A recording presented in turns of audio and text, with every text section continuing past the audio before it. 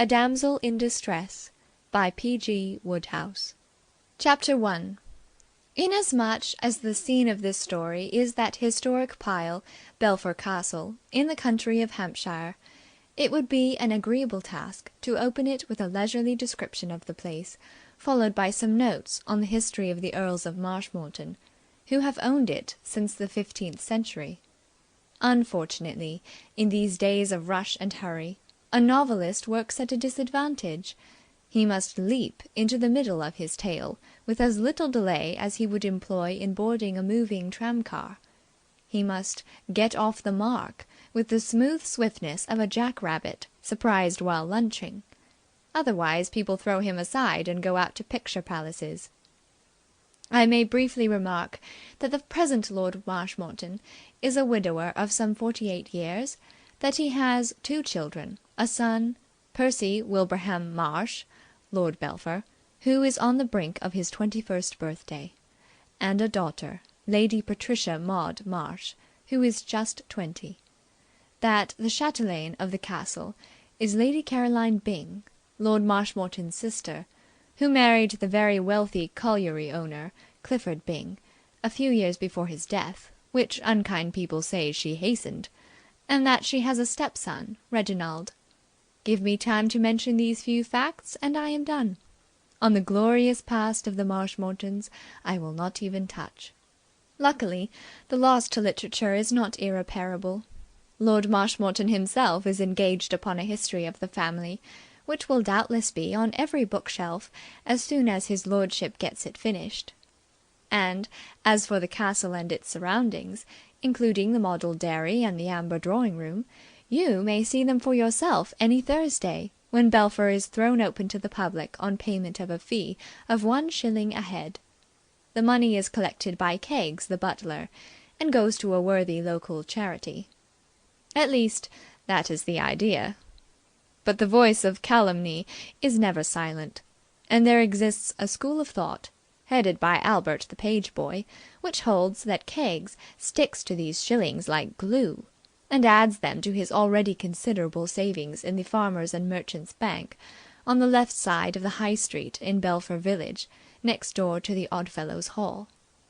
With regard to this, one can only say that Keggs looks far too much like a particularly saintly bishop to indulge in any such practices. On the other hand, Albert knows Keggs. We must leave the matter open. Of course, appearances are deceptive. Anyone, for instance, who had been standing outside the front entrance of the castle at 11 o'clock on a certain June morning might easily have made a mistake. Such a person would probably have jumped to the conclusion that the stately middle-aged lady of a determined cast of countenance, who was standing near the rose garden, talking to the gardener and watching the young couple strolling on the terrace below, was the mother of the pretty girl, and that she was smiling because the latter had recently become engaged to the tall, pleasant-faced youth at her side. Sherlock Holmes himself might have been misled. One can hear him explaining the thing to Watson in one of those lightning flashes of inductive reasoning of his. "It is the only explanation, my dear Watson. If the lady were merely complimenting the gardener on his rose garden, and if her smile were merely caused by the excellent appearance of that rose garden, there would be an answering smile on the face of the gardener. But, as you see, he looks morose and gloomy." As a matter of fact, the gardener, that is to say, the stocky, brown-faced man in shirt-sleeves and corduroy trousers, who was frowning into a can of whale-oil solution, was the Earl of Marshmoreton. And there were 2 reasons for his gloom. He hated to be interrupted while working, and furthermore, Lady Caroline Byng always got on his nerves, and never more so than when, as now, she speculated on the possibility of a romance between her stepson, Reggie, and his lordship's daughter, Maud. Only his intimates would have recognized in this curious corduroy-trousered figure the 7th Earl of Marshmoreton, the Lord Marshmoreton who made intermittent appearances in London, who lunched among bishops at the Athenaeum Club without exciting remark, was a correctly dressed gentleman whom no one would have suspected of covering his sturdy legs in anything but the finest cloth. But if you will glance at your copy of Who's Who, and turn up the M's, you will find in the space allotted to the Earl the words Hobby, Gardening, to which, in a burst of modest pride, his lordship has added Awarded first prize for hybrid teas, Temple Flower Show 1911. The words tell their own story.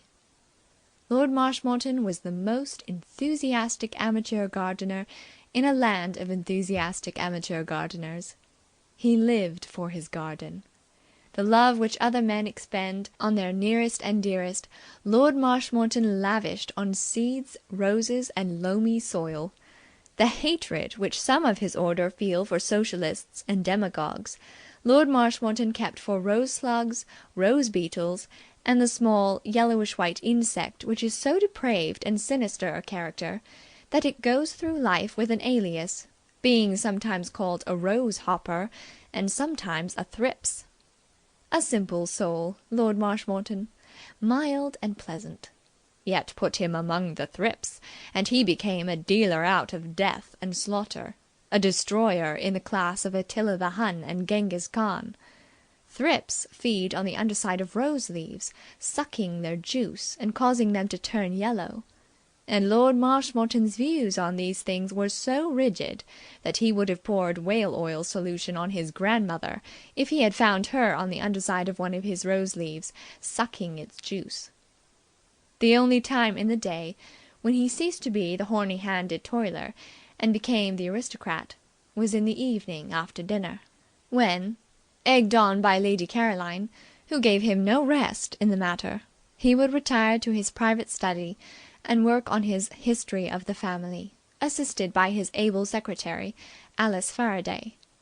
His progress on that massive work was, however, slow. 10 hours in the open air made a man drowsy, and too often Lord Marshmoreton would fall asleep in mid-sentence to the annoyance of Miss Faraday, who was a conscientious girl and liked to earn her salary. The couple on the terrace had turned. Reggie Byng's face, as he bent over Maud, was earnest and animated, and even from a distance it was possible to see how the girl's eyes lit up at what he was saying. She was hanging on his words. Lady Caroline's smile became more and more benevolent. "They make a charming pair," she murmured. "I wonder what dear Reggie is saying. Perhaps at this very moment..." She broke off with a sigh of content. She had had her troubles over this affair.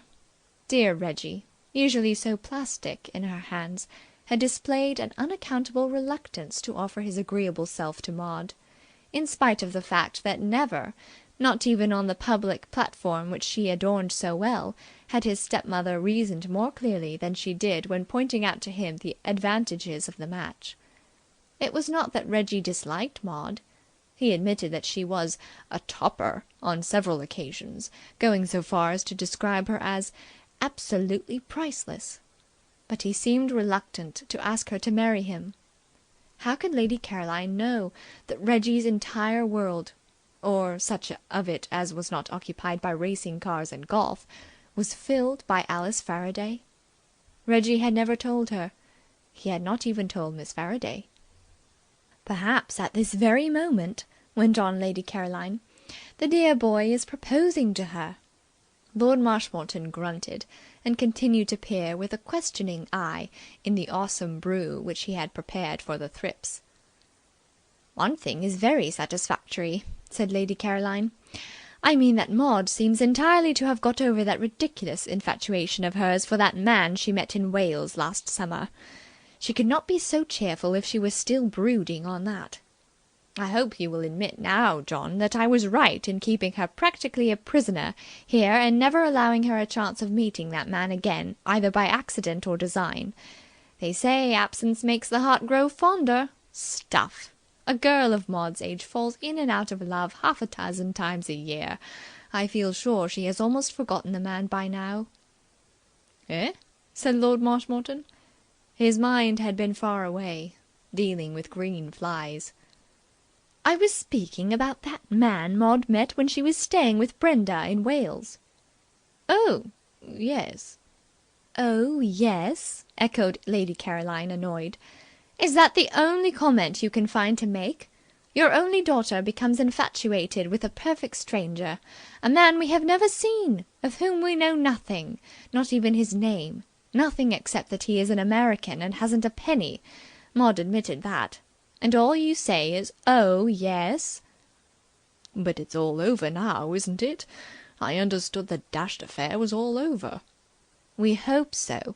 But I should feel safer if Maud were engaged to Reggie. I do think you might take the trouble to speak to Maud." "Speak to her? I do speak to her." Lord Marshmoreton's brain moved slowly when he was preoccupied with his roses. "We're on excellent terms." Lady Caroline frowned impatiently. Hers was an alert, vigorous mind, bright and strong like a steel trap, and her brother's vagueness and growing habit of inattention irritated her. "I mean to speak to her about becoming engaged to Reggie. You are her father. Surely you can at least try to persuade her." "Can't coerce a girl." "I never suggested you should coerce her, as you put it. I merely meant that you could point out to her, as a father, where her duty and happiness lie." "Drink this!" cried his lordship with sudden fury, spraying his can over the nearest bush, and addressing his remark to the invisible thrips. He had forgotten Lady Caroline completely. "Don't stint yourselves. There's lots more." A girl came down the steps of the castle and made her way towards them. She was a good-looking girl, with an air of quiet efficiency about her. Her eyes were grey and whimsical, her head was uncovered, and the breeze stirred her dark hair. She made a graceful picture in the morning sunshine, and Reggie Byng, sighting her from the terrace, wobbled in his tracks, turned pink, and lost the thread of his remarks. The sudden appearance of Alice Faraday always affected him like that. "I have copied out the notes you made last night, Lord Marshmoreton. I typed 2 copies." Alice Faraday spoke in a quiet, respectful, yet subtly authoritative voice. She was a girl of great character. Previous employers of her services as secretary had found her a jewel. To Lord Marshmoreton she was rapidly becoming a perfect incubus. Their views on the relative importance of gardening and family histories did not coincide. To him the history of the Marshmoreton family was the occupation of the idle hour. She seemed to think that he ought to regard it as a life work. She was always coming and digging him out of the garden, and dragging him back to what should have been a purely after-dinner task. It was Lord Marshmoreton's habit, when he awoke after one of his naps, too late to resume work, to throw out some vague promise of attending to it tomorrow. But, he reflected bitterly, the girl ought to have tact and sense to understand that this was only polite persiflage, and not to be taken literally. "They are very rough," continued Alice, addressing her conversation to the seat of his lordship's corduroy trousers. Lord Marshmoreton always assumed a stooping attitude when he saw Miss Faraday approaching with papers in her hand, for he laboured under a pathetic delusion, of which no amount of failures could rid him, that if she did not see his face she would withdraw. "You remember last night you promised you would attend to them this morning?" She paused long enough to receive a non-committal grunt by way of answer. "Of course, if you're busy," she said placidly, with a half-glance at Lady Caroline. That masterful woman could always be counted on as an ally in these little encounters. "Nothing of the kind," said Lady Caroline crisply. She was still ruffled by the lack of attention which her recent utterances had received, and welcomed the chance of administering discipline. "Get up at once, John, and go in and work." "I am working," pleaded Lord Marshmoreton. Despite his 48 years, his sister Caroline still had the power at times to make him feel like a small boy. She had been a great martinet in the days of their mutual nursery. "The family history is more important than grubbing about in dirt. I cannot understand why you do not leave this sort of thing to Macpherson. Why you should pay him liberal wages and then do his work for him, I cannot see. You know the publishers are waiting for the history. Go and attend to these notes at once." "You promised you would attend to them this morning, Lord Marshmoreton." said Alice invitingly. Lord Marshmoreton clung to his can of whale oil solution with the clutch of a drowning man. None knew better than he that these interviews, especially when Caroline was present to lend the weight of her dominating personality, always ended the same way. Yes, he said. Tonight, perhaps. After dinner, eh? Yes, after dinner. That will be capital. I think you ought to attend to them this morning, said Alice, gently persistent. It really perturbed this girl to feel that she was not doing work enough to merit her generous salary. And on the subject of the history of the Marshmoreton family she was an enthusiast. It had a glamour for her. Lord Marshmoreton's fingers relaxed their hold.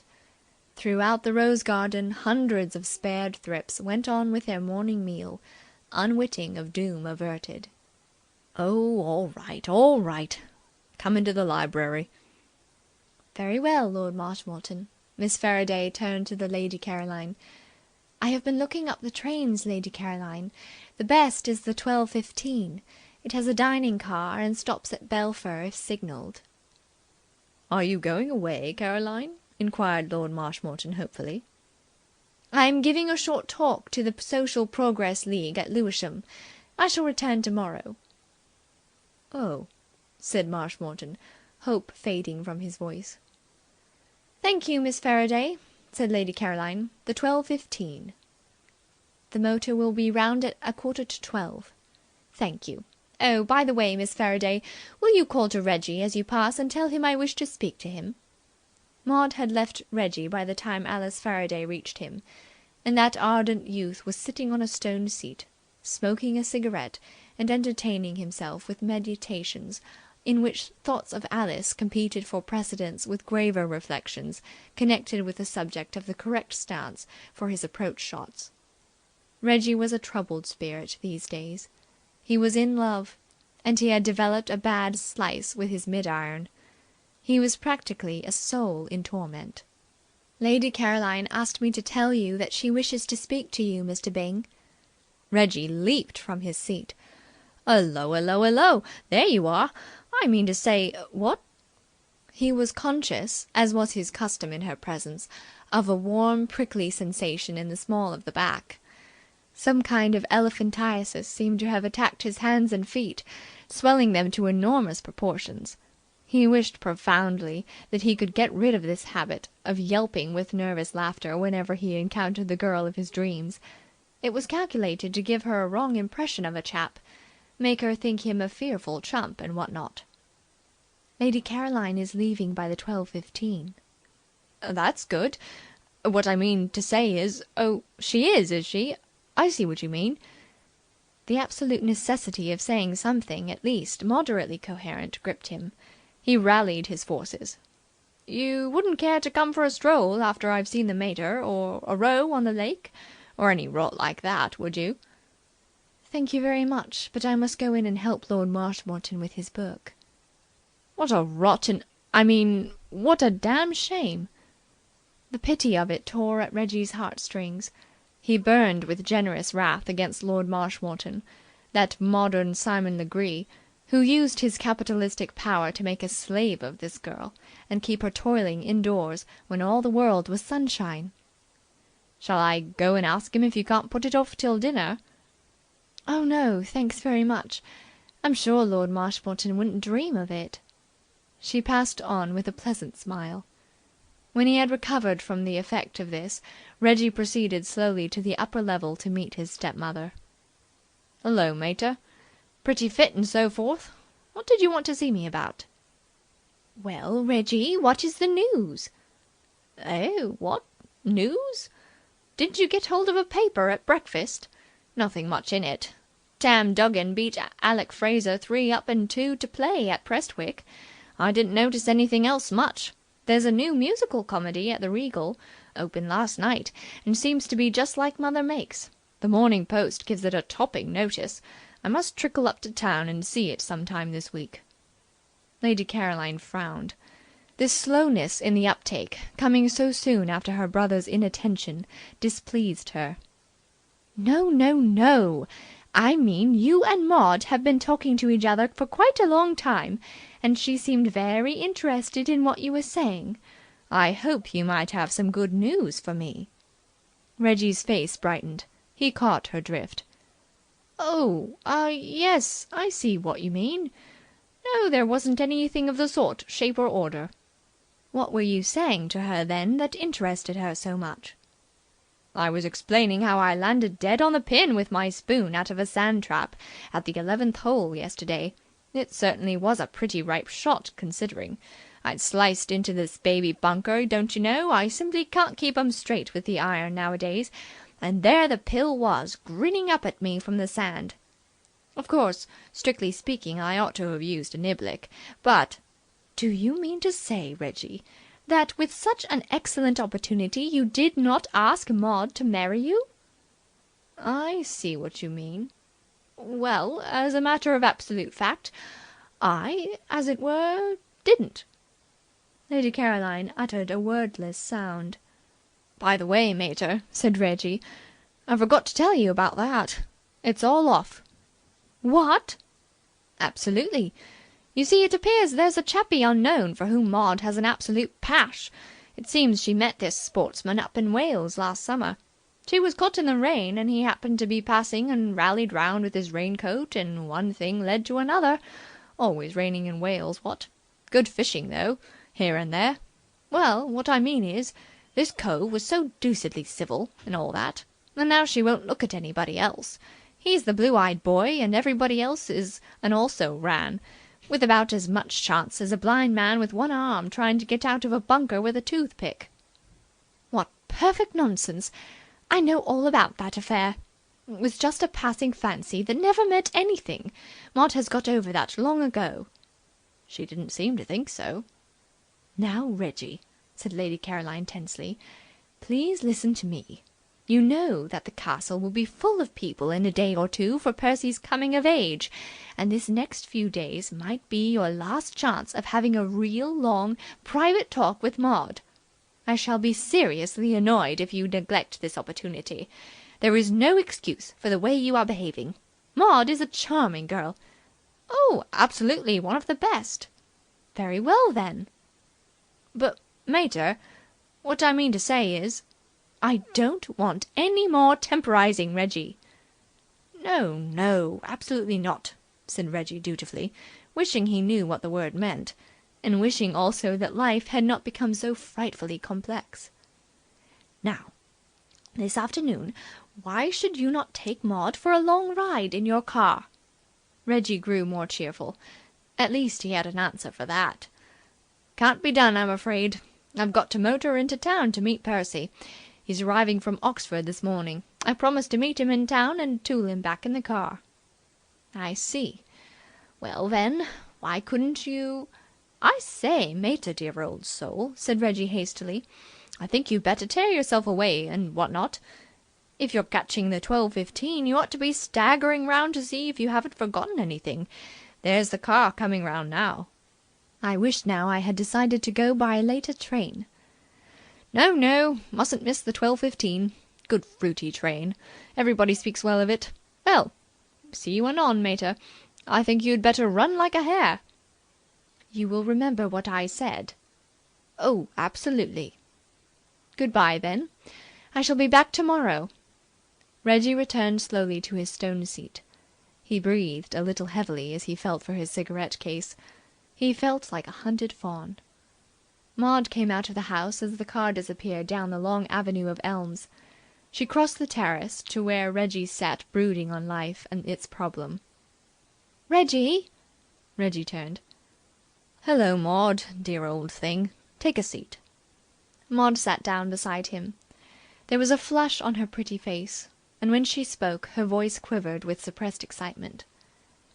"Reggie," she said, laying a small hand on his arm, "we're friends, aren't we?" Reggie patted her paternally. There were few people he liked better than Maud. "Always have been since the dear old days of childhood, what?" "I can trust you, can't I?" "Absolutely." "There's something I want you to do for me, Reggie. You will have to keep it a dead secret, of course." "The strong, silent man, that's me. What is it?" "You're driving into town in your car this afternoon, aren't you, to meet Percy?" "That was the idea." "Could you go this morning instead, and take me?" "Of course." Maud shook her head. "You don't know what you are letting yourself in for, Reggie, or I'm sure you would not agree so lightly. I'm not allowed to leave the castle, you know, because of what I was telling you about." "The chappie?" "Yes. So there would be terrible scenes if anybody found out." "Never mind, dear old soul. I'll risk it. None shall learn your secret from these lips." "Oh, you're a darling, Reggie." "But what's the idea? Why do you want to go today, particularly?" Maud looked over her shoulder. "Because," she lowered her voice, though there was no one near, "because he is back in London.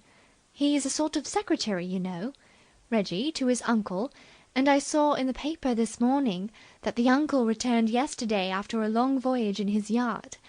So he must have come back too. He has to go everywhere his uncle goes." "And everywhere the uncle went, the chappie was sure to go," murmured Reggie. "I'm sorry. Didn't mean to interrupt." "I must see him. I haven't seen him since last summer. Nearly a whole year. And he hasn't written to me, and I haven't dared to write to him, for fear of the letter going wrong. So you see I must go. Today is my only chance. Aunt Caroline has gone away. Father will be busy in the garden and won't notice whether I'm here or not. And besides, tomorrow it will be too late because Percy will be here. He was more furious about the thing than anyone." "Rather the proud aristocrat, Percy," agreed Reggie. "I understand absolutely. Tell me just what you want me to do."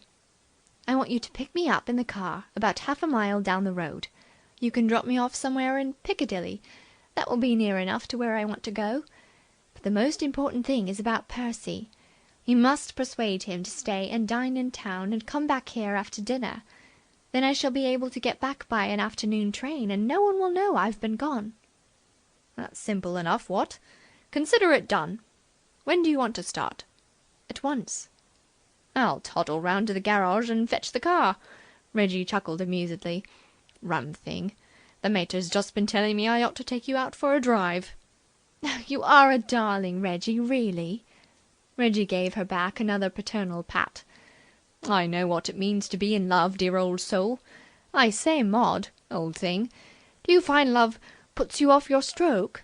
What I mean is, does it make you slice your approach shots?" Maud laughed. "No, it hasn't had any effect on my game so far. I went round in 86 the other day." Reggie sighed enviously. "Women are wonderful," he said. "Well, I'll be legging it and fetching the car. When you're ready, stroll along down the road and wait for me." When he had gone, Maud pulled a small newspaper clipping from her pocket. She had extracted it from yesterday's copy of the Morning Post's Society column. It contained only a few words. "Mr. Wilbur Raymond has returned to his residence at No. 11A, Belgrave Square, from a prolonged voyage in his yacht, the Siren." Maud did not know Mr. Wilbur Raymond, and yet that paragraph had sent the blood tingling through every vein in her body. For, as she had indicated to Reggie, when the Wilbur Raymonds of this world return to their town residences, they bring with them their nephew and secretary, Geoffrey Raymond. And Geoffrey Raymond was the man Maud had loved ever since the day when she had met him in Wales. End of Chapter 1.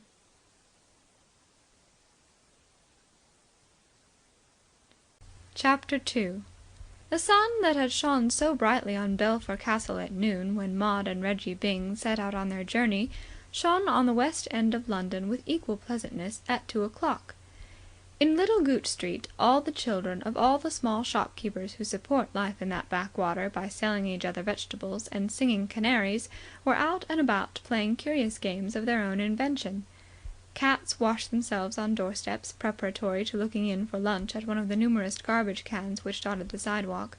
Waiters peered austerely from the windows of the 2 Italian restaurants which carry on the Lucrezia Borgia tradition by means of 1 shilling and 6 penny table d'hôte luncheons. The proprietor of the grocery store in the corner was bidding a silent farewell to a tomato which even he, though a dauntless optimist, had been compelled to recognize as having outlived its utility. On all these things the sun shone with a genial smile. Around the corner in Shaftesbury Avenue an east wind was doing its best to pierce the hardened sides of the citizenry, but it did not penetrate into Little Gooch Street, which, facing south and being narrow and sheltered, was enabled practically to bask.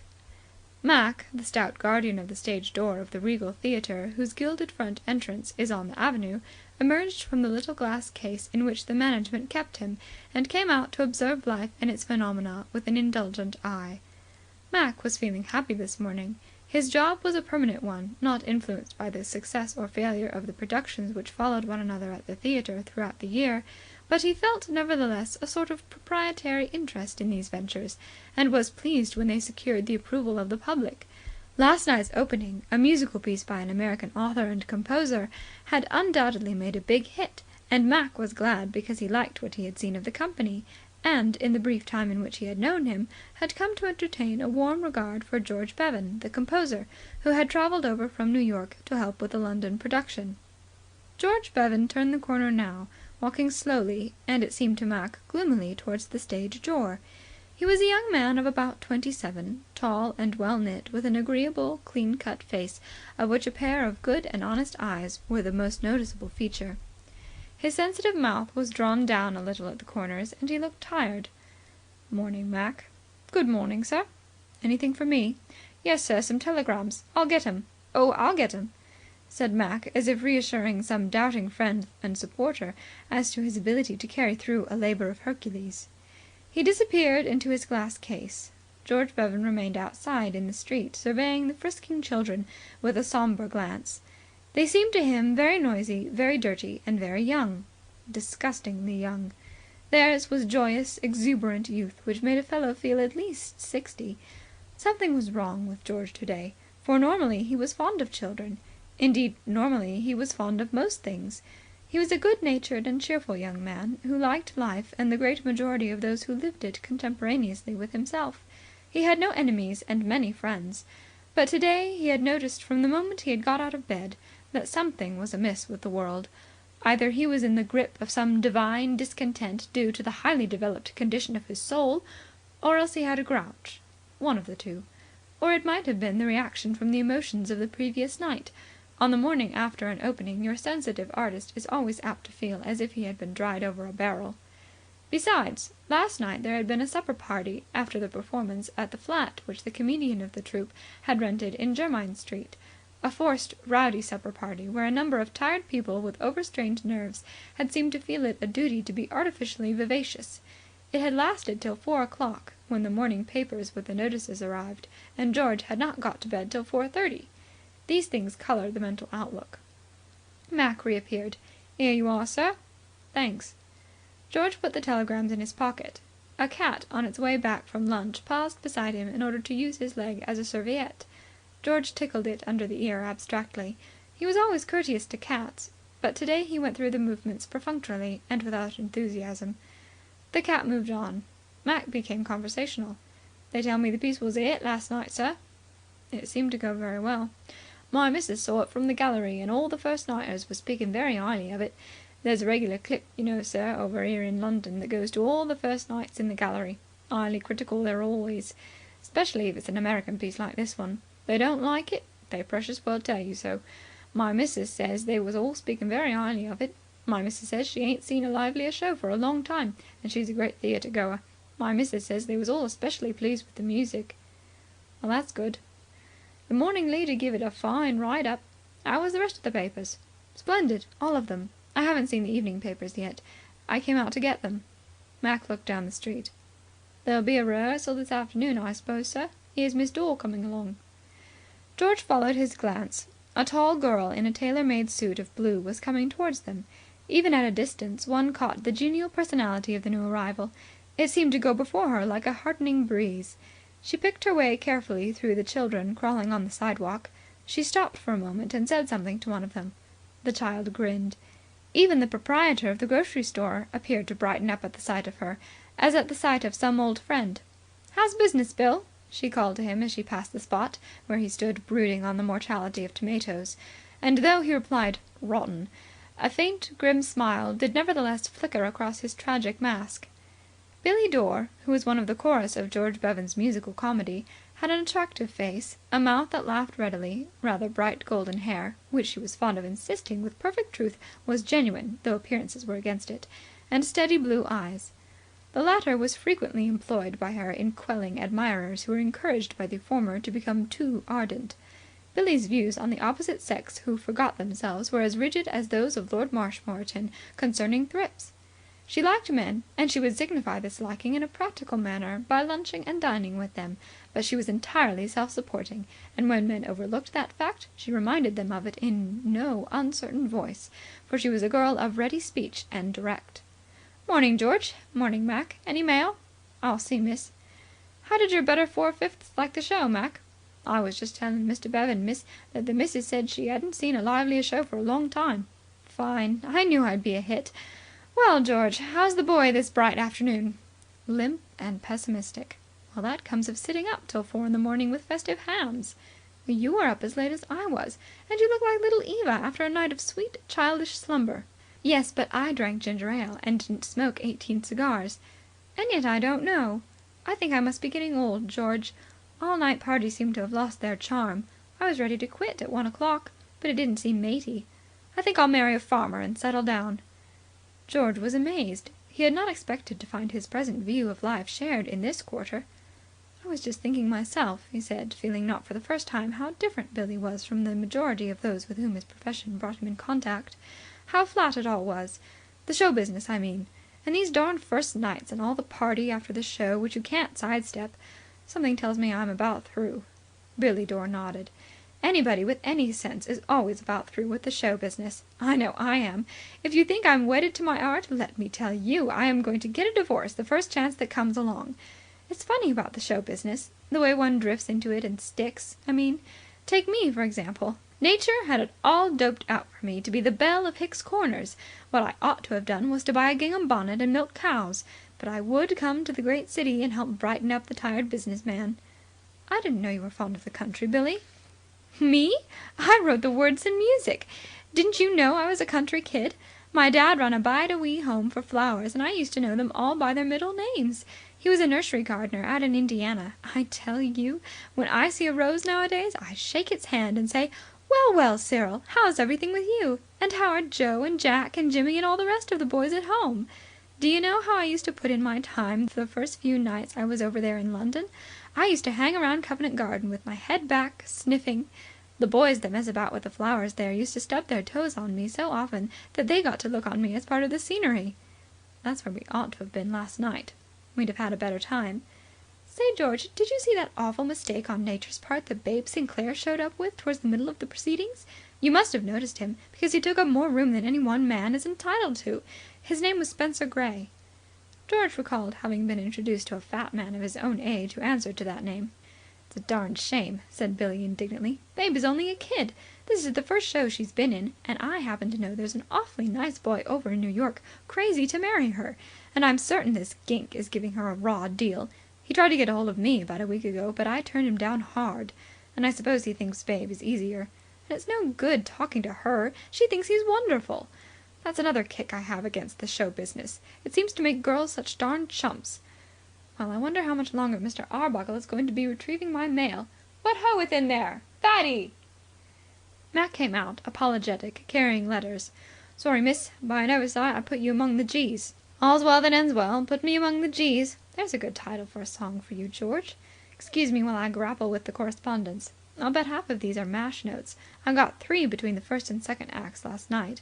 Why the nobility and gentry of this burg should think that I am their affinity just because I've got golden hair, which is perfectly genuine, Mac, I can show you the pedigree, and because I earn an honest living singing off key is more than I can understand." Mac leaned his massive shoulders comfortably against the building and resumed his chat. "I expect you're feeling very happy today, sir?" George pondered. He was certainly feeling better since he had seen Billy Dore, but he was far from being himself.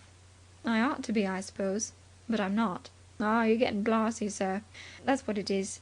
You've had too much of the fat, you have. This piece was a big hit in America, wasn't it?" "Yes, it ran over a year in New York, and there are 3 companies of it now. That's how it is, you see. You've gone and got blarsy. Too big a helping of success you've had." Mac wagged his head like a harvest moon. "You aren't a married man, are you, sir?" Billie Dore finished skimming through her mail and crumpled the letters up into a large ball, which she handed to Mac. "Here's something for you to read in your spare moments, Mac. Glance through them any time you have a suspicion you may be a chump, and you'll have the comfort of knowing that there are others. What were you saying about being married?" "Mr. Bevan and I was having a talk about 'im being blarsy, miss." "Are you blarsy, George?" "So Mac says." "And why is he blarsy, miss?" demanded Mac rhetorically. "Well, don't ask me," said Billie. "It's not my fault." "It's because, as I was saying, 'e's 'ad too big an helping of success. And because he ain't a married man. You did say you wasn't a married man, didn't you, sir?" "I didn't, but I'm not." "That's how it is, you see. You pretty soon get sick of pulling off good things if you ain't got nobody to pat you on the back for doing it. Why, when I was single, if I got hold of a sure thing for a 3 o'clock race and picked up a couple of quid, the thrill of it didn't seem to linger somehow. But now, if some of the gentlemen that come here put me on to something safe, and I make a bit of the fascination of it, taking the stuff home and rolling it on the kitchen table and having her pat me on the back." "You seem to understand the art of being happy, Mac." "It ain't an art, sir. It's just getting hold of the right little woman and having a nice little home of your own to go back to at night." "Mac," said Billie admiringly, "you talk like a Tin Pan Alley song hit, except that you've left out the scent of honeysuckle and old Mr. Moon climbing up over the trees. Well, you're quite right. I'm all for the simple and domestic life. If I could find the right and he didn't see me coming and duck, I'd become one of the Mendelssohn's March daughters right away. Are you going, George? There's a rehearsal at 2:30 for cuts. I want to get the evening papers and send off a cable or two. See you later. We shall meet at Philippi." Mac eyed George's retreating back till he had turned the corner. "Nice, pleasant gentleman, Mr. Bevan," he said. "Too bad he's got the pip the way he has, just after having a big success like this here. Comes of being an artist, I suppose." Miss Dore dived into her vanity case and produced a puff with which she proceeded to powder her nose. "All composers are nuts, Mac. I was in a show once where the manager was panning the composer because there wasn't a number in the score that had a tune to it. Well, the poor geek admitted they weren't very tuney, but he said the thing about his music was that it had such a wonderful aroma. They all get that way. The jazz seems to go to their heads. George is all right, though, and don't let anyone tell you different." "How long have you known him, miss?" "About 5 years. I was a stenographer in the house that published his songs when I first met him. And there's another thing you've got to hand it to George for. He hasn't let success give him a swelled head. The money that boy makes is sinful, Mac. He wears $1,000 bills next to his skin winter and summer, but he's just the same as he was when I first knew him, when he was just hanging around Broadway, looking out for a chance to be allowed to slip a couple of interpolated numbers into any old show that came along. Yes, put it in your diary, Mac, and write it on your cuff. George Bevan's all right. He's an ace." Unconscious of these eulogies which, coming from one whose judgment he respected, might have cheered him up, George wandered down Shaftesbury Avenue feeling more depressed than ever. The sun had gone in for the time being, and the east wind was frolicking round him like a playful puppy, patting him with a cold paw, nuzzling his ankles, bounding away and bounding back again, and behaving generally as east winds do when they discover a victim who has come out without his spring overcoat. It was plain to George now that the sun and the wind were a couple of confidence tricksters working together as a team. The sun had disarmed him with specious promises and an air of cheery good fellowship, and had delivered him into the hands of the wind, which was now going through him with the swift thoroughness of the professional hold-up artist. He quickened his steps and began to wonder if he was so sunk in senile decay as to have acquired a liver. He discarded the theory as repellent, and yet there must be a reason for his depression. Today of all days, as Mac had pointed out, he had everything to make him happy. Popular as he was in America, this was the first piece of his to be produced in London, and there was no doubt that it was a success of unusual dimensions. And yet he felt no elation. He reached Piccadilly and turned westwards, and then, as he passed the gates of the In and Out Club, he had a moment of clear vision and understood everything. He was depressed because he was bored, and he was bored because he was lonely. Mac, that solid thinker, had been right. The solution of the problem of life was to get hold of the right girl and have a home to go back to at night. He was mildly surprised that he had tried in any other direction for an explanation of his gloom. It was all the more inexplicable in that fully 80% of the lyrics which he had set in the course of his musical comedy career had had that thought at the back of them. George gave himself up to an orgy of sentimentality. He seemed to be alone in the world, which had paired itself off into a sort of seething welter of happy couples. Taxicabs full of happy couples rolled by every minute. Passing omnibuses creaked beneath the weight of happy couples. The very policeman across the street had just grinned at a flitting shopgirl, and she had smiled back at him. The only female in London who did not appear to be attached was a girl in brown who was coming along the sidewalk at a leisurely pace, looking about her in a manner that suggested that she found Piccadilly a new and stimulating spectacle. As far as George could see, she was an extremely pretty girl, small and dainty, with a proud little tilt to her head and a jaunty walk that spoke of perfect health.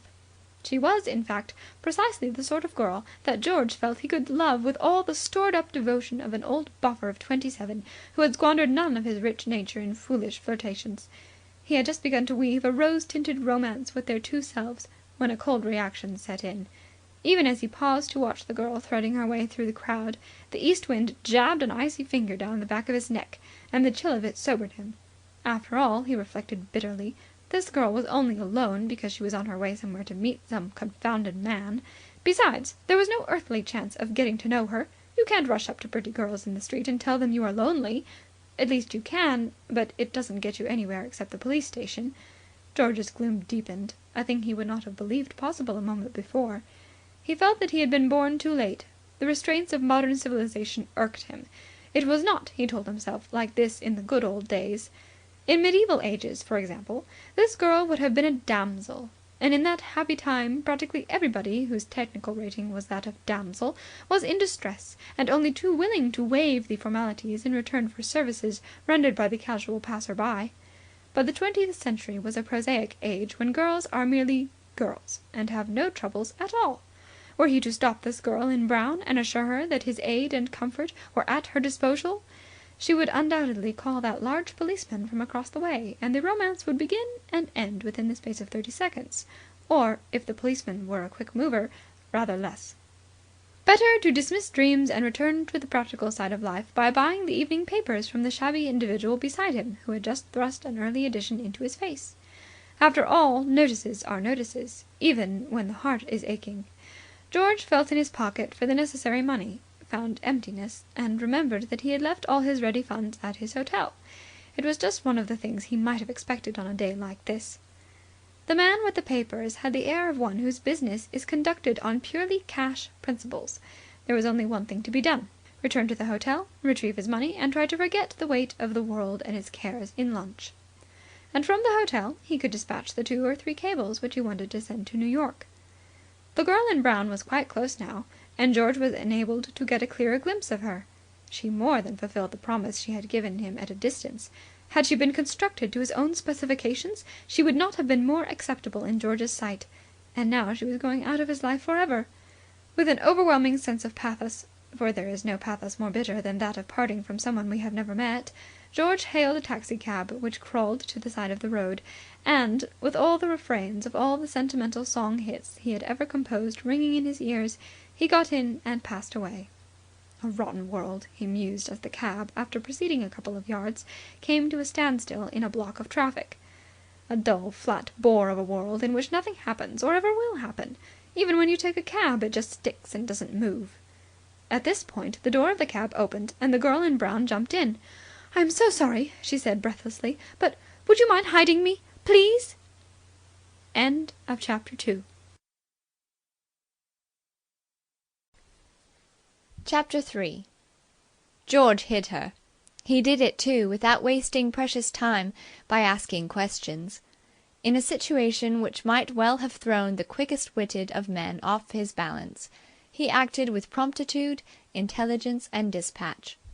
The fact is, George had for years been an assiduous golfer, and there is no finer school for teaching concentration and a strict attention to the matter in hand. Few crises, however unexpected, have the power to disturb a man who has so conquered the weakness of the flesh as to have trained himself to bend his left knee, raise his left heel, swing his arms well out from the body, twist himself into the shape of a corkscrew, and use the muscle of his wrist, at the same time keeping his head still and his eye on the ball. It is estimated that there are 23 important points to be borne in mind simultaneously while making a drive at golf, and to the man who has mastered the art of remembering them all, the task of hiding girls in taxicabs is a mere child's play. To pull down the blinds on the side of the vehicle nearest the curb was with George the work of a moment. Then he leaned out of the centre window in such manner as completely to screen the interior of the cab from public view. "Thank you so much," murmured a voice behind him. It seemed to come from the floor. "Not at all," said George, trying a sort of vocal chip shot out of the corner of his mouth, designed to lift his voice backwards and lay it dead inside the cab. He gazed upon Piccadilly with eyes from which the scales had fallen.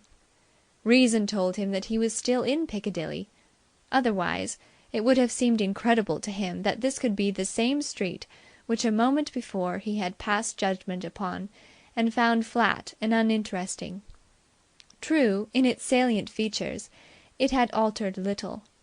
The same number of stodgy-looking people moved up and down. The buildings retained the air of not having had a bath since the days of the Tudors. The east wind still blew. But, though superficially the same, in reality Piccadilly had altered completely. Before it had been just Piccadilly.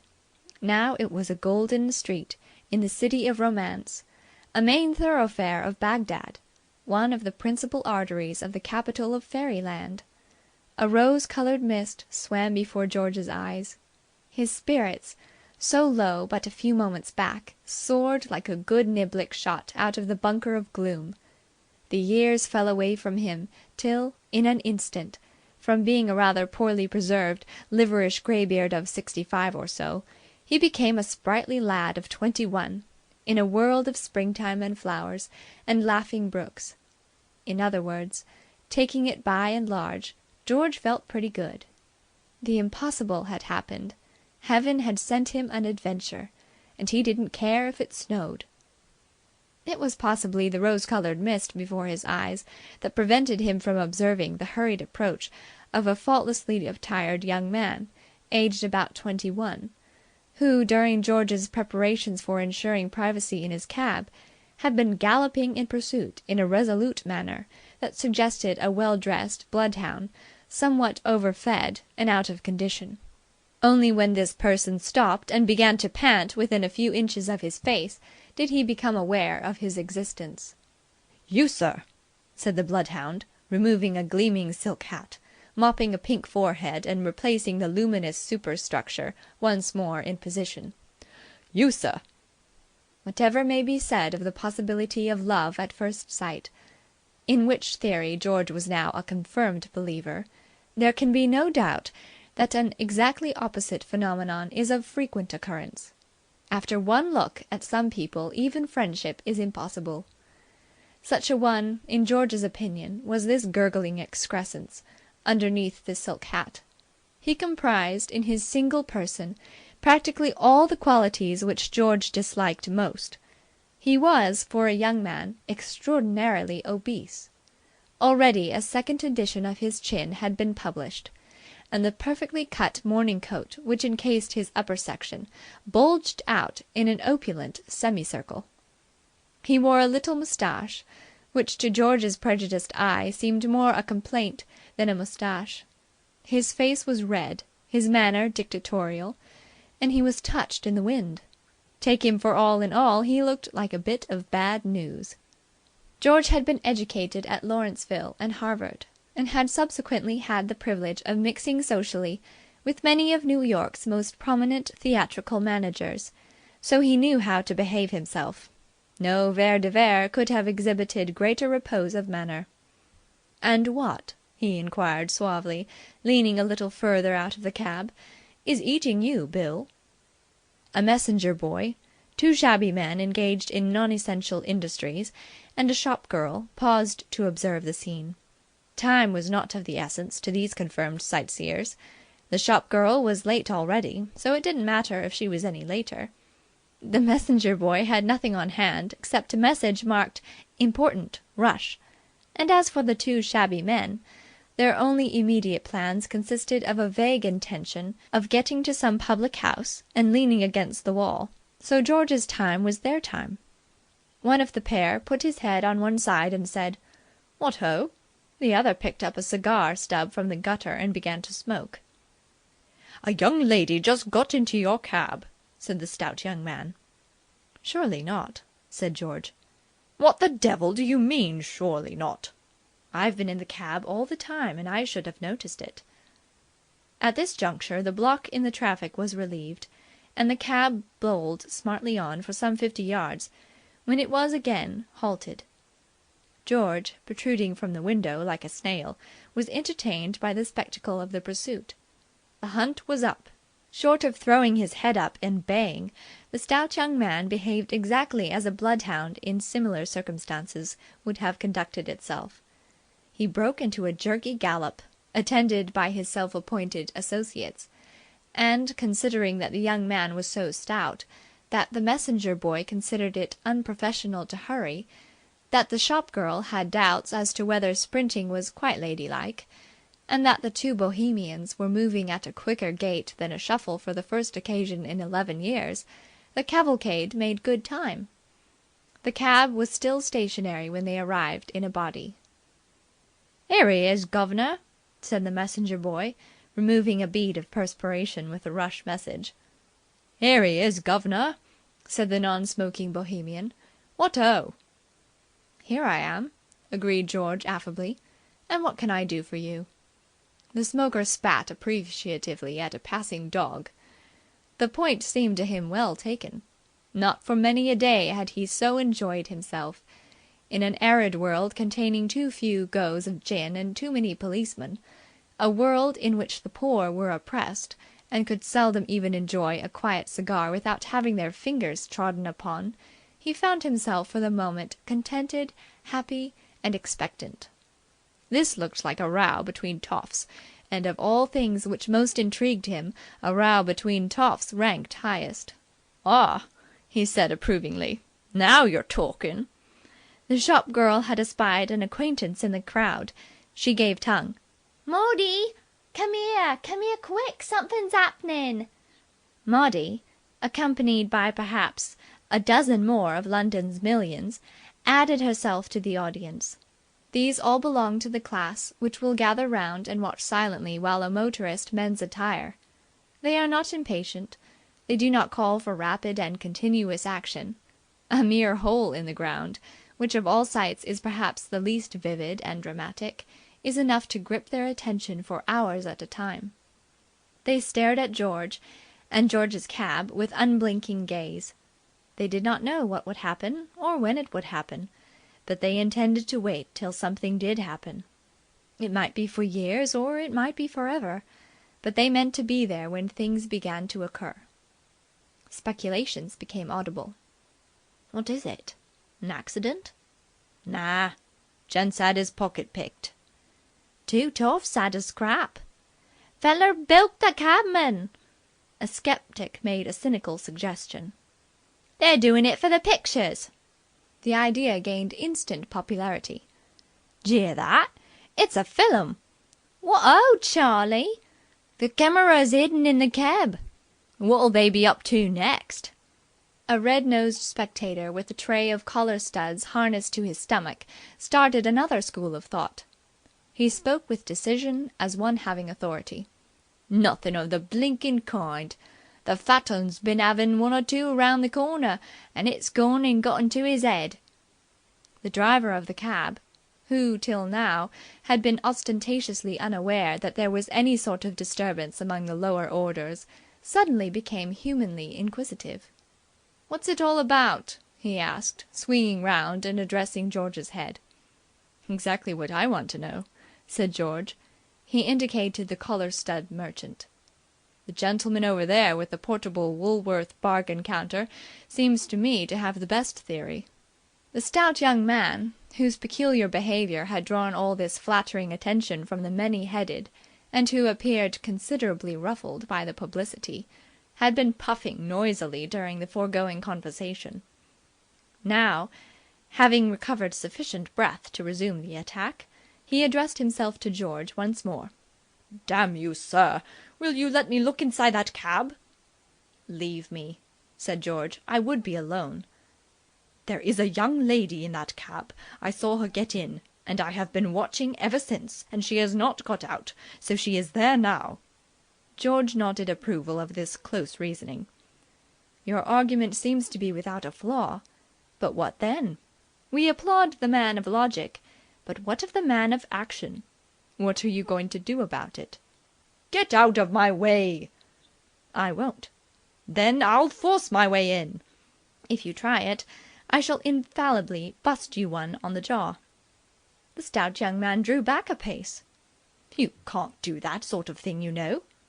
"I know I can't," said George, "but I shall. In this life, my dear sir, we must be prepared for every emergency. We must distinguish between the unusual and the impossible. It would be unusual for a comparative stranger to lean out of a cab window and sock you one. But you appear to have laid your plans on the assumption that it would be impossible. Let this be a lesson to you." "I tell you what it is." "The advice I give to every young man starting life is never confuse the unusual with the impossible. Take the present case, for instance. If you had only realized the possibility of somebody some day busting you one on the jaw when you tried to get into a cab, you might have thought out dozens of crafty schemes for dealing with the matter. As it is, you are unprepared. The thing comes on you as a surprise. The whisper flies around the clubs. Poor old What's-his-name has been taken unawares. He cannot cope with the situation." The man with the collar studs made another diagnosis. He was seeing clearer and clearer into the thing every minute. "Looney," he decided. "This 'ere one's been mopping of it up, and the one in the cab's off his bloomin' onion. That's why 'e's standing up instead of settin'. 'E won't set down 'cept you bring 'im a bit of toast, 'cos 'e thinks 'e's a poached egg." George beamed upon the intelligent fellow.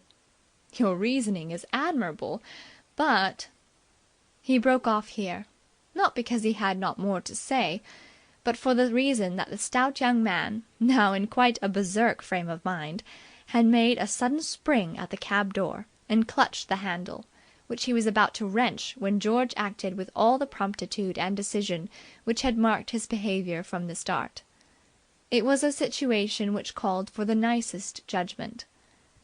To allow the assailant free play with the handle, or even to wrestle with him for its possession, entailed the risk that the door might open and reveal the girl. To bust the young man on the jaw, as promised, on the other hand, was not in George's eyes a practical policy. Excellent a deterrent as the threat of such a proceeding might be, its actual accomplishment was not to be thought of. Jails yawn, and actions for assault lie in wait for those who go about the place busting their fellows on the jaw. No, something swift, something decided and immediate was indicated, but something that stopped short of technical battery. George brought his hand round with a sweep and knocked the stout young man's silk hat off. The effect was magical. We all of us have our Achilles heel, and paradoxically enough, in the case of the stout young man, that heel was his hat. Superbly built by the only hatter in London who can construct a silk hat that is a silk hat, and freshly ironed by loving hands but a brief hour before at the only shaving parlour in London where ironing is ironing and not a brutal attack, it was his pride and joy. To lose it was like losing his trousers. It made him feel insufficiently clad. With a passionate cry like that of some wild creature deprived of its young, the erstwhile berserk released the handle and sprang in pursuit. At the same moment the traffic moved on again. The last George saw was a group scene, with the stout young man in the middle of it. The hat had been popped up into the infield, where it had been caught by the messenger boy. The stout young man was bending over it and stroking it with soothing fingers. It was too far off for anything to be audible, but he seemed to George to be murmuring words of endearment to it. Then, placing it on his head, he darted out into the road, and George saw him no more. The audience remained motionless, staring at the spot where the incident had happened. They would continue to do this till the next policeman came along and moved them on. With a pleasant wave of farewell, in case any of them might be glancing in his direction, George drew in his body and sat down. The girl in brown had risen from the floor, if she had ever been there, and was now seated composedly at the further end of the cab. End of chapter 3. Chapter 4. "Well, that's that," said George. "I'm so much obliged to you," said the girl. "It was a pleasure," said George. He was enabled now to get a closer, more leisurely, and much more satisfactory view of this distressed damsel than had been his good fortune up to the present. Small details which, when he had first caught sight of her, distance had hidden from his view, now presented themselves. Her eyes, he discovered, which he had supposed brown, were only brown in their general colour scheme. They were shot with attractive little flecks of gold, matching perfectly the little streaks of gold which the sun, coming out again on one of his flying visits and now shining benignantly once more on the world, revealed in her hair. Her chin was square and determined, but its resoluteness was contradicted by a dimple, and by the pleasant good humour of the mouth, and a further softening of the face was effected by the nose, which seemed to have started out with the intention of being dignified and aristocratic, but had defeated its purpose by tilting very slightly at the tip. This was a girl who would take chances, but would take them with a smile and a laugh when she lost. George was but an amateur physiognomist, but he could read what was obvious in the faces he encountered, and the more he looked at this girl, the less he was able to understand the scene which had just occurred. The thing mystified him completely. For all her good humour, there was an air, a manner, a something capable and defensive about this girl with which he could not imagine any man venturing to take liberties. The gold brown eyes, as they met his now, were friendly and smiling, but he could imagine them freezing into a stare baleful enough and haughty enough to quell such a person as the silk-hatted young man with a single glance. Why, then, had that super-fatted individual been able to demoralize her to the extent of flying to the shelter of strange cabs?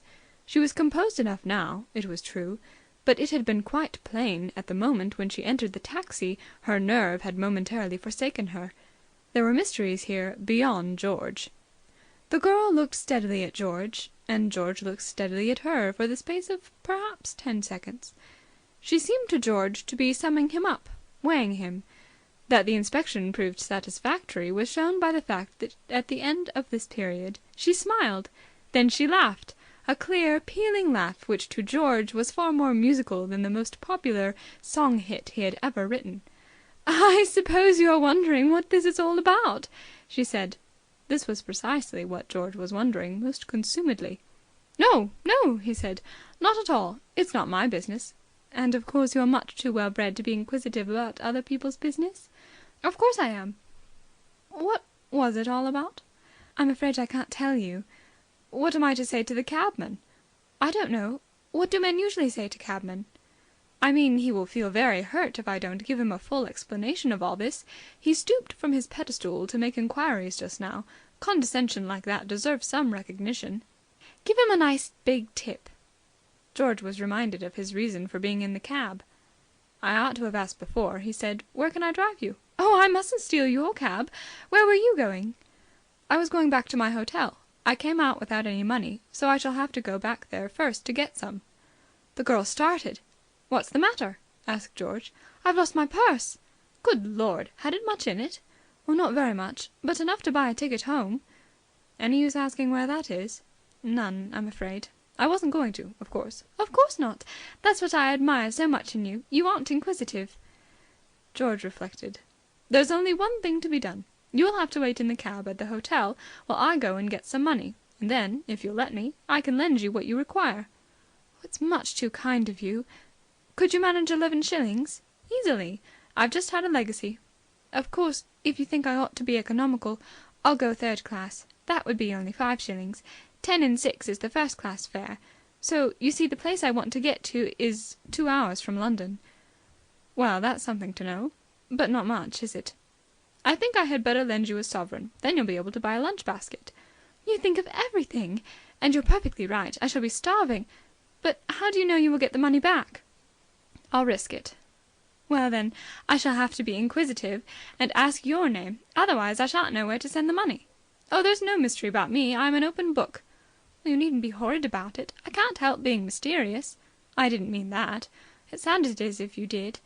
Well, who is my benefactor? My name is George Bevan. I am staying at the Carlton at present. I'll remember."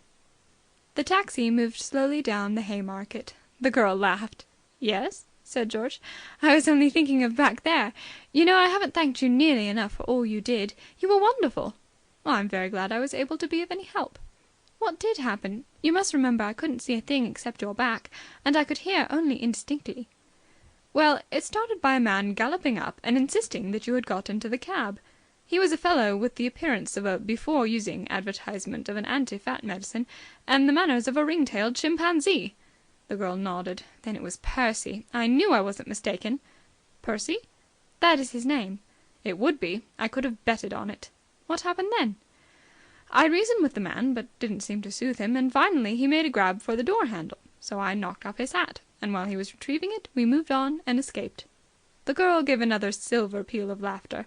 "Oh, what a shame I couldn't see it! But how resourceful of you! How did you happen to think of it?" "It just came to me," said George modestly. A serious look came into the girl's face. The smile died out of her eyes. She shivered. "But I think how some men might have behaved in your place." "Oh, no. Any man would have done just what I did. Surely knocking off Percy's hat was an act of simple courtesy which anyone would have performed automatically." "You might have been some awful bounder. Or, what would have been worse, a slow-witted idiot who would have stopped to ask questions before doing anything. To think I should have had the luck to pick you out of all of London!" "I've been looking on it as a piece of luck, but entirely from my viewpoint." She put a small hand on his arm and spoke earnestly.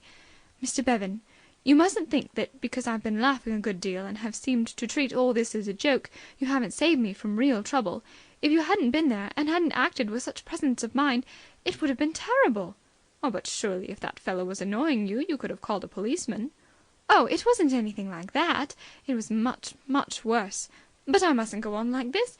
It isn't fair on you." Her eyes lit up again with the old shining smile. "I know you have no curiosity about me, but still there is no knowing whether I might not arouse some if I went on piling up the mystery. And the silly part is that really there's no mystery at all. It's just that I can't tell anyone about it." "That very fact seems to me to constitute the making of a pretty fair mystery." "Well, what I mean is, I'm not a princess in disguise trying to escape from anarchists, or anything like those things you read about in books. I'm just in a perfectly simple piece of trouble. You would be bored to death if I told you about it." "Try me." She shook her head. "No. Besides, here we are." The cab had stopped at the hotel and a commissionaire was already opening the door. "Now, if you haven't repented of your rash offer and really are going to be so awfully kind as to let me have that money, would you mind rushing off and getting it? Because I must hurry. I can just catch a good train, and it's hours to the next."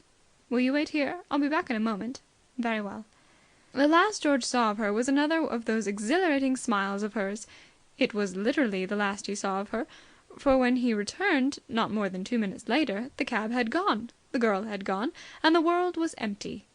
To him, gaping at this wholly unforeseen calamity, the commissionaire vouchsafed information. "The young lady took the cab on, sir." "Took the cab on?" "Almost immediately after you had gone, sir. She got in again and told the man to drive to Waterloo." George could make nothing of it.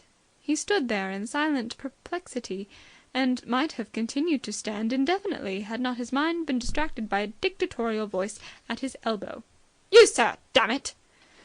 A second taxicab had pulled up, and from it a stout, scarlet-faced man had sprung. One glance told George all. The hunt was up once more. The bloodhound had picked up the trail.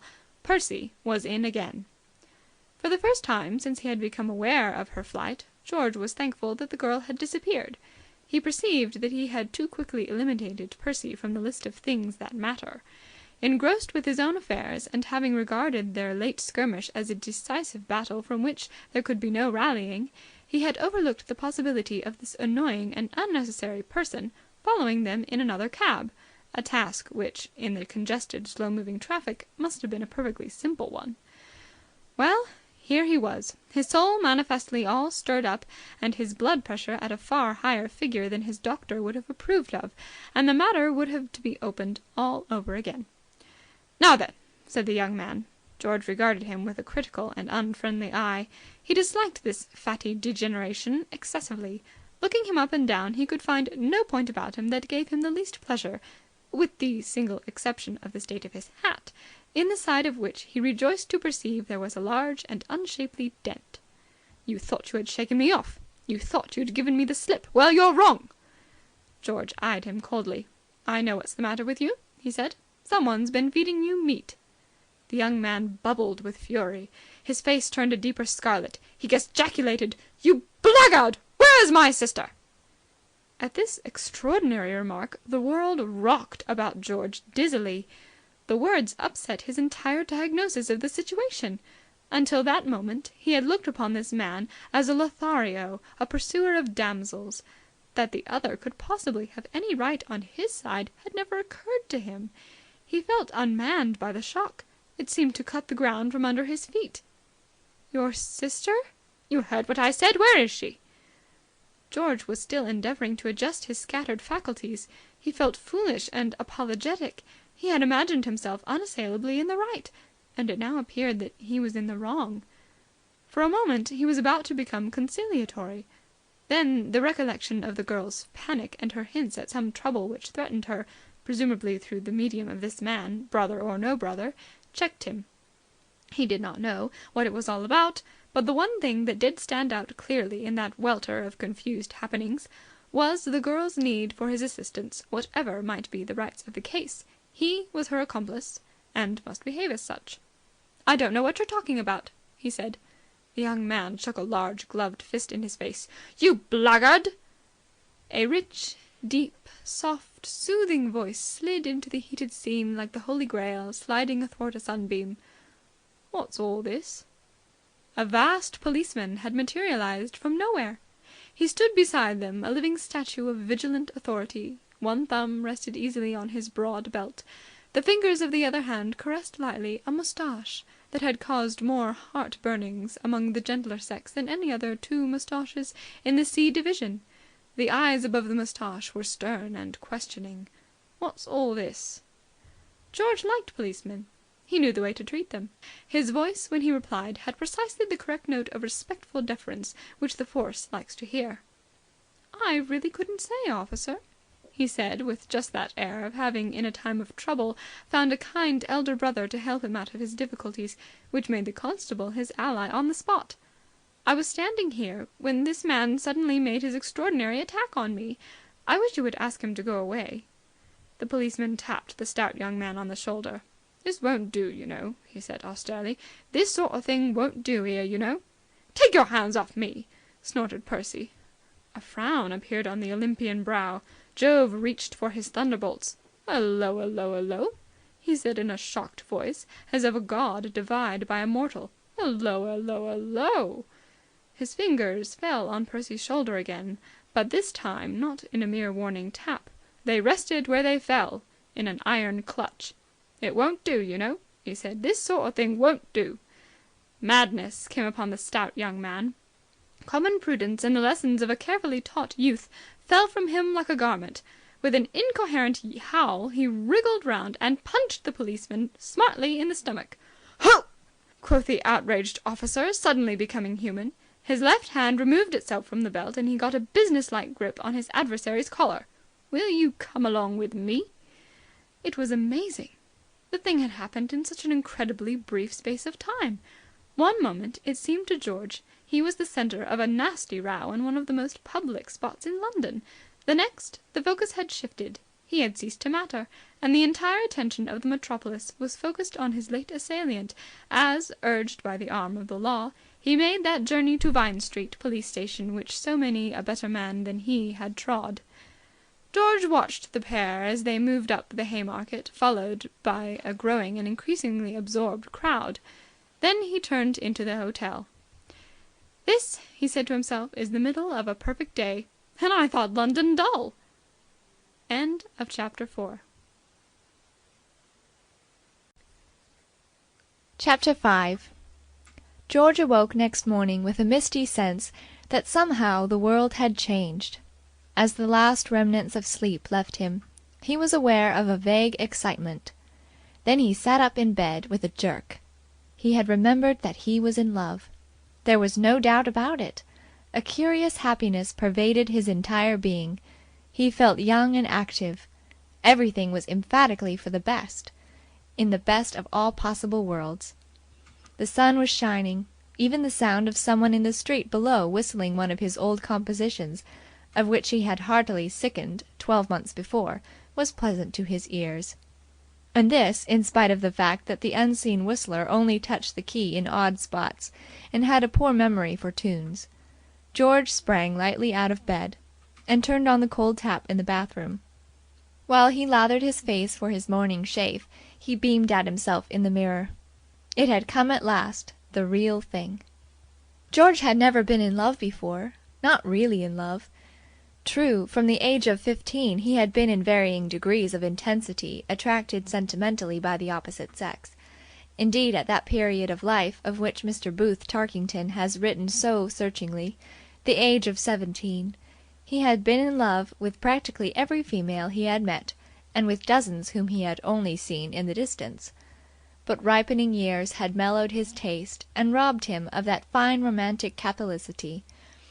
During the last 5 years women had found him more or less cold. It was the nature of his profession that had largely brought about this cooling of the emotions. To a man who, like George, has worked year in and year out at the composition of musical comedies, woman comes to lose many of those attractive qualities which ensnare the ordinary male. To George, of late years, it had begun to seem that the salient features of a woman as a sex was her disposition to kick. For 5 years he had been wandering in a world of women, many of them beautiful, all of them superficially attractive, who had left no other impress on his memory except the vigor and frequency with which they kicked. Some had kicked about their musical numbers, some about their love scenes, some had grumbled about their exit lines, others about the lines of their second act frocks. They had kicked in a myriad differing ways, wrathfully, sweetly, noisily, softly, smilingly, tearfully, pathetically, and patronizingly, but they had all kicked, with the result that woman had now become to George not so much a flaming inspiration or a tender goddess, as something to be dodged, tactfully if possible, but, if not possible, by open flight. For years he had dreaded to be left alone with a woman, and had developed a habit of gliding swiftly away when he saw one bearing down on him. The psychological effect of such a state of things is not difficult to realize.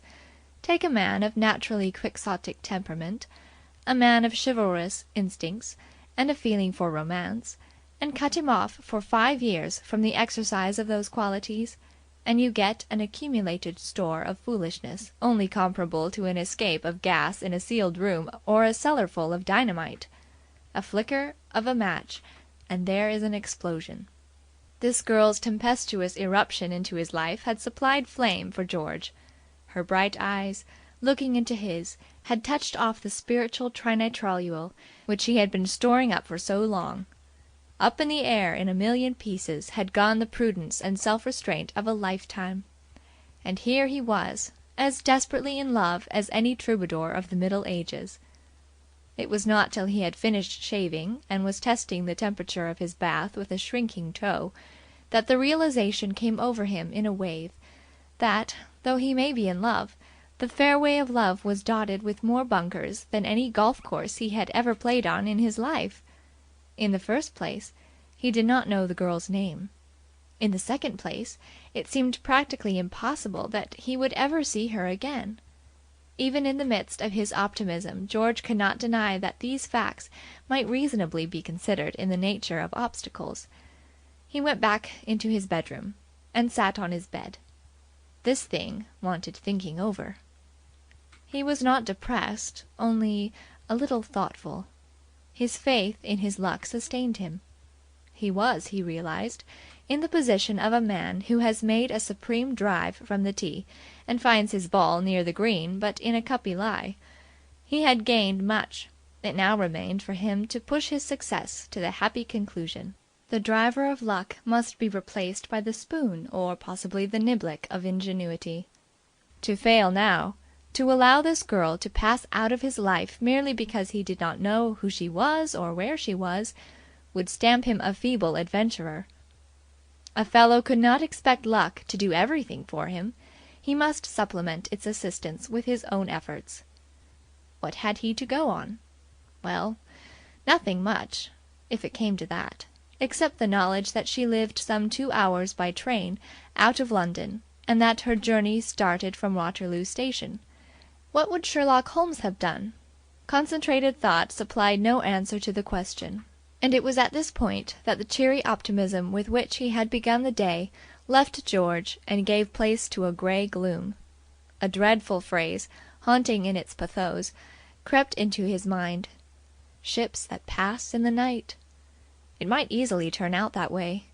Indeed, thinking over the affair in all its aspects as he dried himself after his tub, George could not see how it could possibly turn out any other way. He dressed moodily, and left the room to go down to breakfast. Breakfast would at least alleviate this sinking feeling which was unmanning him, and he could think more briskly after a cup or two of coffee. He opened the door. On a mat outside lay a letter. The handwriting was feminine. It was also in pencil, and strange to him. He opened the envelope. "Dear Mr. Bevan," it began. With a sudden leap of the heart, he looked at the signature. The letter was signed "The Girl in the Cab." "Dear Mr. Bevan, I hope you won't think me very rude, running off without waiting to say good-bye. I had to. I saw Percy driving up in a cab, and knew that he must have followed us. He did not see me, so I got away all right. I managed splendidly about the money, for I remembered that I was wearing a nice brooch, and stopped on the way to the station to pawn it. Thank you ever so much again for all your wonderful kindness. Yours, The Girl in the Cab." George read the note twice on the way down to the breakfast-room, and 3 times more during the meal. Then, having committed its contents to memory down to the last comma, he gave himself up to glowing thoughts. What a girl! He had never in his life before met a woman who could write a letter without a postscript, and this was but the smallest of her unusual gifts. The resource of her, to think of pawning that brooch! The sweetness of her, to bother to send him a note! More than ever before was he convinced that he had met his ideal, and more than ever before was he determined that a triviality like being unaware of her name and address should not keep him from her. It was not as if he had no clue to go upon. He knew that she lived 2 hours from London and started home from Waterloo. It narrowed the thing down absurdly. There were only about 3 counties in which she could possibly live, and a man must be a poor fellow who is incapable of searching through a few small counties for the girl he loves. Especially a man with luck like his. Luck is a goddess, not to be coerced and forcibly wooed by those who seek her favours. From such masterful spirits she turns away. But it happens sometimes that, if we put our hand in hers with the humble trust of a little child, she will have pity on us, and not fail us in our hour of need. On George, hopefully watching for something to turn up, she smiled almost immediately. It was George's practice, when he lunched alone, to relieve the tedium of the meal with the assistance of reading matter in the shape of one or more of the evening papers. Today, sitting down to a solitary repast at the Piccadilly grill-room, he had brought with him an early edition of the Evening News, and one of the first items which met his eye was the following, embodied in a column on one of the inner pages devoted to humorous comments in prose and verse on the happenings of the day. This particular happening the writer had apparently considered worthy of being dignified by rhyme. It was headed, "The Peer and the Policeman." Outside the Carlton, 'tis averred, these stirring happenings occurred. The hour, 'tis said, and no one doubts, was 2:30 or thereabouts. The day was fair, the sky was blue, and everything was peaceful too, when suddenly a well-dressed gent engaged in heated argument, and roundly to abuse began another well-dressed gentleman. His suede-gloved fist he raised on high to dot the other in the eye. Who knows what horrors might have been, had there not come upon the scene old London City's favourite son, Policeman C. 231. "What means this conduct? Prithee stop!" exclaimed that admirable slop. with which he placed a warning hand upon the brawler's collar band. We simply hate to tell the rest. No subject here for flippant jest. The mere remembrance of the tale has made our ink turn deadly pale. Let us be brief. Some demon sent stark madness on the well-dressed gent. He gave the constable a punch just where the latter kept his lunch. The constable said, "Well, well, well," and marched him to a dungeon cell. At Vine Street Station out it came. Lord Belpher was the culprit's name. But British justice is severe, alike on pauper and on peer. With even hand she holds the scale, a thumping fine in lieu of jail. Induced Lord B. to feel remorse, and learn he mustn't punch the force. George's mutton chop congealed on the plate, untouched. The French fried potatoes cooled off unnoticed. This was no time for food. Rightly indeed had he relied upon his luck. It had stood by him nobly. With this clue, all was over except getting to the nearest Free Library and consulting Burke's Peerage. He paid his bill and left the restaurant. 10 minutes later he was drinking in the pregnant information that Belpher was the family name of the Earl of Marshmoreton, and that the present Earl had one son, Percy Wilbraham Marsh, educated at Eton and Christ Church, Oxford, and what the book with its customary curtness called 1D, Patricia Maud. The family seat, said Burke, was Belpher Castle. Belpher, Hants.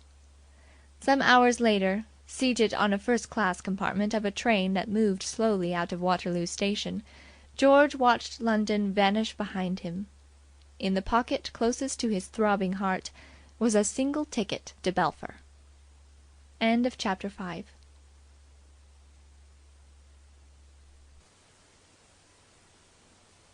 Chapter 6.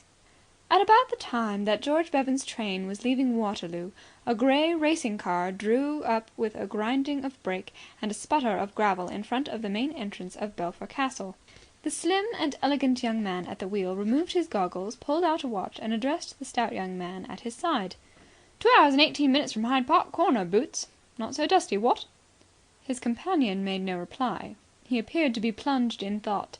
He, too, removed his goggles, revealing a florid and gloomy face, equipped in addition to the usual features with a small moustache and an extra chin. He scowled forbiddingly at the charming scene which the goggles had hidden from him. Before him, a symmetrical mass of grey stone and green ivy, Belpher Castle, towered against a light blue sky. On either side, rolling parkland spread as far as the eye could see, carpeted here and there with violets, dotted with great oaks and ashes and Spanish chestnuts, orderly, peaceful, and English. Nearer, on his left, were rose gardens, in the centre of which, tilted at a sharp angle, appeared the seat of a pair of corduroy trousers, whose wearer seemed to be engaged in hunting for snails. Thrushes sang in the green shrubberies, rooks cawed in the elms. Somewhere in the distance sounded the tinkle of sheep bells and the lowing of cows. It was, in fact, a scene which, lit by the evening sun of a perfect spring day and fanned by a gentle westerly wind, should have brought balm and soothing meditations to one who was the sole heir to all this paradise. But Percy, Lord Belpher, remained uncomforted by the notable cooperation of man and nature, and drew no solace from the reflection that all these pleasant things would one day be his own. His mind was occupied at the moment, to the exclusion of all other thoughts, by the recollection of that painful scene in Bow Street Police Court. The magistrate's remarks, which had been tactless and unsympathetic, still echoed in his ears, and that infernal night in Vine Street Police Station. The darkness, the hard bed, the discordant vocalizing of the drunk and disorderly in the next cell. Time might soften these memories, might lessen the sharp agony of them, but nothing could remove them altogether. Percy had been shaken to the core of his being. Physically, he was still stiff and sore from the plank bed. Mentally, he was a volcano. He had been marched up the Haymarket in the full sight of all London by a bounder of a policeman. He had been talked to like an erring child by a magistrate whom nothing could convince that he had not been under the influence of alcohol at the moment of his arrest. The man had said things about his liver, kindly be warned in time and pull up before it is too late things, which would have seemed to Percy indecently frank if spoken by his medical adviser in the privacy of the sick chamber. It is perhaps not to be wondered at that Belpher Castle, for all its beauty of scenery and architecture, should have left Lord Belpher a little cold. He was seething with a fury which the conversation of Reggie Byng had done nothing to allay in the course of the journey from London. Reggie was the last person he would willingly have chosen as a companion in his hour of darkness. Reggie was not soothing.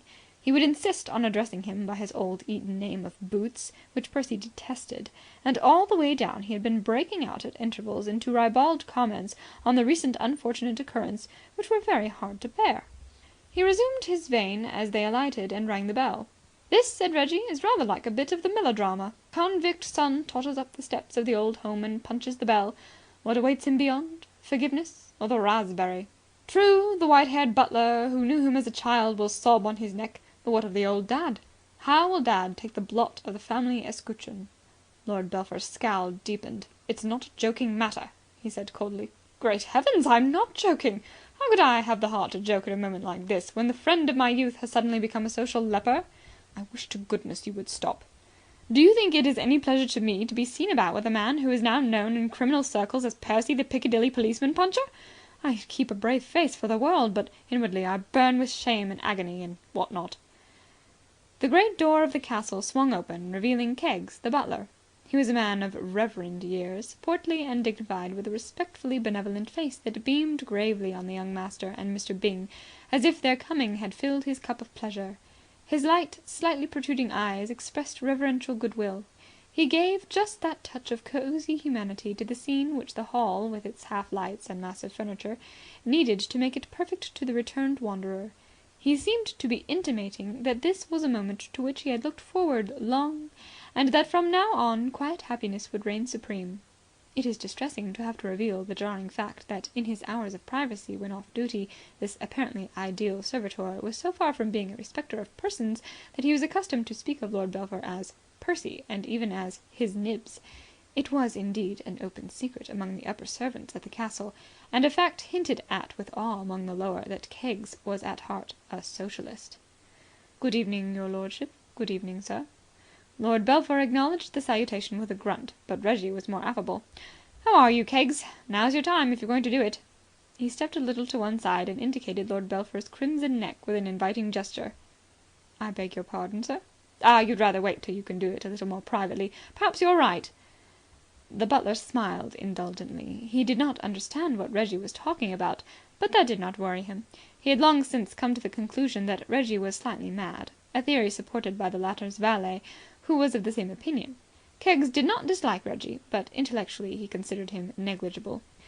"Send something to drink into the library, Keggs," said Lord Belpher. "Very good, your lordship." "A topping idea," said Reggie. "I'll just take the old car round to the garage, and then I'll be with you." He climbed to the steering wheel and started the engine. Lord Belpher proceeded to the library, while Keggs melted away through the green baize door at the end of the hall which divided the servants' quarters from the rest of the house. Reggie had hardly driven a dozen yards when he perceived his stepmother and Lord Marshmoreton coming towards him from the direction of the rose garden. He drew up to greet them. "Hullo, mater! What ho, uncle! Back again at the old homestead, what?" Beneath Lady Caroline's aristocratic front, agitation seemed to lurk. "Reggie, where's Percy?" "Old Boots? I think he's to the library. I just decanted him out of the car." Lady Caroline turned to her brother. "Let us go to the library, John." All right," said Lord Marshmoreton irritably. Something appeared to have ruffled his calm. Reggie drove on. As he was strolling back after putting the car away, he met Maud. "Hullo, Maud, dear old thing." "Why, hello, Reggie. I was expecting you back last night." "Couldn't get back last night. Had to stick in town and rally round old Boots. Couldn't desert the old boy in his hour of trial." Reggie chuckled amusedly. "Hour of trial. It's rather good, what? What I mean to say is that it's just what it was, don't you know." "Why, what happened to Percy?" "Do you mean to say you haven't heard? Oh, of course not. It couldn't have been in the morning papers. Why, Percy punched a policeman." "Percy did what?" "Slugged a slop. Most dramatic thing. Sloshed him in the midriff. Absolutely. The cross marks the spot where the tragedy occurred." Maud caught her breath. Somehow, though she could not trace the connection, she felt that this extraordinary happening must be linked up with her escapade. Then her sense of humour got the better of apprehension. Her eyes twinkled delightedly. "You don't mean to say Percy did that?" "Absolutely. The human tiger and what not. Menace to society and all that sort of thing. No holding him. For some unexplained reason that generous blood of the Belphers boiled over. And then zing! They jerked him off to the Vine Street, like the poem, don't you know. And poor old Percy walked between with Gives Up on his wrists. And this morning, bright and early, the beak parted him from 10 quid. You know, Maud, old thing, our duty stares us plainly in the eyeball. We've got to train old Boots down to a reasonable weight and spring him on the National Sporting Club. We've been letting a champion middleweight blush unseen under our very roof tree." Maud hesitated a moment. "I suppose you don't know," she asked carelessly, "why he did it? I mean, did he tell you anything?" "Couldn't get a word out of him. Oysters garrulous and tombs chatty in comparison. Absolutely. All I know is that he popped one into the officer's waistband. What led up to it is more than I can tell you. How would it be to stagger to the library and join the post-mortem?" "The post-mortem?" "Well, I met the mater and his lordship on their way to the library, and it looked to me very much as if the mater must have got hold of the evening paper on her journey from town. When did she arrive?" "Only a short while ago." "Then that's what's happened. She would have bought an evening paper to read on the train. By Jove, I wonder if she got hold of the one that had that poem about it. One chappie was so carried away by the beauty of the episode that he treated it in verse. I think we ought to look in and see what's happening." Maud hesitated again, but she was a girl of spirit, and she had an intuition that her best defence would be to attack. Bluff was what was needed. Wide-eyed, innocent wonder. After all, Percy couldn't be certain he had seen her in Piccadilly. "All right. By the way, dear old girl," inquired Reggie, "did your little business come out satisfactory? I've got to ask." "Not very. But it was awfully sweet of you to take me into town." "How would it be?" said Reggie nervously. "Not to dwell too much on that part of it. What I mean to say is, for heaven's sake don't let the mater know I rallied round." "Oh, don't worry," said Maud with a laugh. "I'm not going to talk about the thing at all." Lord Belpher, meanwhile in the library, had begun with the aid of a whisky and soda to feel a little better. There was something about the library, with its sombre half tones, that soothed his bruised spirit. The room held something of the peace of a deserted city. The world, with its violent adventures and tall policemen, did not enter here. There was balm in those rows and rows of books which nobody ever read, those vast writing tables at which nobody ever wrote. From the broad mantelpiece the bust of some unnamed ancient looked down almost sympathetically. Something remotely resembling peace had begun to steal into Percy's soul, when it was expelled by the abrupt opening of the door and the entry of Lady Caroline Byng and his father. One glance at the face of the former was enough to tell Lord Belpher that she knew all. He rose defensively. "Let me explain." Lady Caroline quivered with repressed emotion. This masterly woman had not lost control of herself, but her aristocratic calm had seldom been so severely tested. As Reggie had surmised, she had read the report of the proceedings in the evening paper on the train, and her world had been reeling ever since. Caesar, stabbed by Brutus, could scarcely have experienced greater shock.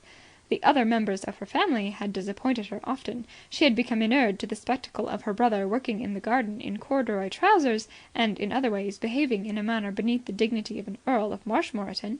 She had resigned herself to the innate flaw in the character of Maud which had allowed her to fall in love with a nobody whom she had met without an introduction. Even Reggie had exhibited at times democratic traits of which she thoroughly disapproved. But of her nephew Percy she had always been sure. He was solid rock.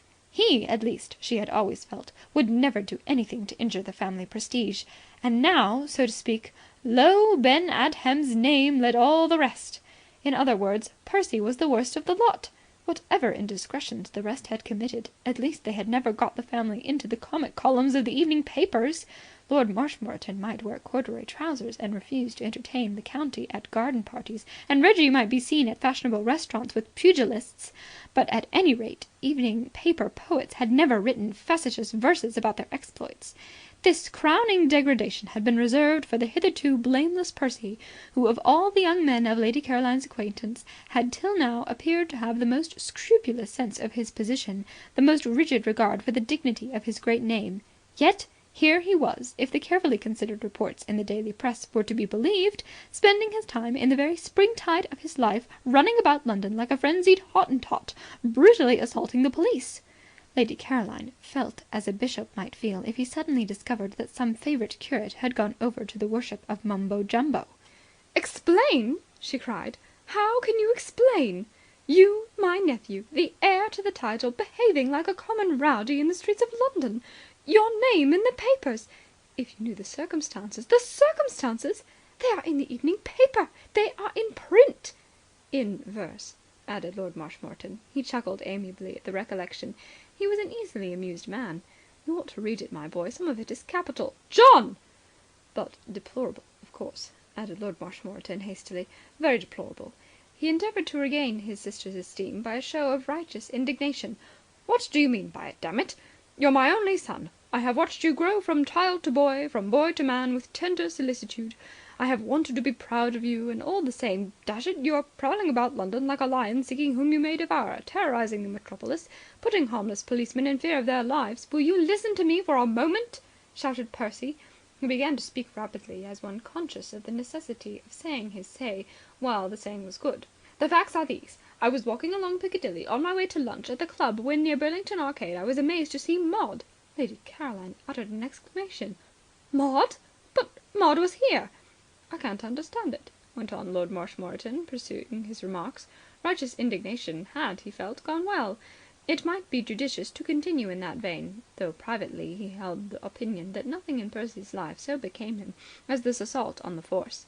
Lord Marshmoreton, who in his time had committed all the follies of youth, had come to look on his blameless son as scarcely human.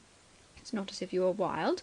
You've never got into any scrapes at Oxford. You spent your time collecting old china and prayer rugs. You wear flannel next to your skin. Will you please be quiet?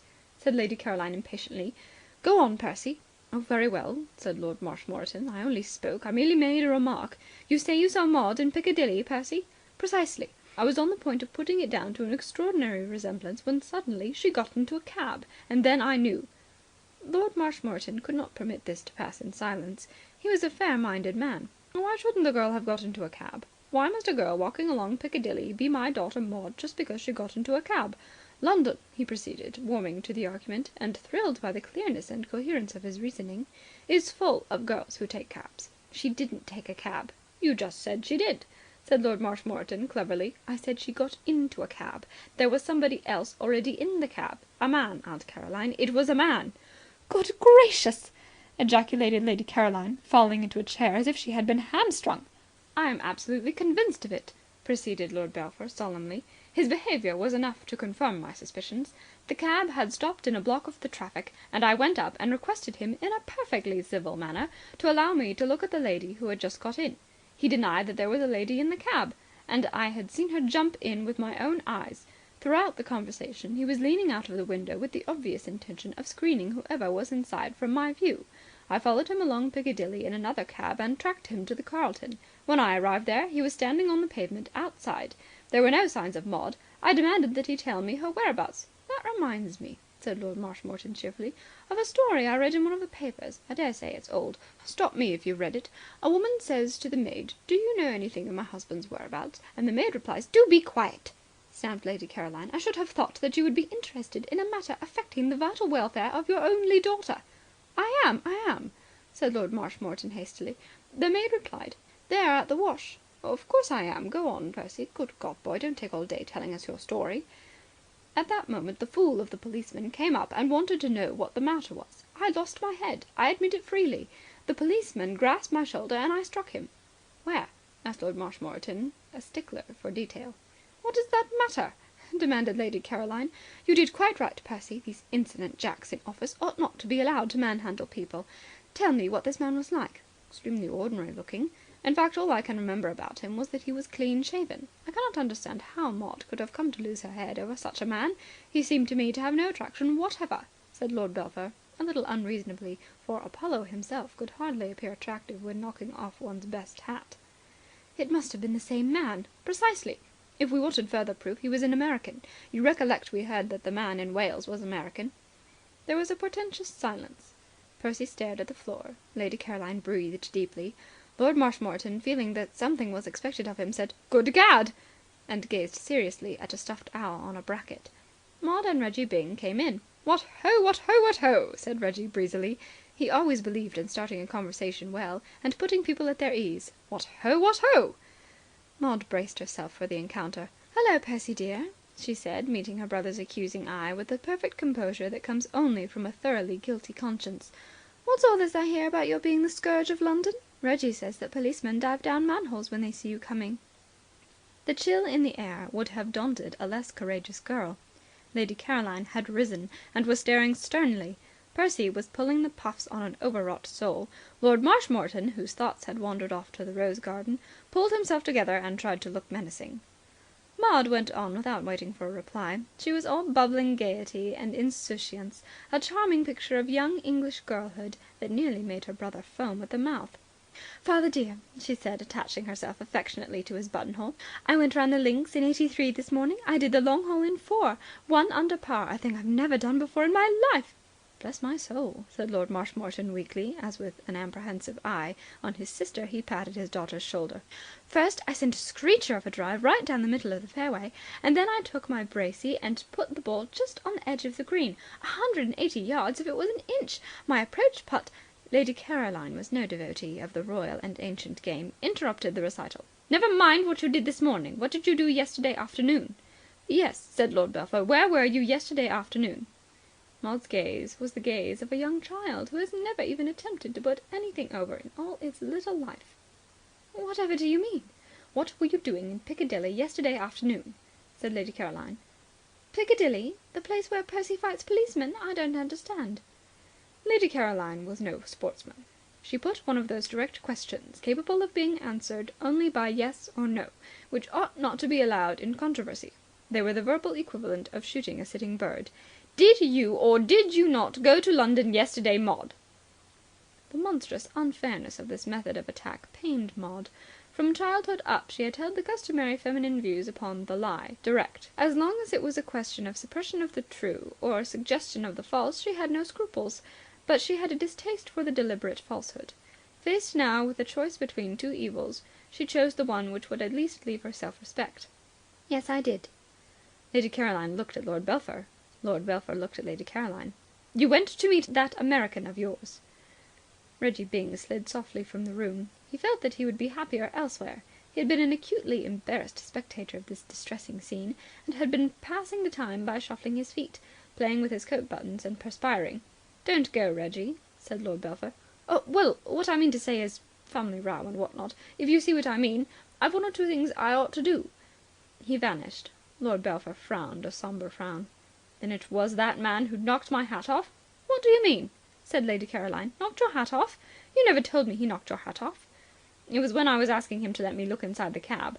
I had grasped the handle of the door when he suddenly struck my hat, causing it to fly off, and while I was picking it up he drove away." Exploded Lord Marshmoreton. He twisted his face by a supreme exertion of will power into a mask of indignation. "You ought to have had that scoundrel arrested," he said vehemently. "It was a technical assault." "The man who knocked your hat off, Percy," said Maud, "was not. He was a different man altogether. A stranger." "As if you would be in a cab with a stranger," said Lady Caroline caustically. "There are limits, I hope, to even your indiscretions." Lord Marshmoreton cleared his throat. He was sorry for Maud, whom he loved. "Now, looking at the matter broadly—" "Be quiet!" said Lady Caroline. Lord Marshmoreton subsided. "I wanted to avoid you," said Maud, "so I jumped into the first cab I saw." "I don't believe it," said Percy. "It's the truth. You are simply trying to put us off the scent." Lady Caroline turned to Maud. Her manner was plaintive. She looked like a martyr at the stake who deprecatingly lodges a timid complaint, fearful the while lest she may be hurting the feelings of her persecutors by appearing even for a moment out of sympathy with their activities. "My dear child, why will you not be reasonable in this matter? Why will you not let yourself be guided by those who are older and wiser than you?" "Exactly," said Lord Belpher. "The whole thing is too absurd." "Precisely," said Lord Belpher. Lady Caroline turned on him irritably. "Please do not interrupt, Percy. Now you've made me forget what I was going to say." "To my mind," said Lord Marshmoreton, coming to the surface once more, "the proper attitude to adopt on occasions like the present—" "Please," said Lady Caroline. Lord Marshmoreton stopped and resumed his silent communion with the stuffed bird. "You can't stop yourself being in love, Aunt Caroline," said Maud. "You can be stopped if you've somebody with a level head looking after you." Lord Marshmoreton tore himself away from the bird. "Why, when I was at Oxford in the year 87, he said chattily, I fancied myself in love with a female assistant at the tobacconist's shop. Desperately in love, damn it. Wanted to marry her. I recollect my poor father took me away from Oxford and kept me here at Belpher under lock and key. Lock and key, damn it. I was deucedly upset at the time, I remember."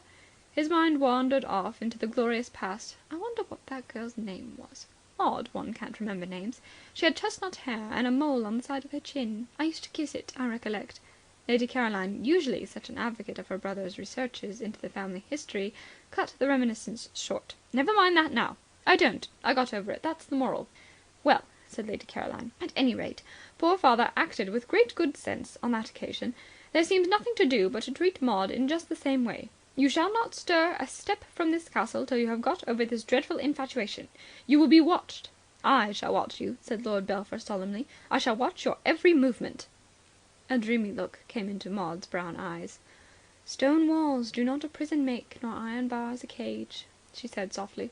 "That wasn't your experience, Percy, my boy," said Lord Marshmoreton. "They make a very good imitation," said Lady Caroline coldly, ignoring the interruption.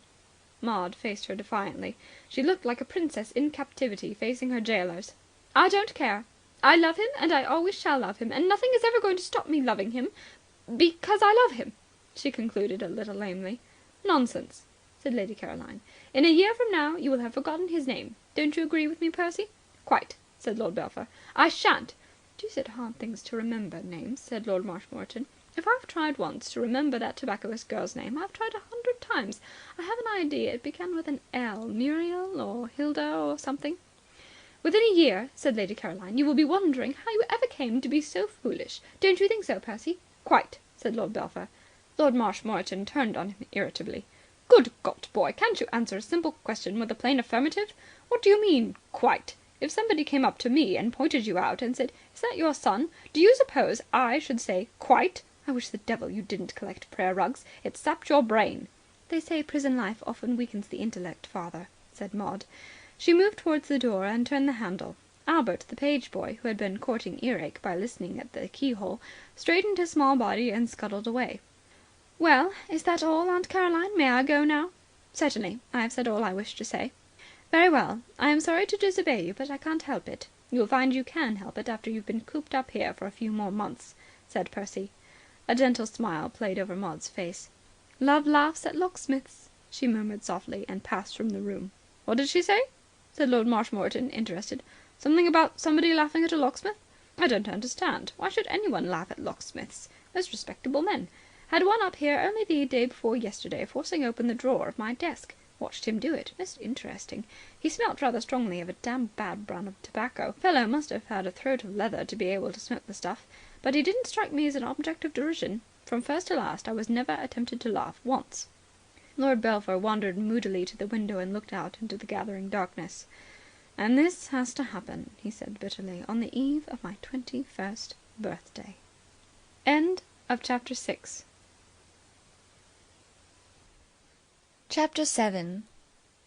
The first requisite of an invading army is a base. George, having entered Belpher village and thus accomplished the first stage in his forward movement on the castle, selected as his base the Marshmoreton Arms. Selected is perhaps hardly the right word, as it implies choice, and in George's case there was no choice. There are 2 inns at Belpher, but the Marshmoreton Arms is the only one that offers accommodation for man and beast, assuming, that is to say, that the man and beast desire to spend the night. The other house, the Blue Boar, is a mere beerhouse, where the lower strata of Belpher society gather of a night to quench their thirst and to tell one another interminable stories without any point whatsoever. But the Marshmoreton Arms is a comfortable, respectable hostelry, catering to the village plutocrats. There of an evening you will find the local veterinary surgeon smoking a pipe with the grocer, the baker, and the butcher, with perhaps a sprinkling of neighbouring farmers to help the conversation along. There is a shilling ordinary, which is the rural English for a cut off the joint and a boiled potato, followed by hunks of the sort of cheese which believes that it pays to advertise, and this is usually well attended.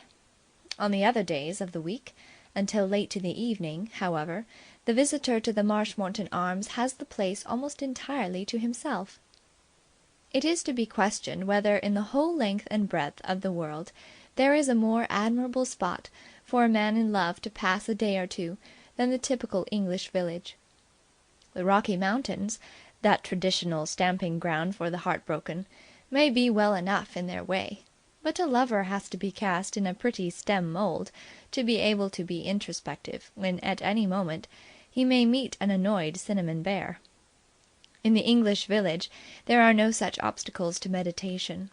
It combines the comforts of civilization with the restfulness of solitude in a manner equalled by no other spot except the New York Public Library.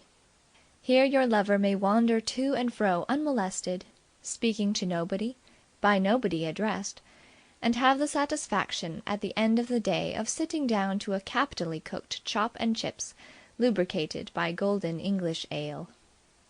Belpher, in addition to all the advantages of the usual village, has a quiet charm all its own, due to the fact that it has seen better days. In a sense, it is a ruin, and ruins are always soothing to the bruised soul. 10 years before, Belpher had been a flourishing centre of the south of England oyster trade. It is situated by the shore, where Hayling Island, lying athwart the mouth of the bay, forms the waters into a sort of brackish lagoon, in much the same way as Fire Island shuts off the great South Bay of Long Island from the waves of the Atlantic. The water of Belpher Creek is shallow even at high tide, and when the tide runs out it leaves glistening mud flats, which is the particular taste of the oyster to prefer to any other habitation. For years Belpher oysters had been the mainstay of gay supper parties at the Savoy, the Carlton, and Romano's. Dukes doted on them, chorus girls wept if they were not on the bill of fare. And then, in an evil hour, somebody discovered that what made the Belpher oyster so particularly plump and succulent was the fact that it breakfasted, lunched, and dined almost entirely on the local sewage.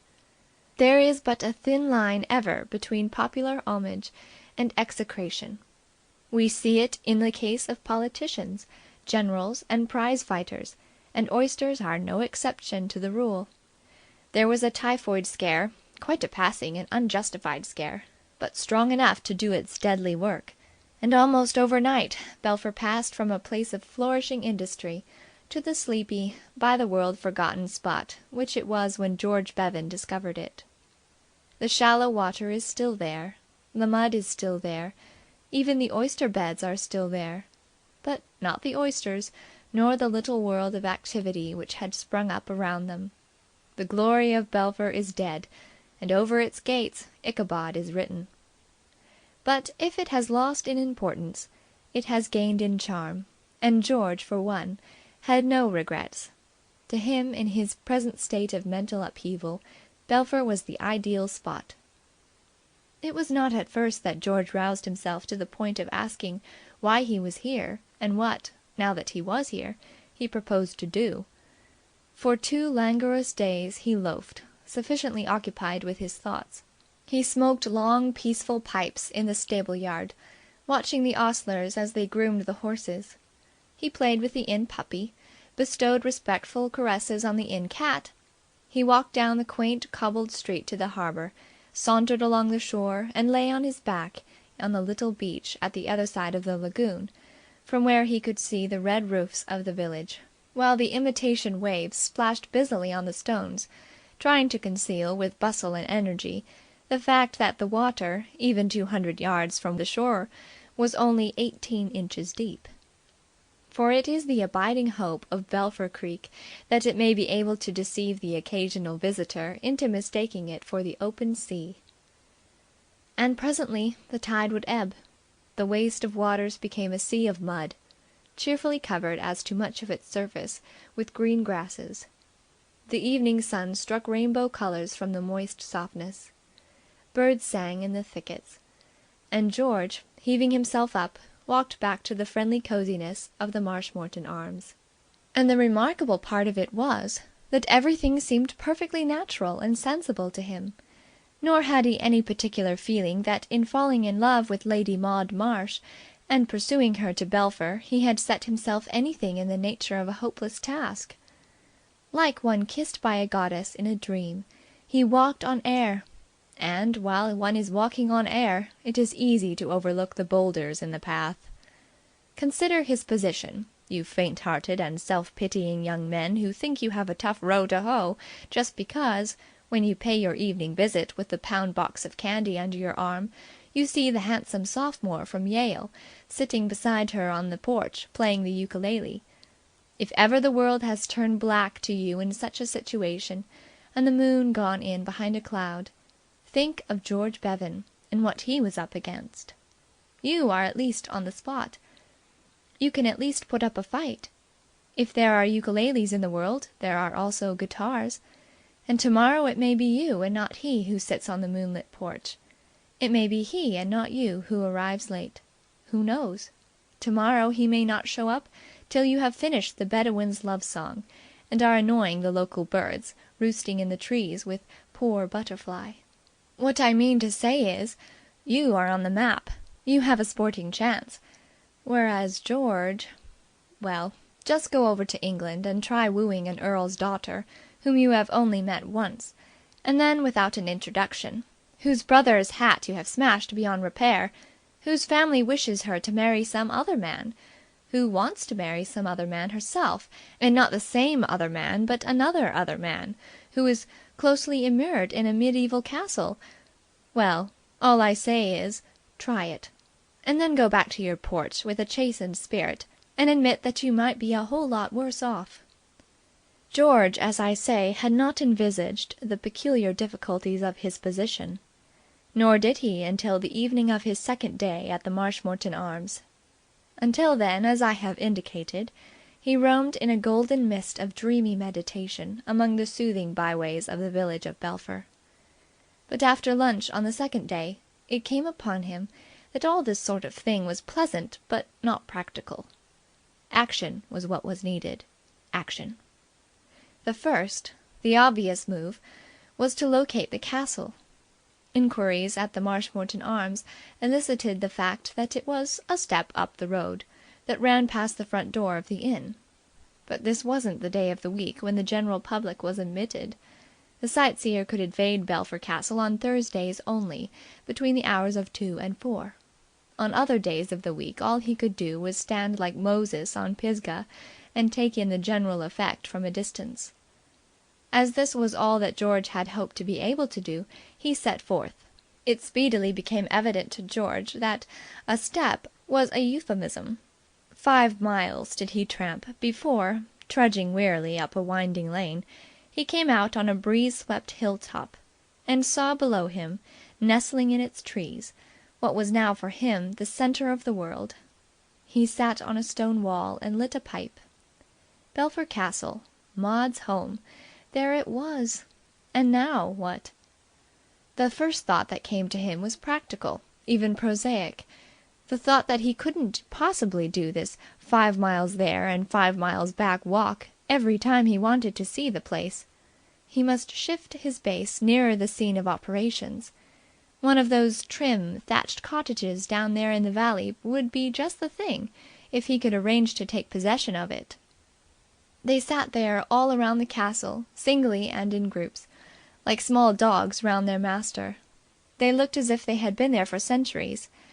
Probably they had, as they were made of stone as solid as that of the castle. There must have been a time, thought George, when the castle was the central rallying point for all those scattered homes, when rumour of danger from marauders had sent all that little community scuttling for safety to the sheltering walls. For the first time since he had set out on his expedition, a certain chill, a discomforting sinking of the heart, afflicted George as he gazed down at the grim grey fortress which he had undertaken to storm. So must have felt those marauders of old when they climbed to the top of this very hill to spy out the land. And George's case was even worse than theirs. They could at least hope that a strong arm and a stout heart would carry them past those solid walls. They had not to think of social etiquette. Whereas George was so situated that an unsympathetic butler could put him to rout by refusing him admittance. The evening was drawing in. Already, in the brief time he had spent on the hilltop, the sky had turned from blue to saffron, and from saffron to grey. The plaintive voices of homing cows floated up to him from the valley below. A bat had left its shelter and was wheeling around him, a sinister blot against the sky. A sickle moon gleamed over the trees. George felt cold. He turned. The shadows of night wrapped him round, and little things in the hedgerows chirped and chittered mockery at him as he stumbled down the lane. George's request for a lonely furnished cottage somewhere in the neighbourhood of the castle did not, as he had feared, strike the Belpher house agent as the demand of a lunatic. Every well-dressed stranger who comes to Belpher is automatically set down by the natives as an artist, for the picturesqueness of the place has caused it to be much infested by the brothers and sisters of the brush. In asking for a cottage, indeed, George did precisely as Belpher society expected him to do, and the agent was reaching for his list almost before the words were out of his mouth. In less than half an hour, George was out of the street again, the owner for the season of what the agent described as a gem, and the employer of a farmer's wife who lived near by and would, as was her custom with the artists, come in the morning and evening to "do" for him. The interview would have taken but a few minutes, had it not been prolonged by the chattiness of the agent on the subject of the occupants of the castle, to which George listened attentively. He was not greatly encouraged by what he heard of Lord Marshmoreton. The Earl had made himself notably unpopular in the village recently by his firm, the house agent said, pig-headed attitude in respect to a certain dispute about a right-of-way. It was Lady Caroline, and not their easy-going peer, who was really to blame for the matter. But the impression George got from the house agent's description of Lord Marshmoreton was that the latter was a sort of Nero, possessing, in addition to the qualities of a Roman tyrant, many of the least lovable traits of the Gila monster of Arizona. Hearing this about her father, and having already had the privilege of meeting her brother and studying him at first hand, his heart bled for Maud. It seemed to him that existence at the castle in such society must be little short of torture. "I must do something," he muttered. "I must do something quick." "Beg pardon?" said the house agent. "Nothing," said George. "Well, I'll take that cottage. I'd better write you a cheque for the first month's rent now." So George took up his abode, full of strenuous, if vague, purpose, in the plainly furnished but not uncomfortable cottage known locally as the one down by Platt's. He might have found a worse billet. It was a 2-storied building of stained red brick, not one of the thatched nests on which he had looked down from the hill. Those were not for rent, being occupied by families whose ancestors had occupied them for generations back. The one down by Platt's was a more modern structure, a speculation, in fact, of the farmer whose wife had come to "do" for George, and designed especially to accommodate the stranger who had the desire and the money to rent it.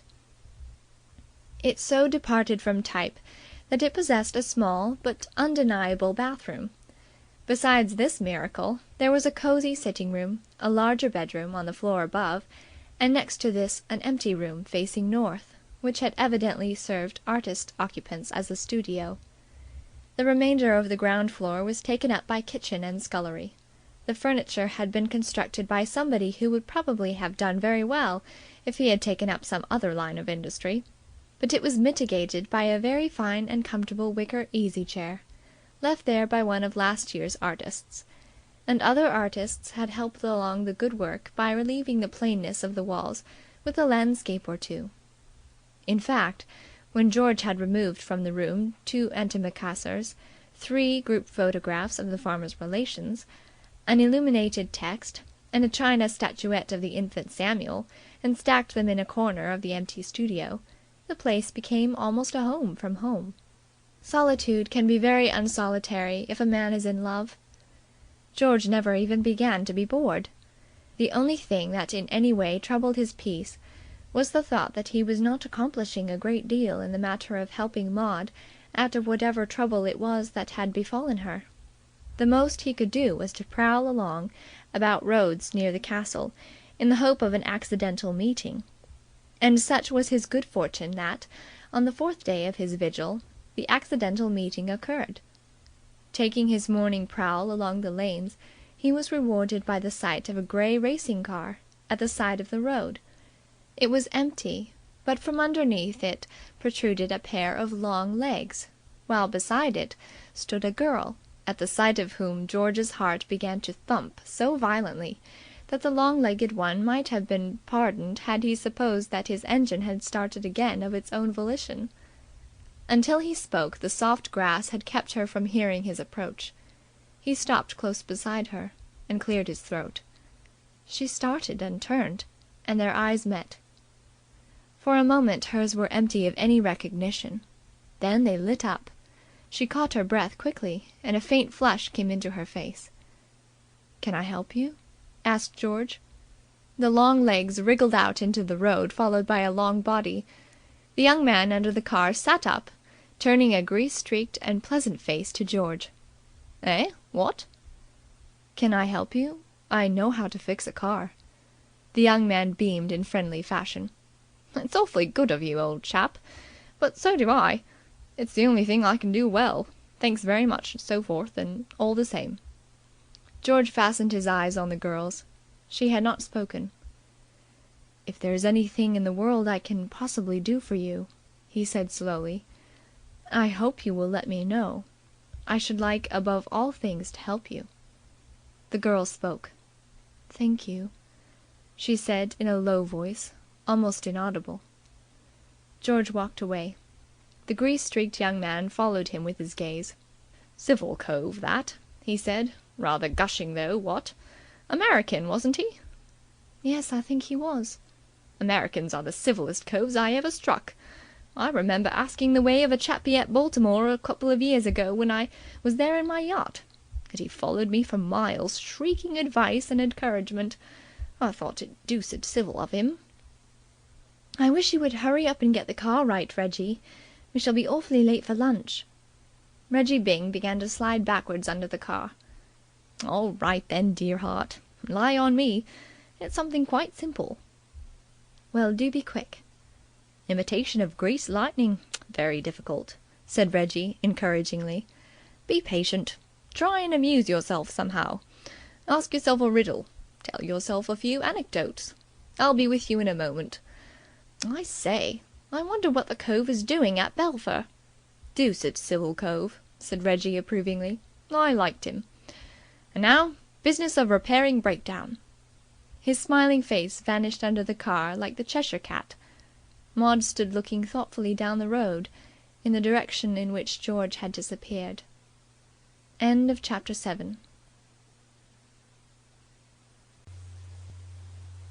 Chapter 8. The following day was a Thursday, and on Thursdays, as has been stated, Belpher Castle was thrown open to the general public between the hours of 2 and 4. It was a tradition of long standing, this periodical lowering of the barriers, and had always been faithfully observed by Lord Marshmoreton ever since his accession to the title. By the permanent occupants of the castle the day was regarded with mixed feelings. Lord Belpher, while approving of it in theory, as he did of all the family traditions, for he was a great supporter of all things feudal, and took his position as one of the hereditary aristocracy of Great Britain extremely seriously, heartily disliked it in practice. More than once he had been obliged to exit hastily by a further door in order to keep from being discovered by a drove of tourists intent on inspecting the library or the great drawing-room. And now it was his custom to retire to his bedroom immediately after lunch, and not to emerge until the tide of invasion had ebbed away. Keggs, the butler, always looked forward to Thursdays with pleasurable anticipation.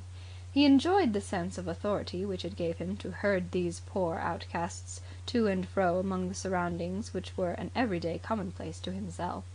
Also, he liked hearing the sound of his own voice as it lectured in rolling periods on the objects of interest by the wayside. But even to Keggs there was a bitter mixed with the sweet. No one was better aware than himself that the nobility of his manner, excellent as a means of impressing the mob, worked against him when it came to a question of tips. Again and again had he been harrowed by the spectacle of tourists, huddled together like sheep, debating among themselves in nervous whispers as to whether they could offer this personage anything so contemptible as half a crown for himself, and deciding that such an insult was out of the question. It was his endeavour, especially toward the end of the proceedings, to cultivate a manner blending a dignity fitting his position with a sunny geniality which would allay the timid doubts of the tourist and indicate to him that, bizarre as the idea might seem, there was nothing to prevent him placing his poor silver in more worthy hands. Possibly the only member of the castle community who was absolutely indifferent to these public visits was Lord Marshmoreton. He made no difference between Thursday and any other day. Precisely as usual, he donned his stained corduroys and pottered out to his beloved garden, and when, as happened on an average once a quarter, some visitor strayed from the main herd and came upon him as he worked, and mistook him for one of the gardeners, he accepted the error without any attempt at explanation, sometimes going so far as to encourage it by adopting a rustic accent in keeping with his appearance. This sort of thing tickled the simple-minded peer. George joined the procession punctually at 2 o'clock, just as Keggs was clearing his throat preparatory to saying, "We are now in the main hall, and before going any further I would like to call your attention to Sir Peter Lely's portrait of—" It was his custom to begin his Thursday lectures with this remark, but today it was postponed, for no sooner had George appeared than a breezy voice on the outskirts of the throng spoke in a tone that made competition impossible. "For goodness' sake, George!" And Billie Dore detached herself from the group, a trim vision in blue. She wore a dust coat and a motor veil, and her eyes and cheeks were glowing from the fresh air. "For goodness' sake, George, what are you doing here?" "I was just going to ask you the same thing." "Oh, I motored down with a boy I know. We had a breakdown just outside the gates. We were on our way to Brighton for lunch. He suggested I should pass the time seeing the sights while he fixed up the sprockets, or the differential gear, or whatever it was. He's coming to pick me up when he's through. But on the level, George, how do you get this way? You sneak out of town and leave the show flat, and nobody has a notion where you are. Why, we were thinking of advertising for you, or going to the police, or something. For all anybody knew, you might have been sandbagged or dropped in the river." This aspect of the matter had not occurred to George till now. His sudden descent on Belpher had seemed to him the only natural course to pursue.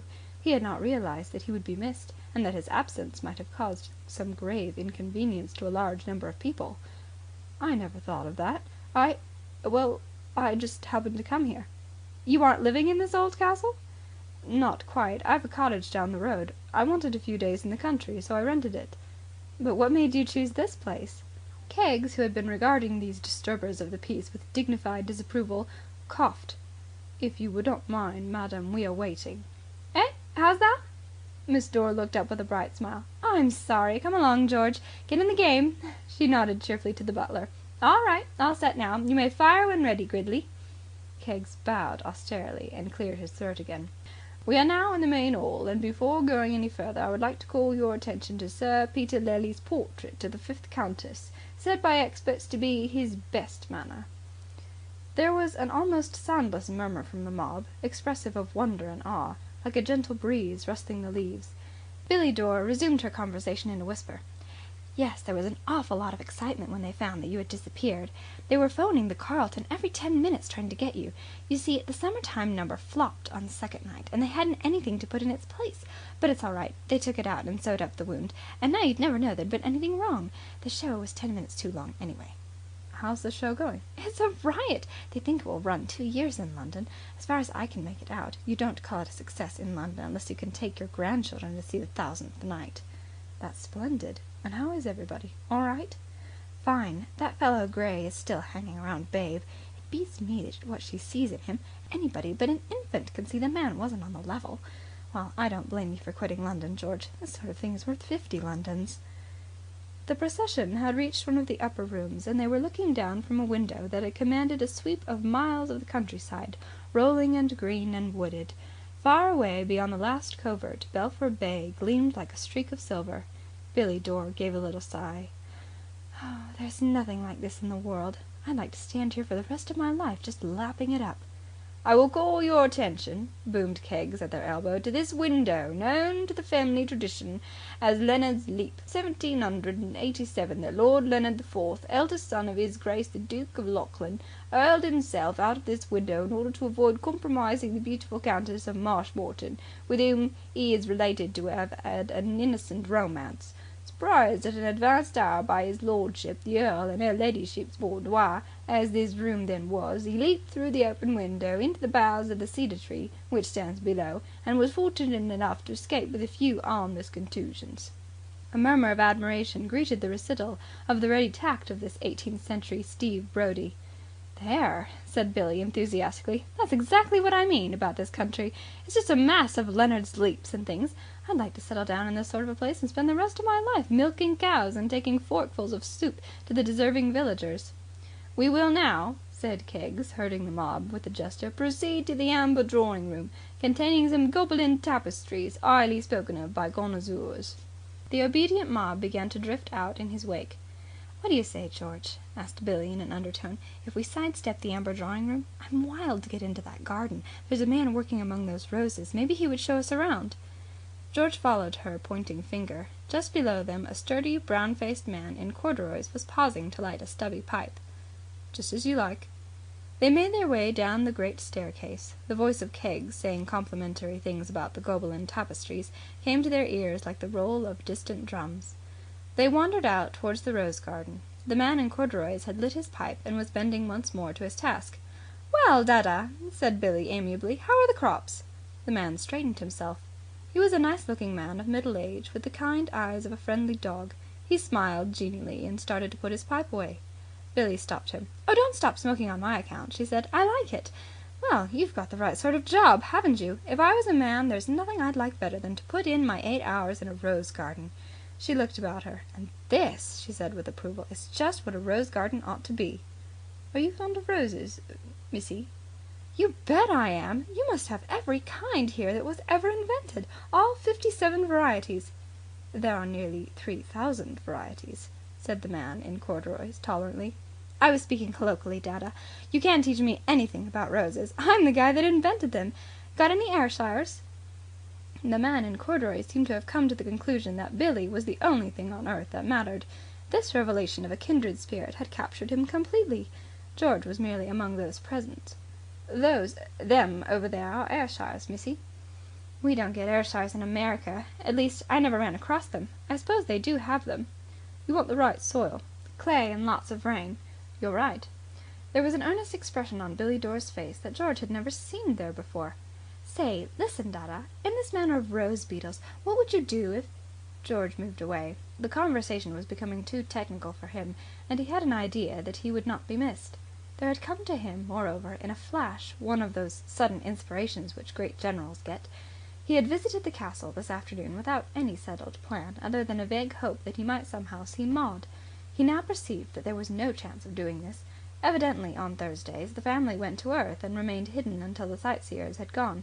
But there was another avenue of communication open to him. This gardener seemed an exceptionally intelligent man. He could be trusted to deliver a note to Maud.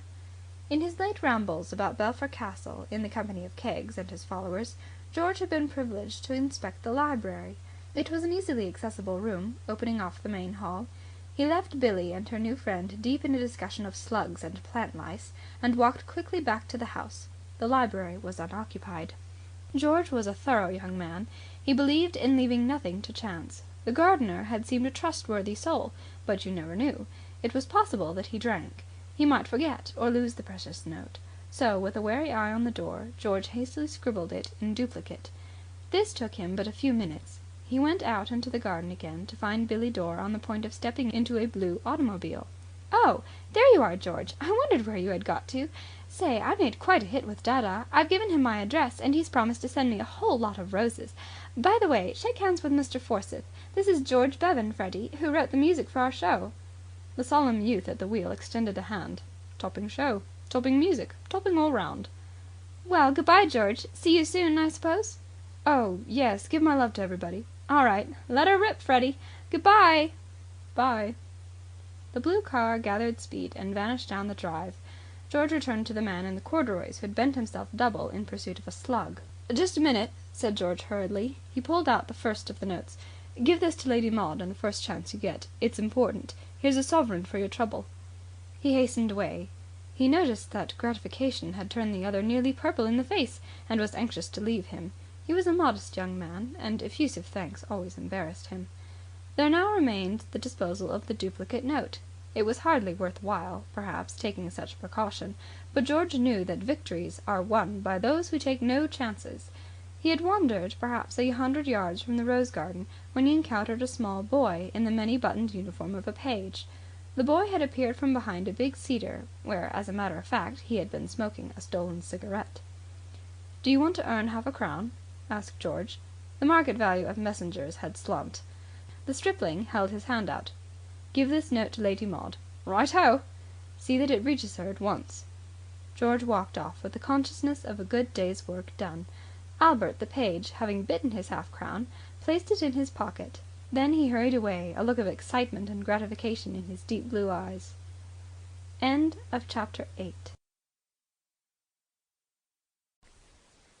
Chapter 9. While George and Billy Dore wandered to the rose garden to interview the man in corduroys, Maud had been seated not 100 yards away, in a very special haunt of her own, a cracked stucco temple set up in the days of the Regency on the shores of a little lily-covered pond. She was reading poetry to Albert the page. She had interested herself in him some 2 months back in much the same spirit as the prisoner in his dungeon cell tames and pets the conventional mouse. To educate Albert, to raise him above his groove in life and develop his soul, appealed to her romantic nature as a worthy task, and as a good way of filling in the time. It is an exceedingly moot point, and one which his associates of the servants' hall would have combated hotly, whether Albert possessed a soul. The most one could say for certain is that he looked as if he possessed one. To one who saw his deep blue eyes and their sweet pensive expression as they searched the middle distance, he seemed like a young angel. How was the watcher to know that the thought behind that far-off gaze was simply a speculation as to whether the bird on the cedar tree was or was not within range of his catapult? Certainly Maud had no such suspicion. She worked hopefully day by day to rouse Albert to an appreciation of the nobler things of life. Not but what it was tough going. Even she admitted that. Albert's soul did not soar readily. It refused to leap from the earth. His reception of the poem she was reading could scarcely have been called encouraging.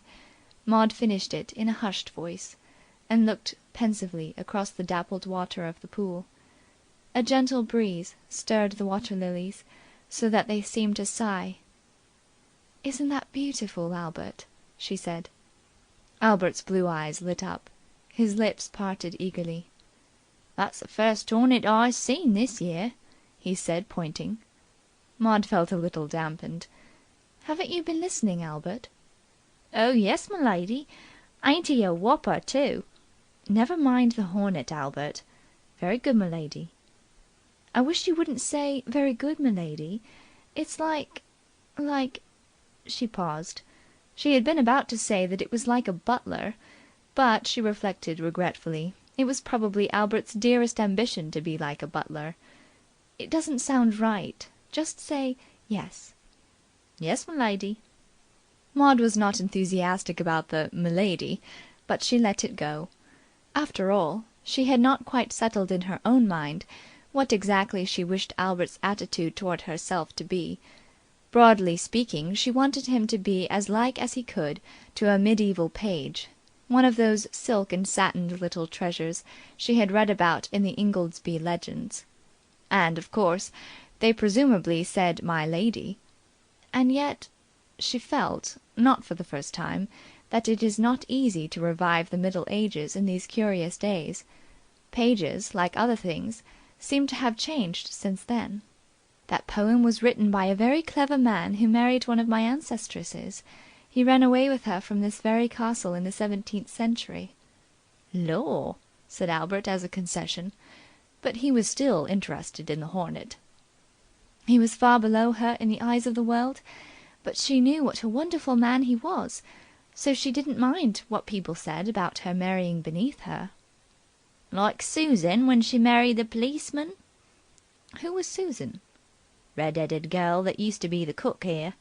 Mr. Keggs says to her, he says, 'You're marrying beneath you, Susan,' he says. I heard him. I was listening at the door. And she says to him, she says, 'Oh, go and boil your fat head,' she says." This translation of a favourite romance into terms of the servants' hall chilled Maud like a cold shower. She recoiled from it. "Wouldn't you like to get a good education, Albert," she said perseveringly, "and become a great poet and write wonderful poems?" Albert considered the point and shook his head. "No, m'lady." It was discouraging. But Maud was a girl of pluck. You cannot leap into strange cabs in Piccadilly unless you have pluck. She picked up another book from the stone seat. "Read me some of this," she said, "and then tell me if it doesn't make you feel you want to go and do big things." Albert took the book cautiously. He was getting a little fed up with all this sort of thing. True, her ladyship gave him chocolates to eat during these sessions, but for all that it was too much like school for his taste. He regarded the open page with disfavour. "Go on," said Maud, closing her eyes. "It's very beautiful." Albert began. He had a husky voice, due, it is to be feared, to precocious cigarette smoking, and his enunciation was not as good as it might have been. "With blackest moors, the flower pots were, crusted one and all. Their rusted nails fell from the knobs that held the pit to the garden wall. Their broken sheds looked sad and strange. Unlifted was the clinking latch. Weeded and worn their ancient thatch upon their lonely moated grange. She only said, 'Me life is dreary. He cometh not,' she said." Albert rather liked this part. He was never happy in narrative unless it could be sprinkled with a plentiful supply of he-saids and she-saids. He finished with some gusto. "She said, 'I am aweary, aweary. I would that I was dead.'" Maud had listened to this rendition of one of her most adored poems with much the same feeling which a composer with an oversensitive ear would suffer on hearing his pet opus assassinated by a schoolgirl. Albert, who was a willing lad and prepared, if such should be her desire, to plough his way through the entire 7 stanzas, began the second verse, but Maud gently took the book away from him. Enough was sufficient. "Now, wouldn't you like to be able to write a wonderful thing like that, Albert?" "Not me, m'lady." "You wouldn't like to be a poet when you grew up?" Albert shook his golden head. "I want to be a butcher when I grow up, m'lady." Maud uttered a little cry. "A butcher?" "Yus, m'lady. Butchers earn good money," he said, a light of enthusiasm in his blue eyes, for he was now on his favourite subject. "You've got to 'ave meat, you see, m'lady. 'Tain't like poetry, m'lady, which no one wants." "But, Albert," cried Maud faintly, "killing poor animals. Surely you wouldn't like that?" Albert's eyes glowed softly as might an acolyte's at the sight of the censer. "Mr. Wigton down at the 'Ome Farm," he murmured reverently. "He says if I'm a good boy, 'e'll let me watch him kill a pig Tuesday." He gazed out over the water lilies, his thoughts far away. Maud shuddered. She wondered if medieval pages were ever quite as earthy as this. "Perhaps you had better go now, Albert. They may be needing you in the house." "Very good, m'lady." Albert rose, not unwilling to call it a day. He was conscious of the need for a quiet cigarette. He was fond of Maud, but a man can't spend all his time with the women.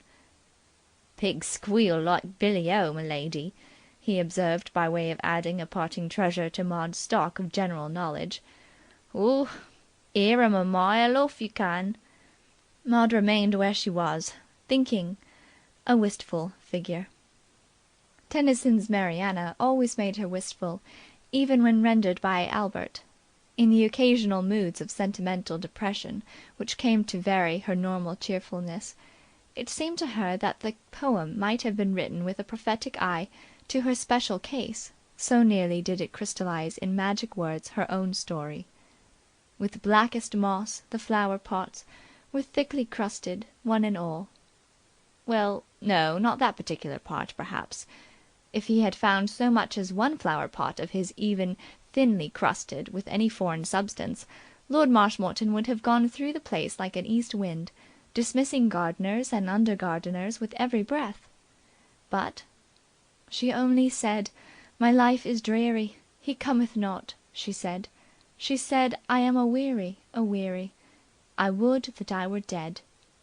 How exactly at these moments when she was not out on the links picking them off with turf with a mid-iron, or engaged in one of those other healthful sports which tend to take the mind off its troubles, those words summed up her case. Why didn't Geoffrey come? Or at least write? She could not write to him. Letters from the castle left only by way of the castle post-bag, which Rogers, the chauffeur, took down to the village every evening. Impossible to entrust the kind of letter she wished to write to any mode of delivery so public, especially now, when her movements were watched. To open and read another's letters is a low and dastardly act, but she believed that Lady Caroline would do it like a shot. She longed to pour out her heart to Geoffrey in a long, intimate letter, but she did not dare to take the risk of writing for a wider public. Things were bad enough as it was, after that disastrous sortie to London. At this point a soothing vision came to her, the vision of George Bevan knocking off her brother Percy's hat. It was the only pleasant thing that had happened almost as far back as she could remember. And then, for the first time, her mind condescended to dwell for a moment on the author of that act, George Bevan, the friend in need, whom she had met only the day before in the lane. What was George doing at Belpher? His presence there was significant, and his words even more so. He had stated explicitly that he wished to help her. She found herself oppressed by the irony of things. A knight had come to the rescue, but the wrong knight. Why could it not have been Geoffrey who waited in ambush outside the castle, and not a pleasant but negligible stranger? Whether, deep down in her consciousness, she was aware of a fleeting sense of disappointment in Geoffrey, a swiftly passing thought that he had failed her, she could hardly have said, so quickly did she crush it down. She pondered on the arrival of George. What was the use of his being somewhere in the neighbourhood if she had no means of knowing where she could find him? Situated as she was, she could not wander at will about the countryside looking for him. And even if she found him, what then? There was not much that any stranger, however pleasant, could do. She flushed at a sudden thought. Of course, there was something George could do for her, if he were willing. He could receive, dispatch and deliver letters. If only she could get in touch with him, she could, through him, get in touch with Geoffrey. The whole world changed for her. The sun was setting, and chill little winds had begun to stir the lily pads, giving a depressing air to the scene. But to Maud it seemed as if all nature smiled. With the egotism of love, she did not perceive that what she had proposed to ask George to do was practically to fulfil the humble role of the hollow tree in which lovers dump letters, to be extracted later. She did not consider George's feelings at all. He had offered to help her, and this was his job. The world is full of Georges whose task it is to hang about in the background and make themselves unobtrusively useful. She had reached this conclusion when Albert, who had taken a short cut the more rapidly to accomplish his errand, burst upon her dramatically from the heart of a rhododendron thicket. "M'lady, gentleman give me this to give you." Maud read the note. It was brief and to the point. "I am staying near the castle at a cottage they call the one down by Platt's. It is a rather new, red brick place. You can easily find it. I shall be waiting there if you want me." It was signed "The Man in the Cab." "Do you know a cottage called the one down by Platt's, Albert?" asked Maud. "Yes, m'lady. It's down by Platt's farm. I see a chicken killed there Wednesday week. Do you know, m'lady, after a chicken's head is cut off, it goes running lickety-split?" Maud shivered slightly. Albert's fresh young enthusiasms frequently jarred upon her. "I find a friend of mine is staying there. I want you to take a note to him from me." "Very good, m'lady." "And Albert?" "Yes, m'lady." "Perhaps it would be as well if you said nothing about this to any one of your friends." In Lord Marshmoreton's study, a council of three was sitting in debate. The subject under discussion was that other note which George had written and so ill-advisedly entrusted to one whom he had taken for a guileless gardener. The council consisted of Lord Marshmoreton, looking rather shamefaced, his son, Percy, looking swollen and serious, and Lady Caroline Byng, looking like a tragedy queen. "This," Lord Belpher was saying in a determined voice, "settles it. From now on, Maud must not be allowed out of our sight." Lord Marshmoreton spoke. "I rather wish," he said regretfully, "I hadn't spoken about the note. I only mentioned it because I thought you might think it amusing." Amusing! Lady Caroline's voice shook the furniture. "Amusing that the fellow should have handed me, of all people, a letter for Maud," exclaimed her brother. "I don't want to get Maud into trouble." You are criminally weak, said Lady Caroline severely. I really honestly believe that you were capable of giving the note to that poor, misguided girl and saying nothing about it. She flushed. The insolence of the man, coming here and settling down at the very gates of the castle. If it was anybody but this man Platt who was giving him shelter, I should insist on his being turned out. But that man Platt would be only too glad to know that he is causing us annoyance. "Quite," said Lord Belpher. You must go to this man as soon as possible, continued Lady Caroline, fixing her brother with a commanding stare, and do your best to make him see how abominable his behaviour is. "Oh, I couldn't," pleaded the earl. "I don't know the fellow. He'd throw me out." Nonsense. Go at the very earliest opportunity. "Oh, all right, all right. Well, I think I'll be slipping out to the rose garden now. There's a clear hour before dinner." There was a tap at the door. Alice Faraday entered bearing papers, a smile of sweet helpfulness on her pretty face. I hoped I should find you here, Lord Marshmoreton. You promised to go over these notes with me, the ones about the Essex branch.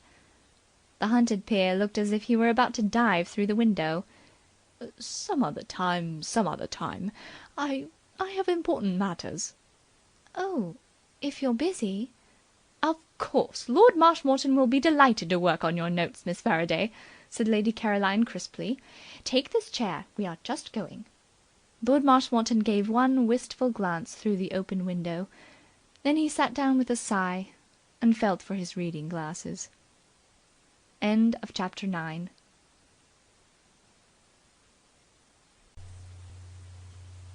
Chapter 10. Your true golfer is a man who, knowing that life is short and perfection hard to attain, neglects no opportunity of practising his chosen sport, allowing neither wind nor weather nor any external influence to keep him from it.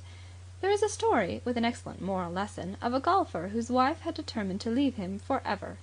"Will nothing alter your decision?" he says. "Will nothing induce you to stay? Well then, while you are packing, I think I'll go out on the lawn and rub up my putting a bit." George Bevan was of this turn of mind. He might be in love, romance might have sealed him for her own, but that was no reason for blinding himself to the fact that his long game was bound to suffer if he neglected to keep himself up to the mark. His first act on arriving at Belpher village had been to ascertain whether there was a links in the neighbourhood, and thither, on the morning after his visit to the castle and the delivery of the two notes, he repaired. At the hour of the day which he had selected, the club house was empty, and he had just resigned himself to a solitary game when, with a whir and a rattle, a grey racing car drove up, and from it emerged the same long young man whom a couple of days earlier he had seen wriggle out from underneath the same machine. It was Reggie Byng's habit also not to allow anything, even love, to interfere with golf, and not even the prospect of hanging about the castle grounds in the hope of catching a glimpse of Alice Faraday and exchanging timorous words with her had been enough to keep him from the links. Reggie surveyed George with a friendly eye. He had a dim recollection of having seen him before, somewhere, at some time or other, and Reggie had the pleasing disposition which caused him to rank anybody whom he had seen somewhere at some time or other as a bosom friend. "Hullo, hullo, hullo!" he observed. "Good morning," said George. "Waiting for somebody?" "No. How about it then? Shall we stagger forth?" "Delighted." George found himself speculating upon Reggie. He was unable to place him. That he was a friend of Maud he knew, and guessed that he was also a resident of the castle. He would have liked to question Reggie, to probe him, to collect from him inside information as to the progress of events within the castle walls, but it is a peculiarity of golf as of love, that it temporarily changes the natures of its victims, and Reggie, a confirmed babbler off the links, became, while in action, a stern, silent, intent person, his whole being centred on the game. With the exception of a casual remark of a technical nature when he met George on the various tees, and an occasional expletive when things went wrong with his ball, he eschewed conversation. It was not till the end of the round that he became himself again. "If I'd known you were such hot stuff," he declared generously, as George holed his 18th putt from a distance of 10 feet, "I'd have got you to give me a stroke or two." "I was on my game today," said George modestly. "Sometimes I slice as if I were cutting bread and can't putt to hit a haystack. Let me know when one of those times comes along and I'll take you on again. I don't know when I've seen anything fruitier than that way you got out of the bunker at the 15th. It reminded me of a match I saw between—" Reggie became technical. At the end of his observations he climbed into the grey car. "Can I drop you anywhere?" "Thanks," said George, "if it's not taking you out of your way. I'm staying at Belpher Castle." "I live quite near there. Perhaps you'd care to come in and have a drink on your way?" "A ripe scheme," agreed Reggie. 10 minutes in the grey car ate up the distance between the links and George's cottage. Reggie Byng passed these minutes, in the intervals of eluding carts and foiling the apparently suicidal intentions of some stray fowls, in jerky conversation on the subject of his iron shots, with which he expressed deep satisfaction. "Topping little place, absolutely," was the verdict he pronounced on the exterior of the cottage as he followed George in. "I've often thought it would be a rather sound scheme to settle down in this sort of shanty and keep chickens and grow a honey-coloured beard and have soup and jelly brought to you by the vicar's wife and so forth. Nothing to worry you then. Do you live all alone here?" George was busy squirting seltzer into his guest's glass. "Yes. Mrs. Platt comes in and cooks for me. The farmer's wife next door." An exclamation from the other caused him to look up. Reggie Byng was staring at him wide-eyed. "Great Scott! Mrs. Platt! Then you're the chappie!" George found himself unequal to the intellectual pressure of the conversation. "The chappie?" "The chappie there's all a row about. The mater was telling me only this morning that you lived here." "Is there a row about me?" "Is there a what?" Reggie's manner became solicitous. "I say, my dear old sportsman, I don't want to be the bearer of bad tidings and what not, if you know what I mean, but didn't you know there was a certain amount of angry passion rising and so forth because of you? At the castle, I mean. I don't want to seem to be discussing your private affairs and all that sort of thing, but what I mean is, well, you don't expect you can come charging in the way you have without touching the family on the raw a bit. The daughter of the house falls in love with you. The son of the house languishes in the chokey because he has a row with you in Piccadilly, and on top of all that you come here and camp out at the castle gates. Naturally, the family are a bit peeved. Only natural, eh? I mean to say, what?" George listened to this address in bewilderment. Maud in love with him? It sounded incredible. That he should love her after their one meeting was a different thing altogether. That was perfectly natural and in order. But that he should have had the incredible luck to win her affection, the thing struck him as grotesque and ridiculous. "In love with me?" he cried. "What on earth do you mean?" Reggie's bewilderment equalled his own. "Well, dash it all, old top, it surely isn't news to you? She must have told you. Why, she told me." "Told you? Am I going mad?" "Absolutely. I mean, absolutely not. Look here." Reggie hesitated. The subject was delicate, but, once started, it might as well be proceeded with to some conclusion. A fellow couldn't go on talking about his iron shots after this, just as if nothing had happened. This was the time for the laying down of cards, the opening of hearts. "I say, you know," he went on, feeling his way, "you'll probably think it deuced rummy of me talking like this. Perfect stranger and what not. We don't even know each other's names." "Mine's Bevan, if that'll be any help." "Thanks very much, old chap. Great help. Mine's Byng. Reggie Byng. Well, as we're all pals here and the meeting's tiled and so forth, I'll start by saying that the mater is most deucedly set on my marrying Lady Maud. Been pals all our lives, you know. Children together and all that sort of rot. Now, there's nobody I think of a more corking sportsman than Maud, if you know what I mean. But this is where the catch comes in. I'm most frightfully in love with somebody else. Hopeless and all that sort of thing. But still, there it is. And all the while the mater behind me with a bradawl sticking me on to propose to Maud, who wouldn't have me if I were the only fellow on earth. You can't imagine, my dear old chap, what a relief it was to both of us when she told me the other day that she was in love with you and wouldn't dream of looking at anybody else. I tell you, I went singing about the place." George felt inclined to imitate his excellent example. A burst of song was the only adequate expression of the mood of heavenly happiness which this young man's revelations had brought upon him. The whole world seemed indifferent. Wings seemed to sprout from Reggie's shapely shoulders. The air was filled with soft music. Even the wallpaper seemed moderately attractive. He mixed himself a second whisky and soda. It was the next best thing to singing. "I see," he said. It was difficult to say anything. Reggie was regarding him enviously. "Wish I knew how the deuce fellows set about making a girl fall in love with them. Other chappies seem to do it, but I can't even start. She seems to sort of gaze through me, don't you know. She kind of looks at me as if I were more to be pitied than censured, but as if she thought I really ought to do something about it.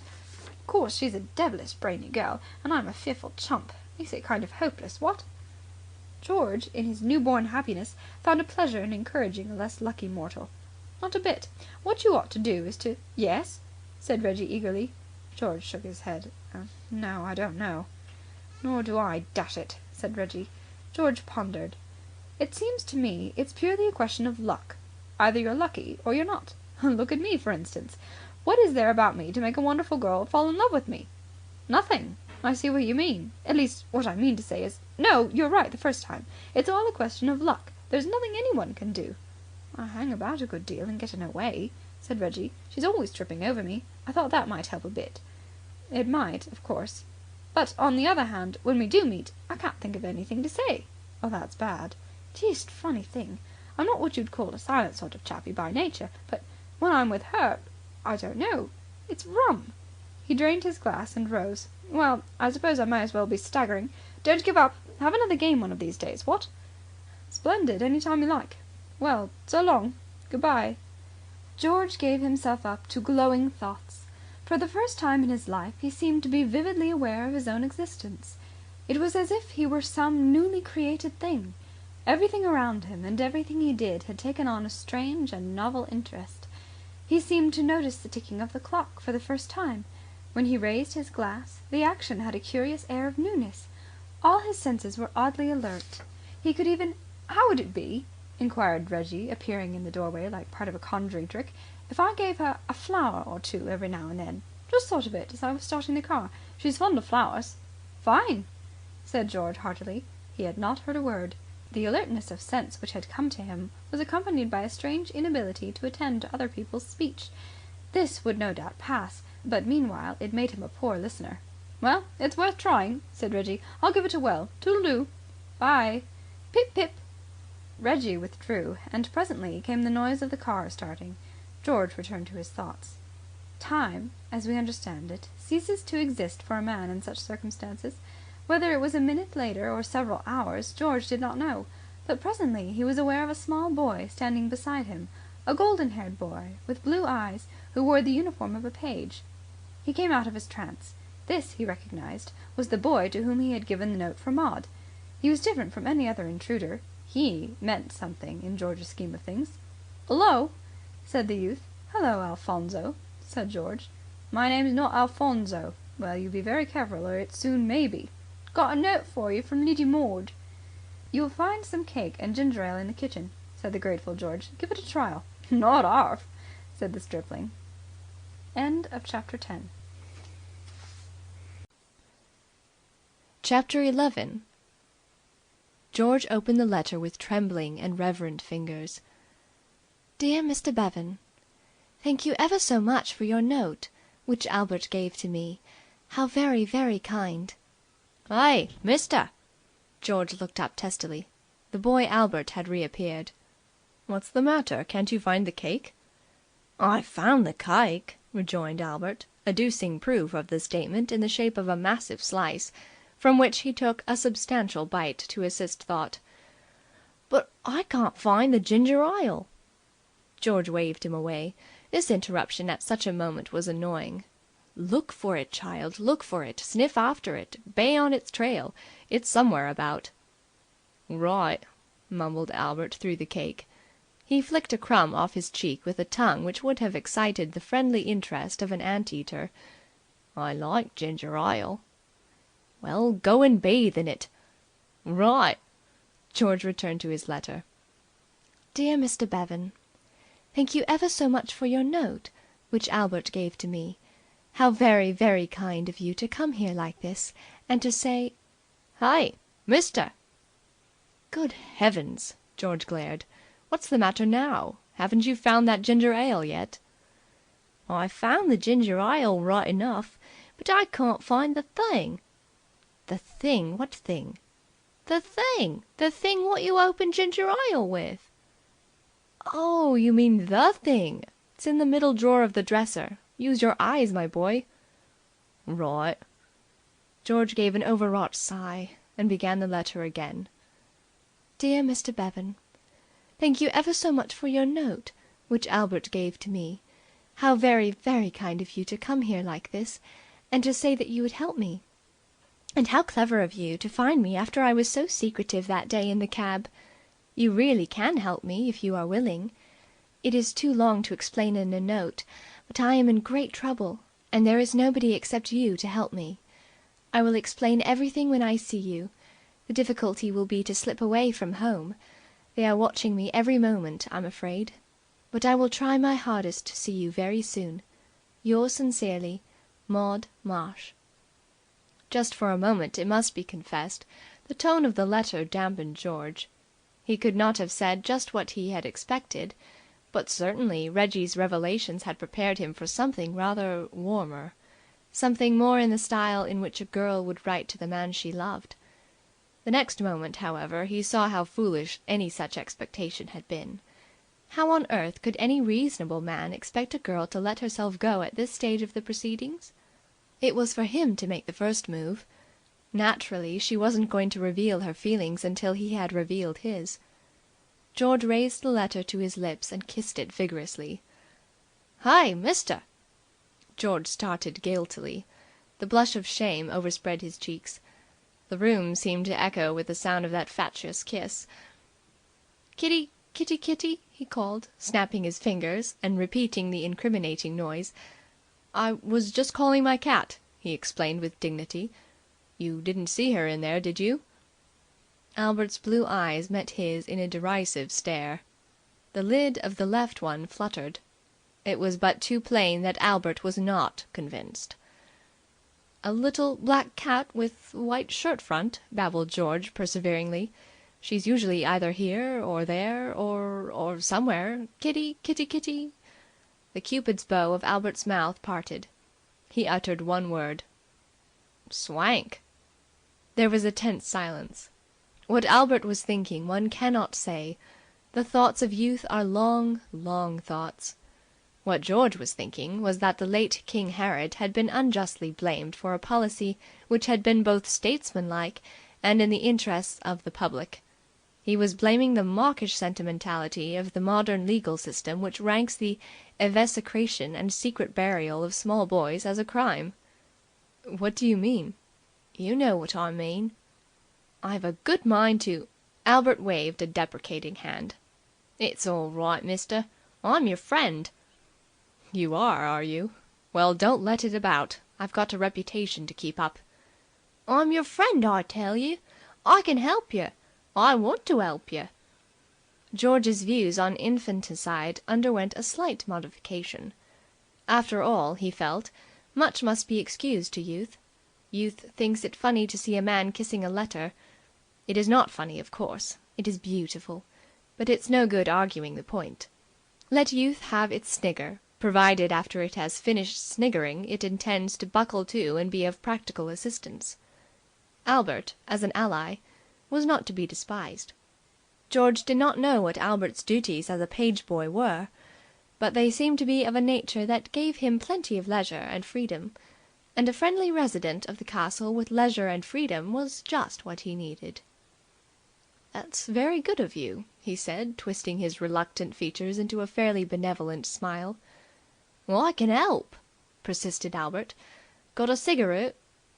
"Do you smoke, child?" "When I get hold of a cigarette, I do." "I'm sorry I can't oblige you. I don't smoke cigarettes." "Then I'll have to have one of my own," said Albert moodily. He reached into the mysteries of his pocket and produced a piece of string, a knife, the wishbone of a fowl, 2 marbles, a crushed cigarette, and a match. Replacing the string, the knife, the wishbone, and the marbles, he ignited the match against the tightest part of his person, and lit the cigarette. "I can help you. I know the ropes." "And smoke them," said George, wincing. "Pardon?" "Nothing." Albert took an enjoyable whiff. "Ah, I know all about you." "You do?" You and Liddy Maud." "Oh, you do, do you?" "I was listening at the keyhole when the row was going on." "There was a row, was there?" A faint smile of retrospective enjoyment lit up Albert's face. "An awful row. Shouting and yelling and cussing all over the shop. About you and Liddy Maud." "And you drank it in, eh?" "Pardon?" "I say you listened?" "Not half I listened. Seeing I'd just drawn you in a sweepstike, of course I listened. Not half." George did not follow him here. "The sweepstike? What's a sweepstike?" "Why, a thing you puts names in 'ats and draws 'em, and the one that gets the winning name wins the money." "Oh, you mean a sweepstake." "That's what I said. A sweepstike." George was still puzzled. "But I don't understand. How do you mean you drew me in a sweepstike? I mean a sweepstake. What sweepstake?" "Down in the servants' 'all. Keggs, the butler, started it. I 'eard 'im say 'e always 'ad one every place 'e was as a butler. Leastways, whenever there was any daughters of the 'ouse. There's always a chance, when there's a 'ouse party, of one of the daughters of the 'ouse getting married to one of the gents in the party. So Keggs 'e puts all of the gents' names in the 'at, and you pay 5 shillings for a chance, and the one that draws the winning name gets the money. And if the daughter of the 'ouse don't get married that time, the money's put away and added to the pool for the next 'ouse party." George gasped. This revelation of life below stairs in the stately homes of England took his breath away. Then astonishment gave way to indignation.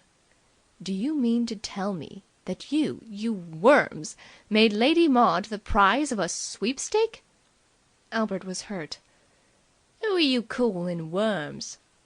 George perceived the need of diplomacy. After all, much depended on this child's goodwill. "I was referring to the butler. What's his name? Keggs." "He ain't a worm. He's a serpent." Albert drew at his cigarette. His brow darkened. "He does the drawing, Keggs does, and I'd like to know how it is he always manages to cop the favourite." Albert chuckled. "But this time I done him proper. He didn't want me in the thing at all. Said I was too young. Tried to do the drawing without me. 'Clip that boy one side of the 'ead,' 'e says, 'and turn 'im out,' 'e says. I says, 'Yus, you will,' I says. 'And what price me going to 'is lordship and blowing the gaff?' I says. 'E says, 'Oh, all right,' 'e says. 'Have it your own way,' 'e says. 'Where's your 5 shillings?' he says. 'Here you are,' I says. 'Oh, very well,' 'e says. 'But you'll 'ave to draw last,' he says, 'being the youngest.' Well, they started drawing the names, and of course Keggs has to draw Mr. Byng." "Oh, he drew Mr. Byng, did he?" "Yus. And everyone knew Reggie was the favourite. Smiled all over his fat face, the old serpent did.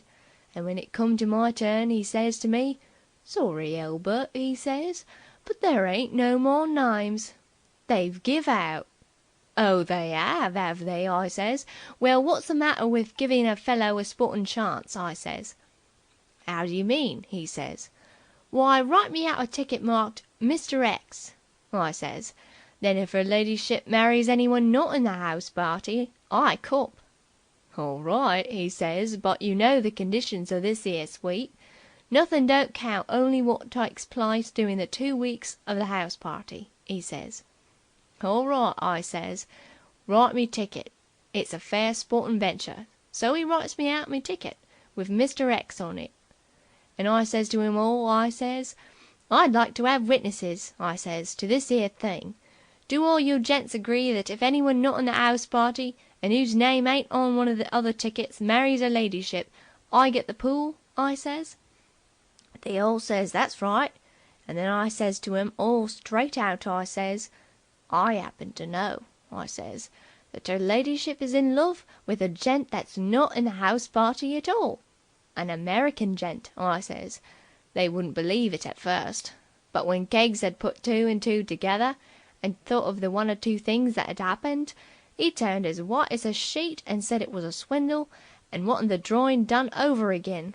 But the others says no. They says it's quite fair, they says. And one of 'em offered me 10 bob slap out for my ticket."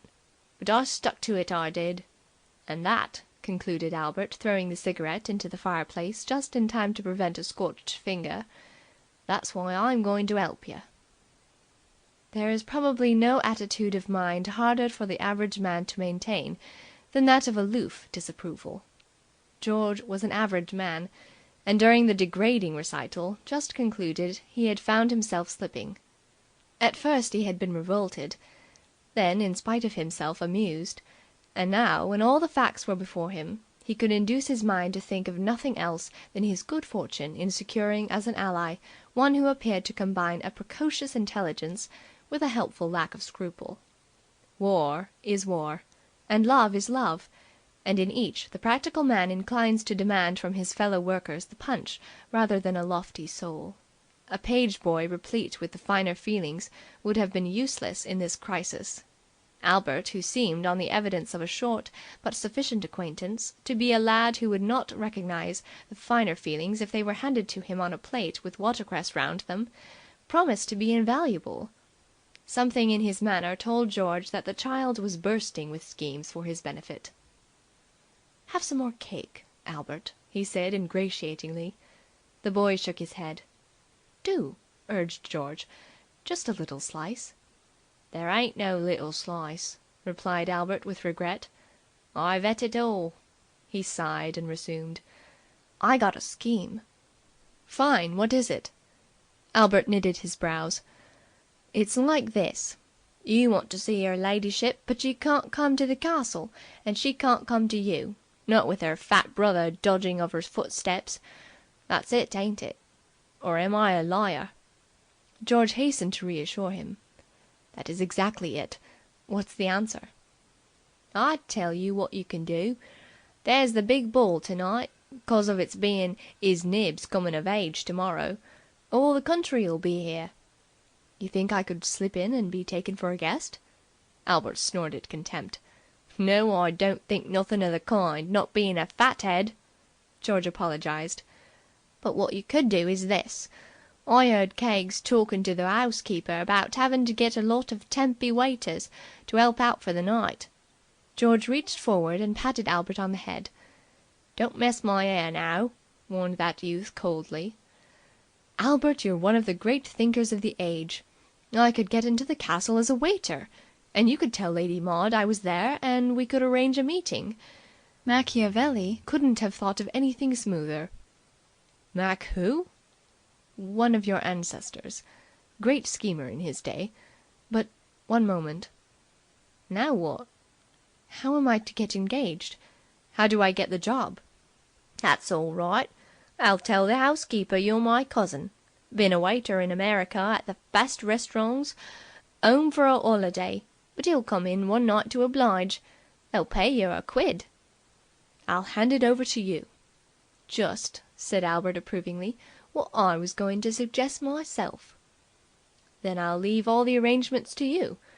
"You'd better, if you don't want to make a mess of everything. All you've got to do is come to the servants' entrance at 8 sharp tonight and say you're my cousin." "That's an awful thing to ask anyone to say." "Pardon?" "Nothing," said George.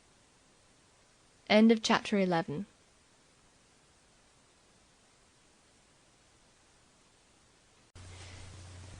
Chapter 12. The great ball in honour of Lord Belpher's coming of age was at its height.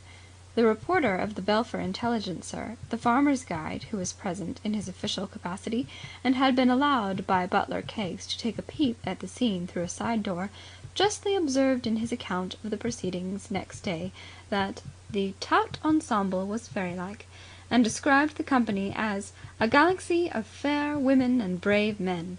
The floor was crowded with all that was best and noblest in the county, so that a half brick hurled at any given moment must infallibly have spilt blue blood. Peers stepped on the toes of knights, honourables bumped into the spines of baronets. Probably the only titled person in the whole of the surrounding country who was not playing his part in the glittering scene was Lord Marshmoreton, who, on discovering that his private study had been converted into a cloak-room, had retired to bed with a pipe and a copy of Roses Red and Roses White by Emily Ann Mackintosh (Popgood, Cruelly and Co.), which he was to discover after he was between the sheets and it was too late to repair the error, was not, as he had supposed, a treatise on his favourite hobby, but a novel of stearine sentimentality dealing with the adventures of a pure young English girl and an artist named Claude. George, from the shaded seclusion of a gallery, looked down upon the brilliant throng with impatience. It seemed to him that he had been doing this all his life. The novelty of the experience had long since ceased to divert him. It was all just like the second act of an old-fashioned musical comedy. Act 2, the ballroom, Grantchester Towers, 1 week later. A resemblance which was heightened for him by the fact that the band had more than once played dead and buried melodies of his own composition, of which he had wearied a full 18 months back. A complete absence of obstacles had attended his intrusion into the castle. A brief interview with a motherly old lady, whom even Albert seemed to treat with respect, and who, it appeared, was Mrs. Digby, the housekeeper, followed by an even briefer encounter with Keggs, fussy and irritable with responsibility, and even while talking to George carrying on 2 other conversations on topics of the moment. And he was past the censors and free for one night only to add his presence to the chosen inside the walls of Belpher.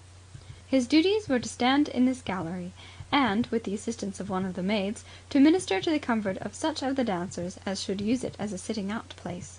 None had so far made their appearance, the superior attractions of the main floor having exercised a great appeal, and for the past hour George had been alone with the maid and his thoughts.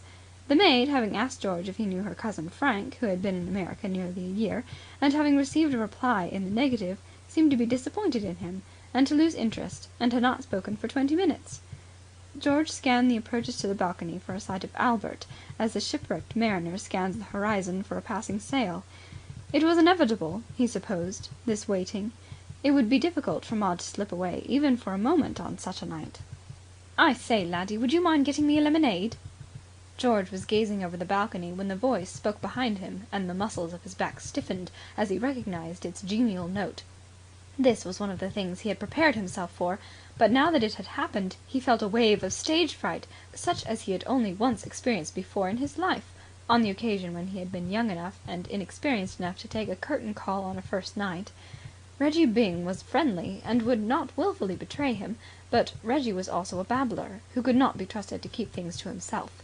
It was necessary, he perceived, to take a strong line from the start, and convince Reggie that any likeness which the latter might suppose that he detected between his companion of that afternoon and the waiter of tonight existed only in his heated imagination. As George turned, Reggie's face, pink with healthful exercise and Lord Marshmoreton's finest Bollinger, lost most of its colour. His eyes and mouth opened wider. The fact is, Reggie was shaken. All through the earlier part of the evening he had been sedulously priming himself with stimulants with the view of amassing enough nerve to propose to Alice Faraday, and now that he had drawn her away from the throng to this secluded nook and was about to put his fortune to the test, a horrible fear swept over him that he had overdone it. He was having optical illusions. Good God! Reggie loosened his collar and pulled himself together. "Would you mind taking a glass of lemonade to the lady in blue sitting on the settee over there by the statue?" he said carefully. He brightened up a little. "Pretty good, that. Not absolutely a test sentence. Perhaps like truly rule or the intricacies of the British Constitution, but nevertheless no mean feat. I say," he continued after a pause. "Sir?" "You haven't ever seen me before by any chance? If you know what I mean, have you?" "No, sir." You haven't a brother or anything of that shape or order, have you? No?" "No, sir. I have often wished I had. I ought to have spoken to father about it. Father could never deny me anything." Reggie blinked. His misgiving returned. Either his ears, like his eyes, were playing him tricks, or else this waiter chappie was talking pure drivel. "What's that? Sir? What did you say?" "I said, no, sir, I have no brother." "Didn't you say something else?" "No, sir." "What?" "No, sir." Reggie's worst suspicions were confirmed. "Good God!" he muttered. "Then I am." Miss Faraday, when he joined her on the settee, wanted an explanation. "What were you talking to that man about, Mr. Byng? You seem to be having a very interesting conversation." "I was asking him if he had a brother." Miss Faraday glanced quickly at him. She had had a feeling for some time during the evening that his manner had been strange. "A brother? What made you ask him that?" That is to say, what I mean is, he looked the sort of chap who might have a brother. Lots of those fellows have." Alice Faraday's face took on a motherly look. She was fonder of Reggie than that love-sick youth supposed, and by sheer accident he had stumbled on the right road to her consideration. Alice Faraday was one of those girls whose dream it is to be the ministering angel to some chosen man, to be a good influence to him and raise him to an appreciation of nobler things. Hitherto Reggie's personality had seemed to her agreeable, but negative. A positive vice like overindulgence in alcohol altered him completely. It gave him a significance. "I told him to get you a lemonade," said Reggie. "He seems to be taking his time about it. Hi!" George approached deferentially. "Sir?" "Where's that lemonade?" "Lemonade, sir?" "Didn't I ask you to bring this lady a glass of lemonade?" "I did not understand you to, sir." "But, great Scott, what were we chatting about then?" "You were telling me a diverting story about an Irishman who landed in New York looking for work, sir. You would like a glass of lemonade, sir? Very good, sir." Alice placed a hand gently on Reggie's arm. "Don't you think you had better lie down for a little and rest, Mr. Byng? I am sure it would do you good." The solicitous note in her voice made Reggie quiver like a jelly. He had never known her to speak like that before. For a moment he was inclined to lay bare his soul, but his nerve was broken. He did not want her to mistake the outpouring of a strong man's heart for the irresponsible ravings of a too hearty dinner. It was one of life's ironies. Here he was for the first time all keyed up to go right ahead, and he couldn't do it. "It's the heat of the room," said Alice. "Shall we go and sit outside on the terrace? Never mind about the lemonade. I'm not really thirsty." Reggie followed her like a lamb. The prospect of the cool night air was grateful. "That," murmured George, as he watched them depart, "ought to hold you for a while." He perceived Albert hastening towards him.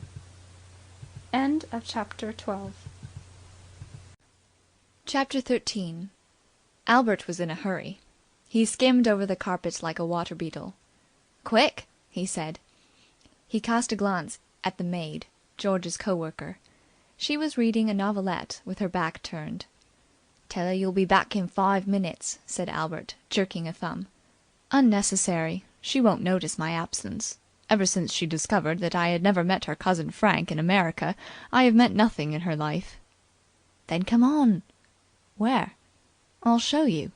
That it was not the nearest and most direct route which they took to the trysting place, George became aware after he had followed his young guide through doors and upstairs and downstairs, and had at last come to a halt in a room to which the sound of the music penetrated but faintly.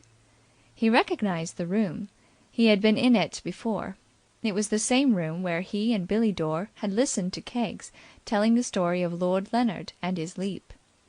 That window there, he remembered now, opened onto the very balcony from which the historic Leonard had done his spectacular dive. That it should be the scene of this other secret meeting struck George as appropriate. The coincidence appealed to him. Albert vanished. George took a deep breath. Now that the moment had arrived for which he had waited so long, he was aware of a return of that feeling of stage fright which had come upon him when he had heard Reggie Byng's voice. This sort of thing, it must be remembered, was not in George's usual line. His had been a quiet and uneventful life, and the only exciting thing which, in his recollection, had ever happened to him previous to the dramatic entry of Lady Maud into his taxicab that day in Piccadilly had occurred at college nearly 10 years before, when a festive roommate, no doubt with the best motives, had placed a Mexican horned toad in his bed on the night of the Yale football game. A light footstep sounded outside, and the room whirled round George in a manner which, if it had happened to Reggie Byng, would have caused that injudicious drinker to abandon the habits of a lifetime. When the furniture had returned to its place and the rug had ceased to spin, Maud was standing before him. Nothing is harder to remember than a once-seen face. It had caused George a good deal of distress and inconvenience that, try as he might, he could not conjure up anything more than a vague vision of what the only girl in the world really looked like. He had carried away with him from their meeting in the cab only a confused recollection of eyes that shone and a mouth that curved in a smile, and the brief moment in which he was able to refresh his memory when he found her in the lane with Reggie Byng and the broken-down car, had not been enough to add definiteness. The consequence was that Maud came upon him now with the stunning effect of beauty seen for the first time. He gasped. In that dazzling ball dress, with with the flush of dancing on her cheeks and the light of dancing in her eyes, she was so much more wonderful than any picture of her which memory had been able to produce for his inspection that it was as if he had never seen her before. Even her brother, Percy, a stern critic where his nearest and dearest were concerned, had admitted on meeting her in the drawing-room before dinner that that particular dress suited Maud. It was a shimmering dream thing of rose leaves and moonbeams. That, at least, was how it struck George. A dressmaker would have found a longer and less romantic description for it. But that does not matter. Whoever wishes for a cold and technical catalogue of the stuffs which went to make up the picture that deprived George of speech may consult the files of the Belpher Intelligencer and Farmer's Guide, and read the report of the editor's wife, who does the dresses for the Intelligencer under the pen name of Birdie Bright Eye. As far as George was concerned, the thing was made of rose leaves and moonbeams. George, as I say, was deprived of speech. That any girl could possibly look so beautiful was enough to paralyze his faculties. But that this ethereal being straight from fairyland could have stooped to love him, an earthly brute who wore sock suspenders and drank coffee for breakfast, that was what robbed George of the power to articulate. He could do nothing but look at her. From the hills of fairyland soft music came. Or, if we must be exact, Maud spoke. "I couldn't get away before." Then she stopped short and darted to the door, listening. "Was that somebody coming? I had to cut a dance with Mr. Plummer to get here, and I'm so afraid he may—" He had. A moment later it was only too evident that this was precisely what Mr. Plummer had done. There was a footstep on the stairs, a heavy footstep this time, and from outside the voice of the pursuer made itself heard. "Oh, there you are, Lady Maud. I was looking for you. This is our dance." George did not know who Mr. Plummer was. He did not want to know.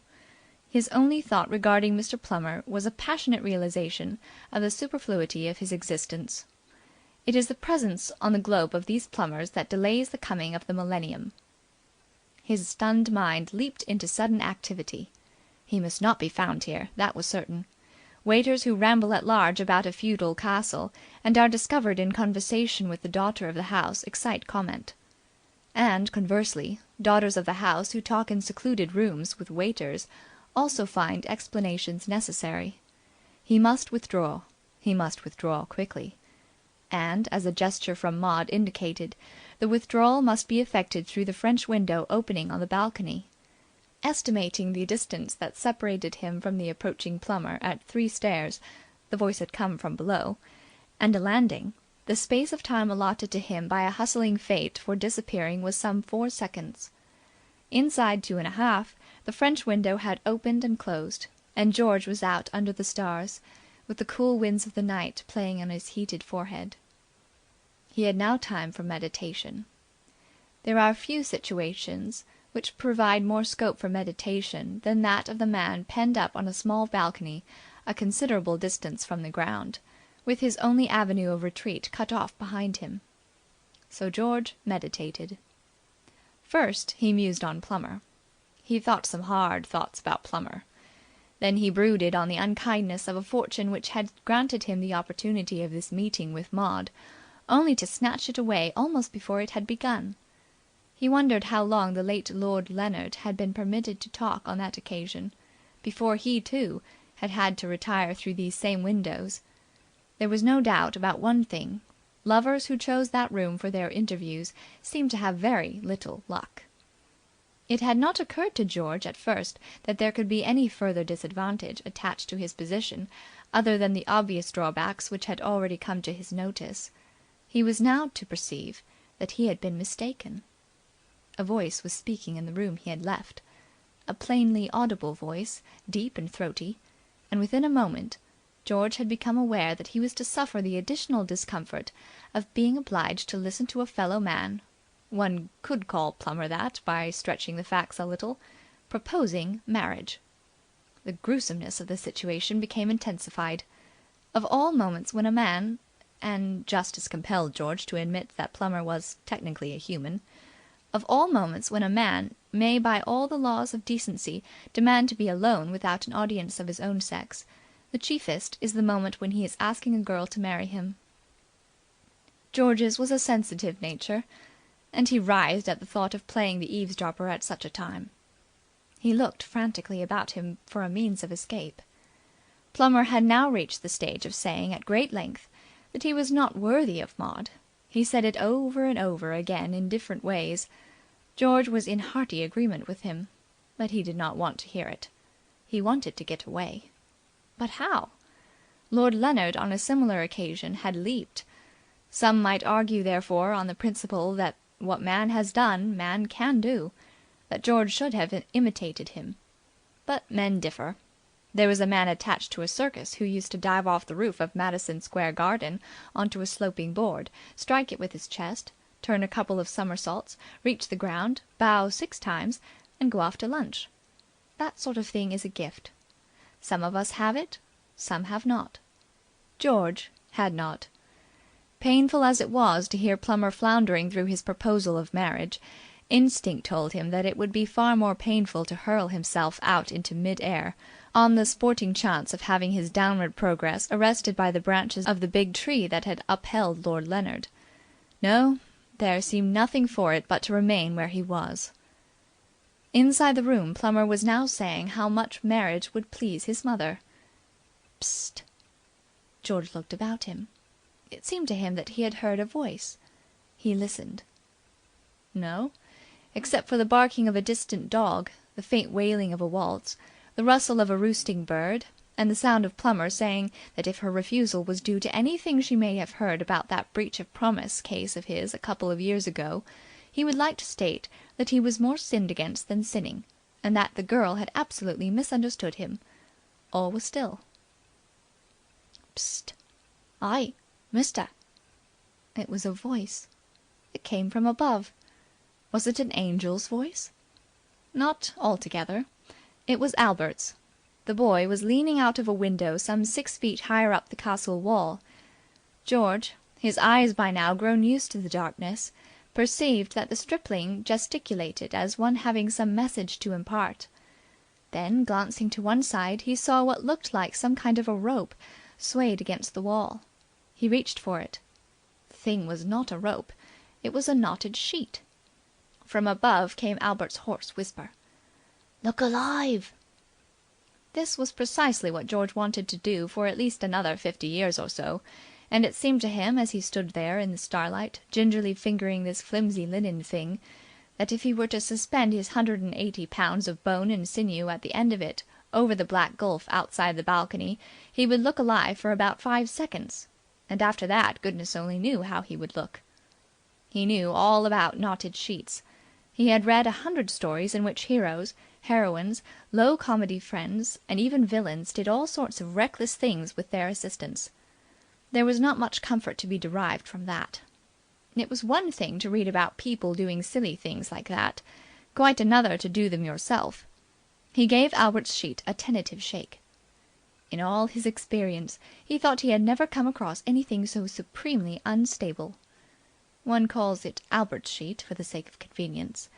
It was really Reggie Byng's sheet, and when Reggie got up to his room in the small hours of the morning and found the thing a mass of knots, he jumped to the conclusion, being a simple-hearted young man, that his bosom friend, Jack Ferris, who had come up from London to see Lord Belpher through the trying experience of a coming-of-age party, had done it as a practical joke, and went and poured a jug of water over Jack's bed.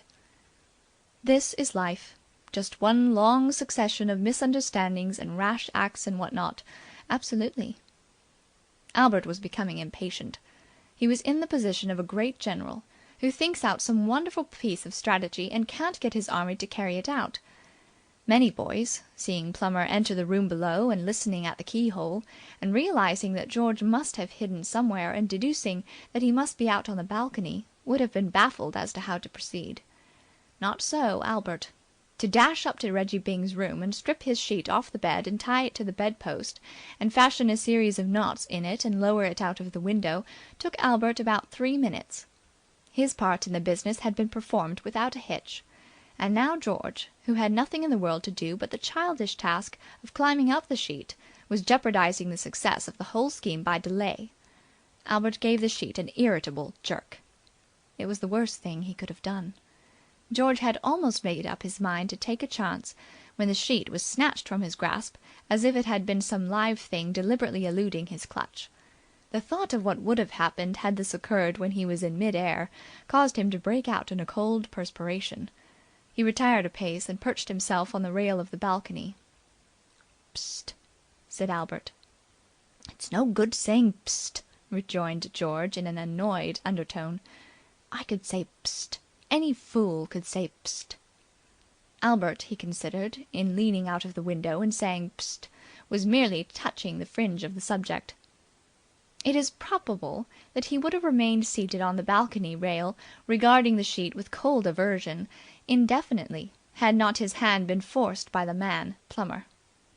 Plummer, during these last minutes, had shot his bolt. He had said everything that a man could say, much of it twice over, and now he was through. All was ended.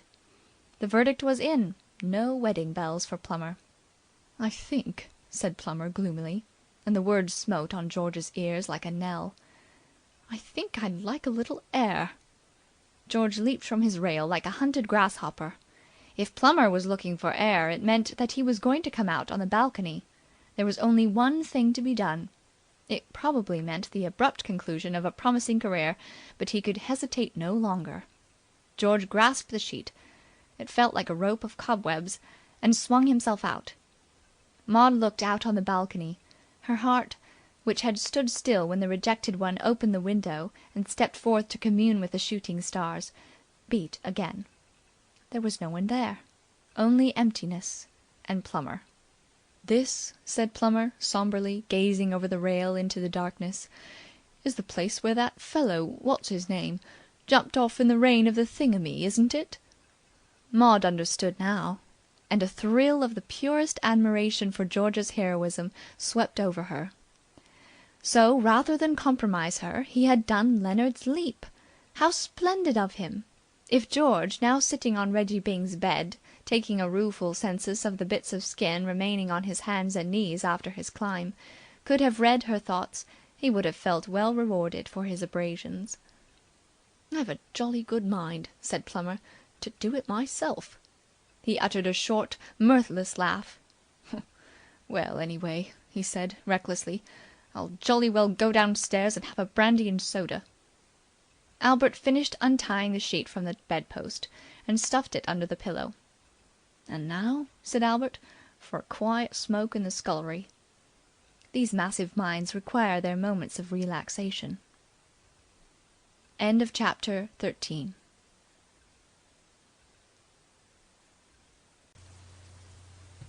Chapter 14.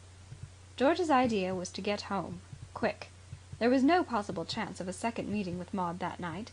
They had met and had been whirled asunder. No use to struggle with fate. Best to give in and hope that another time fate would be kinder.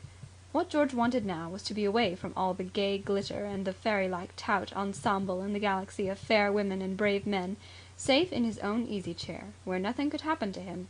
A nice sense of duty would, no doubt, have taken him back to his post in order to fully earn the sovereign which had been paid to him for his services as temporary waiter, but the voice of duty called to him in vain. If the British aristocracy desired refreshments, let them get it for themselves, and like it. He was through. But if George had for the time being done with the British aristocracy, the British aristocracy had not done with him. Hardly had he reached the hall when he encountered the one member of the order whom he would most gladly have avoided. Lord Belpher was not in genial mood.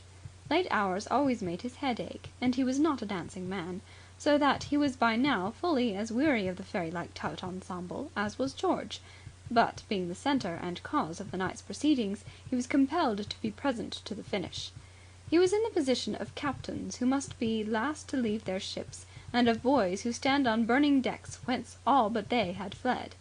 He had spent several hours shaking hands with total strangers and receiving with a frozen smile their felicitations on the attainment of his majority, and he could not have been called upon to meet a larger horde of relations than had surged around him that night if he had been a rabbit.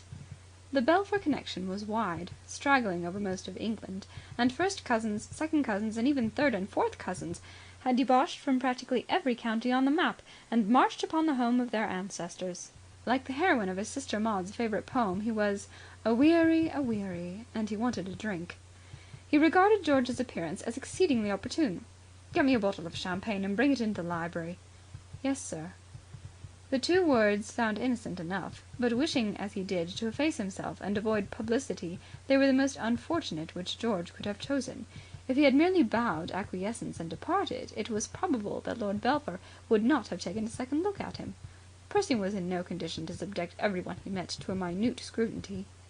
But when he had been addressed for an entire lifetime as "Your Lordship", it startles you when a waiter calls you "Sir". Lord Belpher gave George a glance in which reproof and pain were nicely mingled emotions, quickly supplanted by amazement. A gurgle escaped him. "Stop!" he cried as George turned away. Percy was rattled. The crisis found him in two minds. On the one hand, he would have been prepared to take oath that this man before him was the man who had knocked off his hat in Piccadilly. The likeness had struck him like a blow the moment he had taken a good look at the fellow. On the other hand, there was nothing which is more likely to lead one astray than a resemblance. He had never forgotten the horror and humiliation of the occasion, which had happened in his 14th year, when a motherly woman at Paddington Station had called him "dearie" and publicly embraced him, on the erroneous supposition that he was her nephew Philip. He must proceed cautiously. A brawl with an innocent waiter, coming on the heels of that infernal episode with the policeman, would give people the impression that assailing the lower orders had become a hobby of his. "Sir?" said George politely. His brazen front shook Lord Belpher's confidence. "I haven't seen you before, have I?" was all he could find to say. "No, sir," replied George smoothly. "I am only temporarily attached to the castle staff." "Where do you come from?" "America, sir." Lord Belpher started. "America?" "Yes, sir. I am in England on a vacation. My cousin Albert is page boy at the castle, and he told me there were a few vacancies for extra help tonight. So I applied and was given the job." Lord Belpher frowned perplexedly. It all sounded entirely plausible, and, what was satisfactory, the statement could be checked by application to Keggs, the butler. And yet there was a lingering doubt. However, there seemed nothing to be gained by continuing the conversation. "I see," he said at last. "Well, bring that champagne to the library as quick as you can." "Very good, sir." Lord Belpher remained where he stood, brooding. Reason told him he ought to be satisfied, but he was not satisfied. It would have been different had he not known that this fellow with whom Maud had become entangled was in the neighbourhood, and if that scoundrel had had the audacity to come and take a cottage at the castle gates, why not the audacity to invade the castle itself? The appearance of one of the footmen on his way through the hall with a tray gave him the opportunity for further investigation. "Send Keggs to me." "Very good, your lordship." An interval and the butler arrived. Unlike Lord Belpher, late hours were no hardship to Keggs. He was essentially a night-blooming flower. His brow was as free from wrinkles as his shirt-front. He bore himself with the conscious dignity of one who, while he would have freely admitted he did not actually own the castle, was nevertheless aware that he was one of its most conspicuous ornaments. "You wish to see me, your lordship?" "Yes, Keggs. There are a number of outside men helping here tonight, aren't there?" "Indubitably, your lordship. The unprecedented scale of the entertainment necessitated the engagement of a certain number of supernumeraries," replied Keggs with an easy fluency which Reggie Byng, now cooling his head on the lower terrace, would have bitterly envied. "In the circumstances, such an arrangement was inevitable." "You engaged all these men yourself?" "In a manner of speaking, your lordship. And for all practical purposes, yes. Mrs. Digby, the housekeeper, conducted the actual negotiations in many cases, but the arrangement was in no instance considered complete until I had passed each applicant." "Do you know anything of an American who says he's the cousin of the page boy?"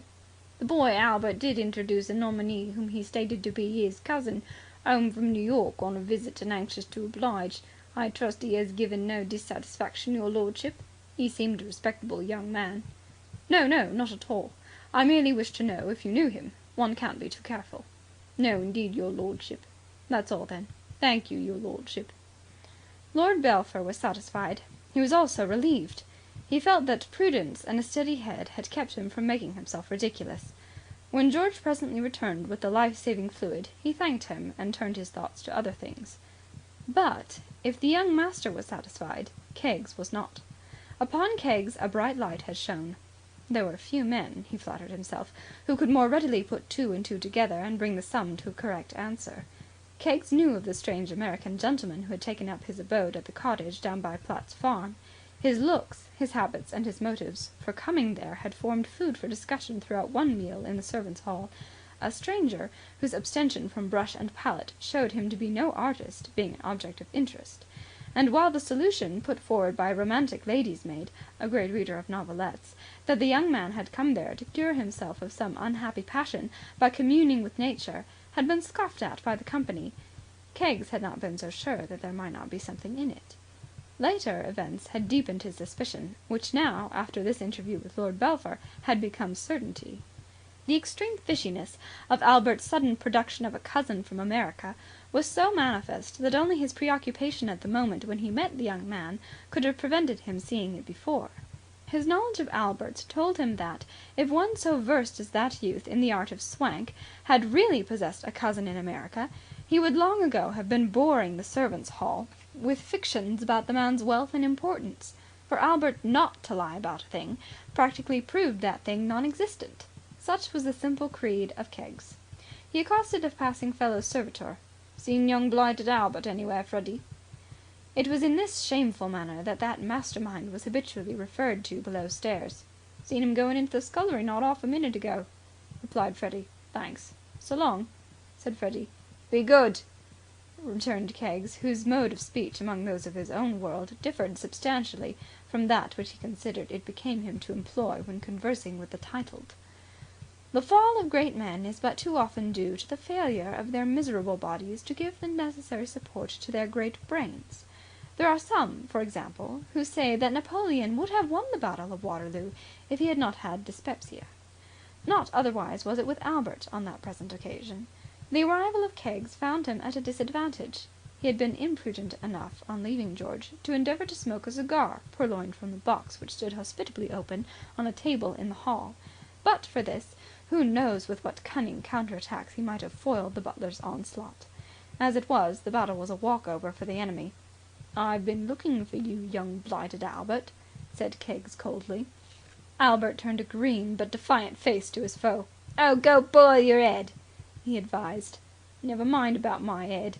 If I was to do my duty to you, I'd give you a clip the size of your head. That's what I'd do."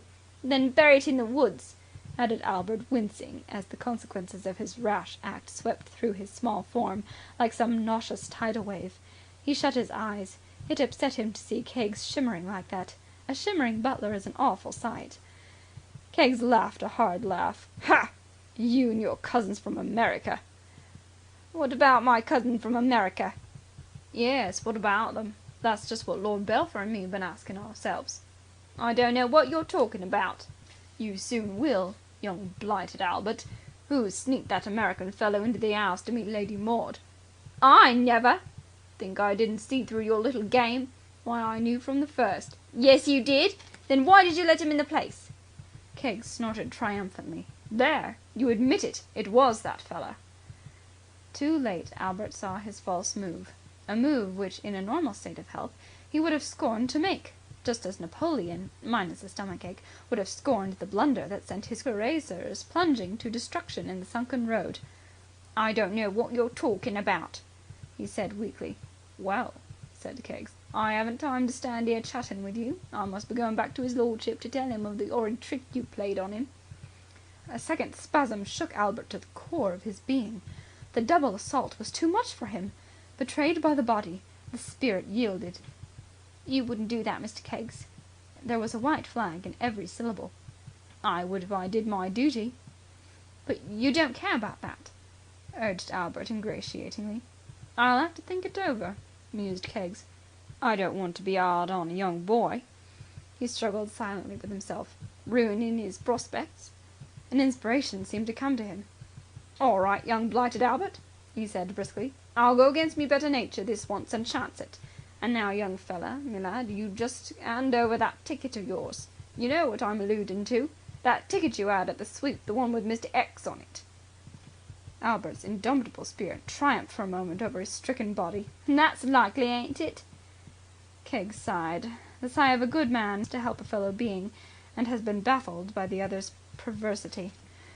"Just as you please." he said sorrowfully. "But I did hope I shouldn't have to go to his lordship and tell him how you've deceived him." Albert capitulated. "'Ere y'are." A piece of paper changed hands.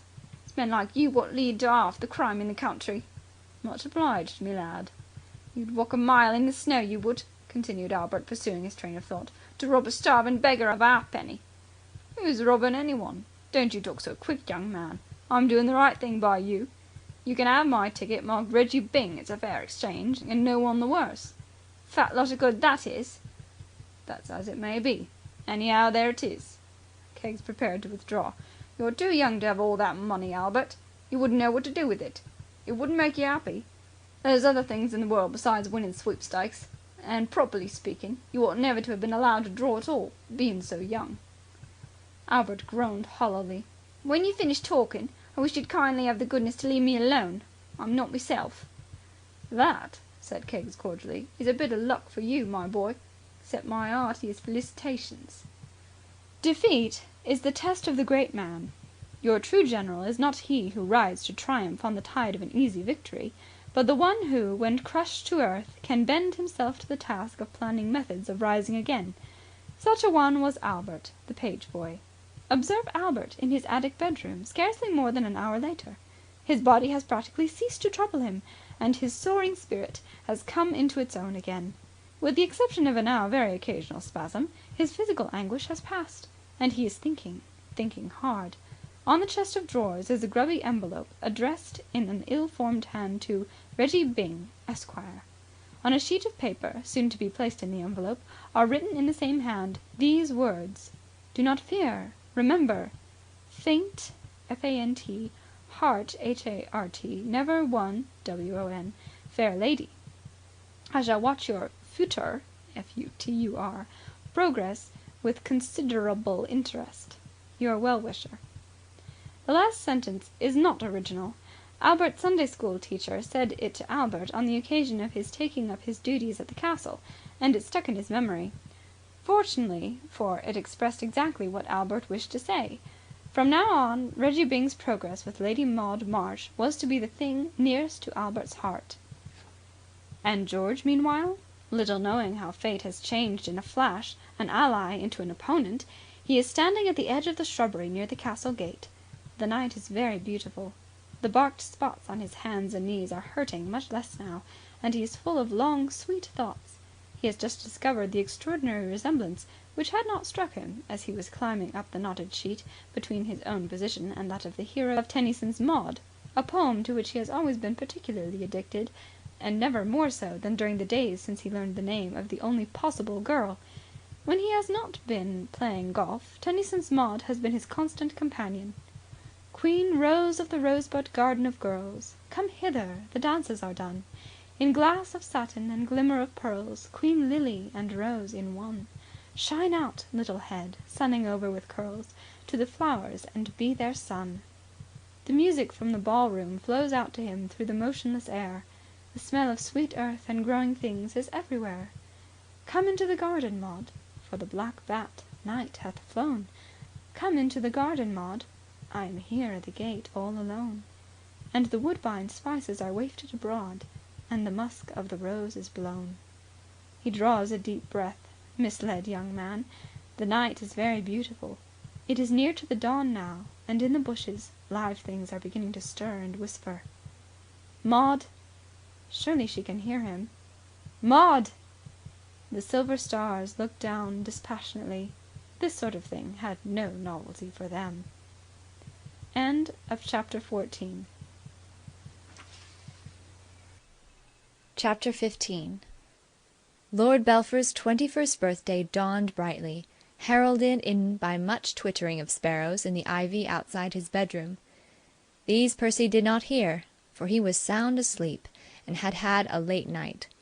The first sound that was able to penetrate his heavy slumber and rouse him to a realization that his birthday had arrived was the piercing cry of Reggie Byng on his way to the bathroom across the corridor. It was Reggie's disturbing custom to urge himself on to a cold bath with encouraging yells, and the noise of this performance, followed by a violent splashing and a series of sharp howls as the sponge played upon the Byng spine, made sleep an impossibility within a radius of many yards. Percy sat up in bed and cursed Reggie silently. He discovered that he had a headache. Presently the door flew open, and the vocalist entered in person, clad in a pink bathrobe and very tousled and rosy from the tub. "Many happy returns of the day, Boots, old thing!" Reggie burst rollickingly into song. "I'm 21 today, 21 today. I've got the key of the door, never been 21 before. And father says I can do what I like, so shout hip hip hooray! I'm a jolly good fellow, 21 today." Lord Belpher scowled morosely. "I wish you wouldn't make that infernal noise." "What infernal noise?" "That singing." "My God, this man has wounded me," said Reggie. "I've a headache." "I thought you would have, laddie, when I saw you getting away with the liquid last night. An X-ray photograph of your liver would show something that looked like a crumpled oak leaf, studded with hobnails. You ought to take more exercise, dear heart. Except for sloshing that policeman, you haven't done anything athletic for years." "I wish you wouldn't harp on that affair." Reggie sat down on the bed. "Between ourselves, old man," he said confidentially, I myself, Reginald Byng in person, was perhaps a shade polluted during the evening. I give you my honest word that just after dinner I saw 3 versions of your uncle the bishop standing in a row side by side. I tell you, laddie, that for a moment I thought I had strayed into a bishop's beano at Exeter Hall, or the Athenaeum, or wherever it is those chappies collect in gangs. Then the 3 bishops sort of congealed into one bishop, a trifle blurred about the outlines, and I felt relieved. But what convinced me that I had emptied a flagon or so too many was a rather rummy thing that occurred later on. Have you ever happened, during one of these feasts of reason and flows of soul, when you were bubbling over with joie de vivre, have you ever happened to see things? What I mean to say is, I had a deuced odd experience last night. I could have sworn that one of the waiter chappies was that fellow who knocked off your hat in Piccadilly." Lord Belpher, who had sunk back onto the pillows at Reggie's entrance, and had been listening to his talk with only intermittent attention, shot up in bed. "What?" "Absolutely. My mistake, of course, but there it was. The fellow might have been his double." "But you've never seen the man?" "Oh, yes, I have. I forgot to tell you. I met him on the links yesterday. I'd gone out there alone, rather expecting to have a round with a pro, but, finding this lad there, I suggested that we might go round together. We did 18 holes, and he licked the boots off me. Very hot stuff he was. And after the game he took me off to his cottage and gave me a drink. He lives at the cottage next door to Platt's farm, so, you see, it was the identical chappie. We got extremely matey, like brothers. Absolutely. So, you can understand what a shock it gave me when I found what I took to be the same man serving bracers to the multitude for the same evening. One of those nasty jars that causes a fellow's head to swim a bit, don't you know, and make him lose confidence in himself." Lord Belpher did not reply. His brain was whirling. So he had been right after all. "You know," pursued Reggie seriously, "I think you are making the bloomer of a lifetime over this hat-swatting chappie. You've misjudged him. He's a first-rate sort. Take it from me, nobody could have got out of the bunker at the 15th hole better than he did. If you'll take my advice, you'll conciliate the feller. A really first-class golfer is what you need in the family. Besides, even leaving out of the question the fact that he can do things with a niblick that I didn't think anybody except the pro could do, he's a corking good sort. A stout fellow in every respect. I took to the chappie. He's all right. Grab him, Boots, before he gets away. That's my tip to you. You'll never regret it. From first to last, this lad didn't foozle a single drive, and his approach putting has to be seen to be believed. Well, got to dress, I suppose. Mustn't waste life's springtime sitting here talking to you. Toodaloo, laddie, we shall meet anon." Lord Belpher leaped from his bed. He was feeling worse than ever now, and a glance into the mirror told him that he looked rather worse than he felt. Late nights and insufficient sleep, added to the need of a shave, always made him look like something that should have been swept up and taken away to the ash bin.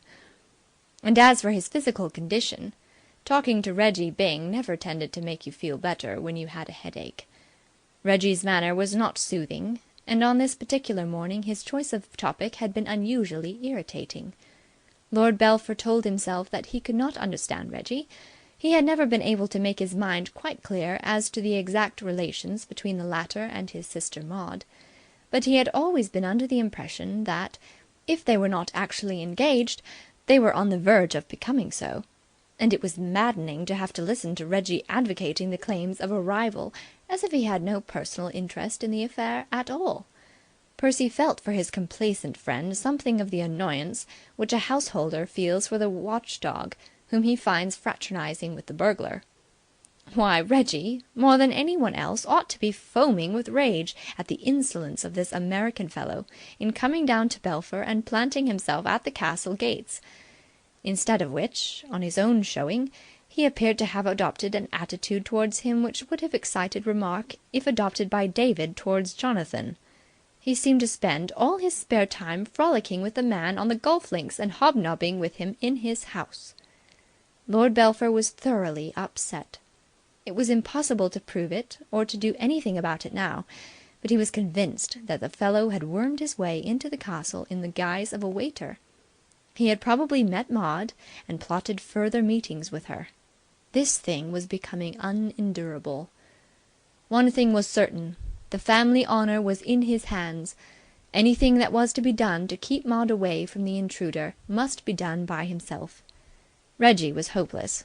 He was capable, as far as Percy could see, of escorting Maud to the fellow's door in his own car and leaving her on the threshold with his blessing. As for Lord Marshmoreton, roses and the family history took up so much of his time that he could not be counted on for anything but moral support. He, Percy, must do the active work. He had just come to this decision when, approaching the window and gazing down into the grounds, he perceived his sister Maud walking rapidly, and, so it seemed to him, with a furtive air, down the East Drive. And it was to the east that Platt's farm and the cottage next door to it lay. At the moment of this discovery, Percy was in a costume ill adapted for the taking of a country walk. Reggie's remarks about his liver had struck home, and it had been his intention, by way of a corrective to his headache and a general feeling of swollen ill health, to do a little work before his bath with a pair of Indian clubs. He had arrayed himself for this purpose in an old sweater, a pair of grey flannel trousers, and patent leather evening shoes. It was not the garb he would have chosen himself for a ramble, but time was flying. Even to put on a pair of boots is a matter of minutes, and in another moment or two Maud would be out of sight. Percy ran downstairs, snatched up a soft shooting hat, which proved, too late, to belong to a person with a head 2 sizes smaller than his own, and raced out into the grounds. He was just in time to see Maud disappearing round the corner of the drive. Lord Belpher had never belonged to that virile class of the community which considers running a pleasure and a pastime. At Oxford, on those occasions when the members of his college had turned out on raw afternoons to trot along the river bank, encouraging the college eight with yelling and the swinging of police rattles, Percy had always stayed prudently in his rooms with tea and buttered toast, thereby avoiding who knows what colds and coughs.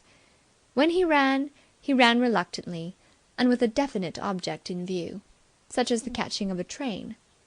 He was consequently not in the best of condition, and the sharp sprint which was imperative at this juncture if he was to keep his sister in view left him spent and panting.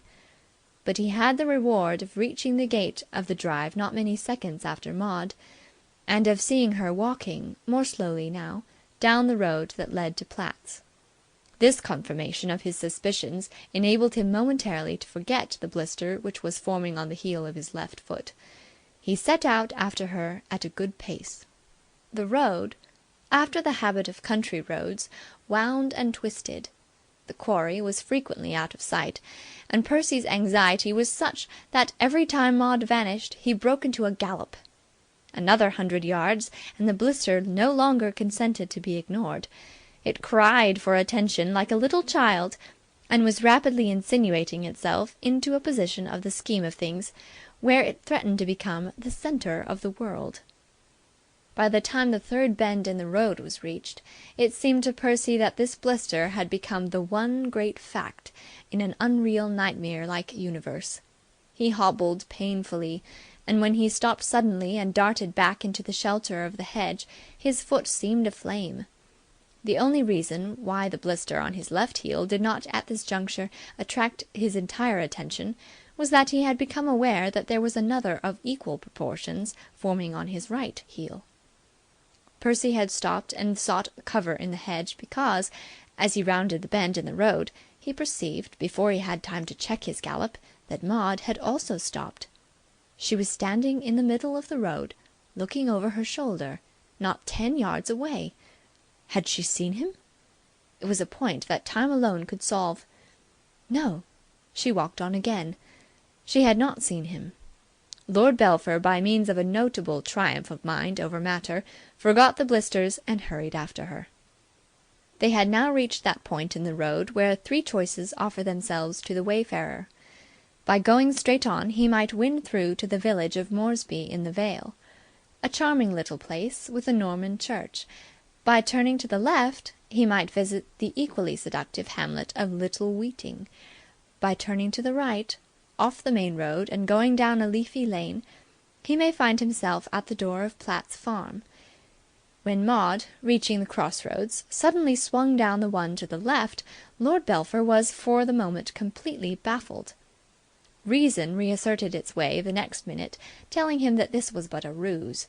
Whether or no she had caught sight of him, there was no doubt that Maud intended to shake off any possible pursuit by taking this speciously innocent turning and making a detour. She could have no possible motive in going to Little Weeting. He had never been to Little Weeting in his life, and there was no reason to suppose that Maud had either. The signpost informed him, a statement strenuously denied by the twin blisters, that the distance to Little Weeting was 1.5 miles. Lord Belpher's view of it was that it was nearer 50. He dragged himself along wearily. It was simpler now to keep Maud in sight, for the road ran straight. But, there being a catch in everything in this world, the process was also messier. In order to avoid being seen, it was necessary for Percy to leave the road and tramp along in the deep ditch, which ran parallel to it. There is nothing half-hearted about these ditches which accompany English country roads. They know they are intended to be ditches, not mere furrows, and they behave as such. The one that sheltered Lord Belpher was so deep that only his head and neck protruded above the level of the road, and so dirty that a bare 20 yards of travel was sufficient to coat him with mud. Rain, once fallen, is reluctant to leave the English ditch. It nestles inside it for weeks, forming a rich oatmeal-like substance which has to be stirred to be believed. Percy stirred it. He churned it. He ploughed and sloshed through it. The mud stuck to him like a brother. Nevertheless, being a determined young man, he did not give in. Once he lost a shoe, but a little searching recovered that. On another occasion, a passing dog, seeing things going on in the ditch which, in his opinion, should not have been going on, he was a high-strung dog, unused to coming upon heads moving along the road without bodies attached, accompanied Percy for over 1/4 mile, causing him exquisite discomfort by making sudden runs at his face. A well-aimed stone settled this little misunderstanding, and Percy proceeded on his journey alone. He had Maud well in view when, to his surprise, she left the road and turned into the gate of a house which stood not far from the church. Lord Belpher regained the road and remained there, a puzzled man. A dreadful thought came to him that he might have had all this trouble and anguish for no reason. This house bore the unmistakable stamp of a vicarage. Maud could have no reason that was not innocent for going there. Had he gone through all this merely to see his sister paying a visit to a clergyman? Too late it occurred to him that she might quite easily be on visiting terms with the clergy of Little Weeting. He had forgotten that he had been away at Oxford for many weeks, a period of time in which Maud, finding life in the country weigh upon her, might easily have interested herself charitably in the life of this village. He paused irresolutely. He was baffled. Maud, meanwhile, had rung the bell. Ever since looking over her shoulder, she had perceived her brother Percy dodging about in the background. Her active young mind had been busying itself with schemes for throwing him off the trail. She must see George that morning. She could not wait another day before establishing communication between herself and Geoffrey. But it was not till she reached Little Weeting that there occurred to her any plan that promised success. A trim maid opened the door. "Is the vicar in?" "No, miss. He went out half an hour back." Maud was as baffled for the moment as her brother Percy, now leaning against the vicarage wall in a state of advanced exhaustion. "Oh dear!" she said. The maid was sympathetic. "Mr. Ferguson, the curate, ma'am. He's here, if he would do." Maud brightened. "He would do splendidly. Will you ask him if I can see him for a moment?" "Very well, miss. What name, please?" "He won't know my name. Will you please tell him that a lady wishes to see him?" "Yes, miss. Won't you step in?" The front door closed behind Maud. She followed the maid into the drawing-room. Presently a young small curate entered. He had a willing, benevolent face. He looked alert and helpful. "You wish to see me?" "I am so sorry to trouble you," said Maud, rocking the young man in his tracks with a smile of dazzling brilliancy. "No trouble, I assure you," said the curate dizzily. "But there is a man following me." The curate clicked his tongue indignantly. "A rough sort of tramp kind of man. He has been following me for miles, and I am frightened." "Brute!" "I think he is outside now. I can't think what he wants. Would you mind being kind enough to go and send him away?" The eyes that had settled George's fate for all eternity flashed upon the curate, who blinked. He squared his shoulders and drew himself up. He was perfectly willing to die for her. "If you will wait here," he said, "I will go and send him about his business. It is disgraceful that the public highways should be rendered unsafe in this manner." "Thank you ever so much," said Maud gratefully. "I can't help thinking the poor fellow might be a little crazy. It seems so odd of him to follow me all that way. Walking in the ditch, too." "Walking in the ditch?" "Yes. He walked most of the way in the ditch, at the side of the road. He seemed to prefer it. I can't think why." Lord Belpher, leaning against the wall and trying to decide whether his right or left foot hurt him the more excruciatingly, became aware that a curate was standing before him, regarding him through a pair of gold-rimmed pince-nez with a disapproving and hostile expression. Lord Belpher returned his gaze. Neither was favourably impressed by the other. Percy thought he had seen nicer-looking curates, and the curate thought he had seen more prepossessing tramps. "Come, come," said the curate. "This won't do, my man." A few hours earlier Lord Belpher had been startled when addressed by George as "Sir." To be called "my man" took his breath away completely. The gift of seeing ourselves as others see us is, as the poet indicates, vouchsafed to few men. Lord Belpher, not being one of those fortunates, had not the slightest conception how intensely revolting his personal appearance was at that moment. The red-rimmed eyes, the growth of stubble on the cheeks, and the thick coating of mud which had resulted from his rambles in the ditch combined to render him a horrifying object. "How dare you follow that young lady? I've a good mind to give you in charge." Percy was outraged. "I'm her brother!" He was about to substantiate the statement by giving his name, but stopped himself. He had had enough of letting his name out on occasions like the present. When the policeman had arrested him in the Haymarket, his first act had been to thunder his identity at the man, and the policeman, without saying in so many words that he disbelieved him, had hinted scepticism by replying that he himself was the King of Brixton. "I'm her brother," he repeated thickly. The curate's disapproval deepened. "In a sense, we are all brothers. but that did not prevent him from considering that this mud-stained derelict had made an impudent and abominable misstatement of fact. Not unnaturally he came to the conclusion that he had to do with a victim of the demon rum. "You ought to be ashamed of yourself," he said severely. "Sad piece of human wreckage as you are, you speak like an educated man. Have you no self-respect? Do you never search your heart and shudder at the horrible degradation which you have brought on yourself by sheer weakness of will?" He raised his voice. The subject of temperance was one very near to the curate's heart. The vicar himself had complimented him only yesterday on the good his sermons against the drink evil were doing in the village, and the landlord of the Three Pigeons down the road had on several occasions spoken bitter things about blighters who came taking the living away from honest folks. "It is easy enough to stop if you will but use a little resolution. You say yourself, just one won't hurt me. Perhaps not. But can you be content with just one? Ah, no, my man. There is no middle way for such as you. It must be all or nothing. Stop it now, while you still can retain some semblance of humanity. Soon it will be too late.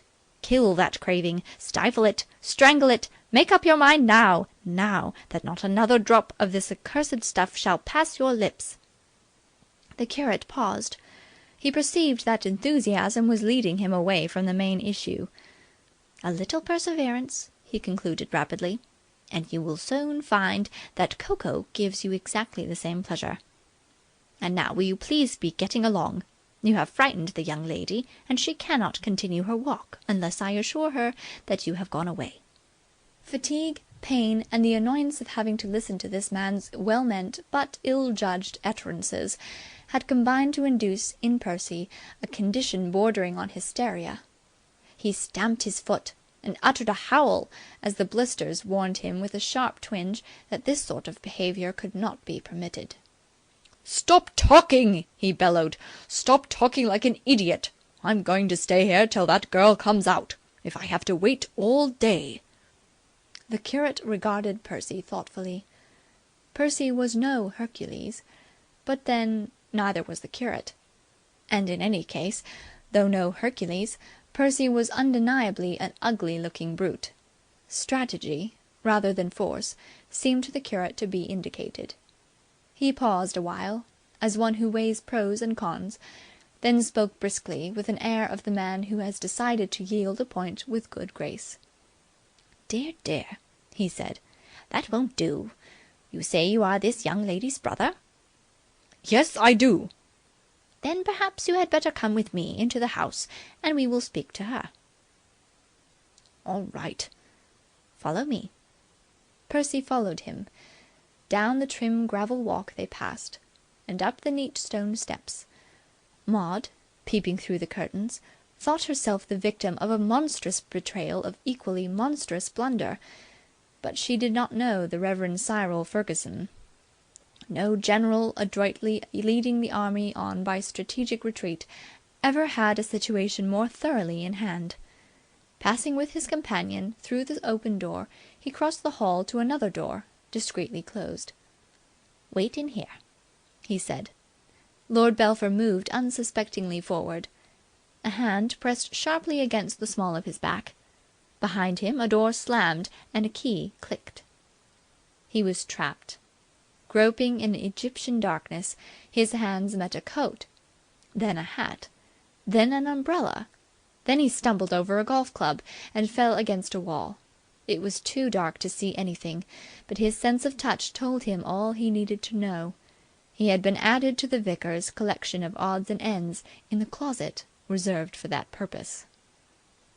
He groped his way to the door and kicked it. He did not repeat the performance. His feet were in no shape for kicking things. Percy's gallant soul abandoned the struggle. With a feeble oath, he sat down on a box containing croquet implements and gave himself up to thought. "You'll be quite safe now," the curate was saying in the adjoining room, not without a touch of complacent self-approval, such as becomes the vicar in a battle of wits. "I have locked him in the cupboard. He will be quite happy there." An incorrect statement, this. "You may now continue your walk in perfect safety." "Thank you ever so much," said Maud. "But I do hope he won't be violent when you let him out." "I shall not let him out," replied the curate, who, though brave, was not rash. "I shall depute the task to a worthy fellow named Willis, in whom I shall have every confidence. He is, in fact, our local blacksmith." And so it came about that, when, after a vigil that seemed to last for a lifetime, Percy heard the key turn in the lock and burst forth seeking whom he may devour, he experienced an almost instant quieting of his excited nervous system. Confronting him was a vast man whose muscles, like those of that other and more celebrated village blacksmith, were plainly as strong as iron bands. The man eyed Percy with a chilly eye. "Well," he said, "what's troubling you?" Percy gulped. The man's mere appearance was a sedative. Nothing," he replied. "Nothing." "There better hadn't be," said the man darkly. "Mr. Ferguson gave me this to give to you. Take it." Percy took it. It was a shilling. "And this." The second gift was a small paper pamphlet. It was entitled "Now's the Time," and seemed to be a story of some kind. At any rate, Percy's eyes, before they began to swim in a manner that prevented steady reading, caught the words "Job Roberts had always been a hard-drinking man." But one day, as he was coming out of the bar parlour, he was about to hurl it from him when he met the other's eye, and desisted. Rarely had Lord Belpher encountered a man with a more speaking eye. "And now you get along," said the man. "You pop off. And I'm going to watch you do it too. And if I find you sneaking off to the Three Pigeons—" His pause was more eloquent than his speech, and nearly as eloquent as his eye. Lord Belpher tucked the tract into his sweater, pocketed the shilling, and left the house. For nearly a mile down the well-remembered highway he was aware of a presence in his rear, but he continued on his way without a glance behind. Like one that on a lonely road doth walk in fear and dread, and, having once looked back, walks on, and turns no more his head, because he knows a frightful fiend doth close behind him tread. Maud made her way across the fields to the cottage down by Platt's. Her heart was as light as the breeze that ruffled the green hedges. Gaily she tripped towards the cottage door. Her hand was just raised to knock, when from within came the sound of a well-known voice. She had reached her goal, but her father had anticipated her. Lord Marshmoreton had selected the same moment as herself for paying a call upon George Bevan. Maud tiptoed away and hurried back to the castle. Never before had she so clearly realized what a handicap an adhesive family can be to a young girl. End of chapter 15.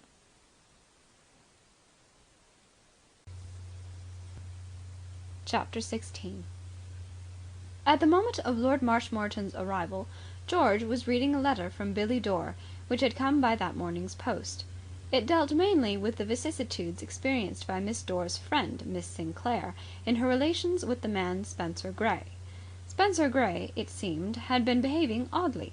Ardent towards Miss Clare almost to an embarrassing point in the early stages of their acquaintance, he had suddenly cooled. At a recent lunch had behaved with a strange aloofness, and now, at this writing, had vanished altogether, leaving nothing behind him but an abrupt note to the effect that he had been compelled to go abroad, and that, much as it was to be regretted, he and she would probably never meet again. "And if," wrote Miss Dore, justifiably annoyed, "after saying all those things to the poor kid, and telling her she was the only thing in sight, he thinks he can just slide off with a 'Good-bye, good luck, and God bless you,' he's got another guess coming. And that's not all. He hasn't gone abroad. I saw him in Piccadilly this afternoon. He saw me too, and what do you think he did? Ducked down a side street, if you please. He must have run like a rabbit at that, because when I got there he was nowhere to be seen. I tell you, George, there's something funny about all this."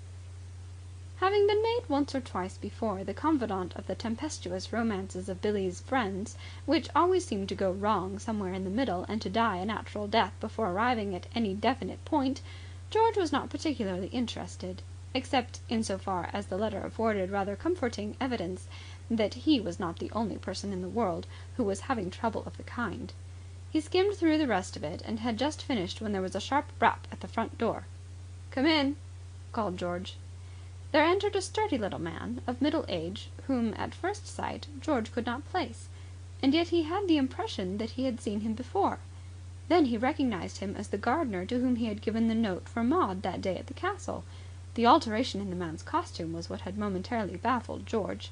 When they had met in the rose garden, the other had been arrayed in untidy gardening clothes. Now, presumably in his Sunday suit, it was amusing to observe how almost dapper he had become. Really, you might have passed him in the lane and taken him for some neighbouring squire. George's heart raced. Your lover is ever optimistic, and he could conceive of no errand that could have brought this man to his cottage unless he was charged with the delivery of a note from Maud. He spared a moment from his happiness to congratulate himself on having picked such an admirable go-between. Here, evidently, was one of those trusty old retainers you read about, faithful, willing, discreet, ready to do anything for the little missy, bless her heart. Probably he had danced Maud on his knee in her infancy, and with a dog-like affection had watched her at her childish sports. George beamed at this honest fellow, and felt in his pocket to make sure that a suitable tip lay safely therein. "Good morning," he said. "Good morning," replied the man. A purist might have said he spoke gruffly and without geniality, but that is the beauty of these old retainers. They make a point of deliberately trying to deceive strangers as to the goldenness of their hearts by adopting a forbidding manner, and "good morning," not "good morning, sir." Sturdy independence, you observe, as befits a free man. George closed the door carefully. He glanced into the kitchen. Mrs. Platt was not there. All was well. "You've brought a note from Lady Maud?" The honest fellow's rather dour expression seemed to grow a shade bleaker. "If you are alluding to Lady Maud Marsh, my daughter," he replied frostily, "I have not." For the past few days George had been no stranger to shocks, and had indeed come almost to regard them as part of the normal everyday life. But this latest one had a stumbling effect. "I beg your pardon?"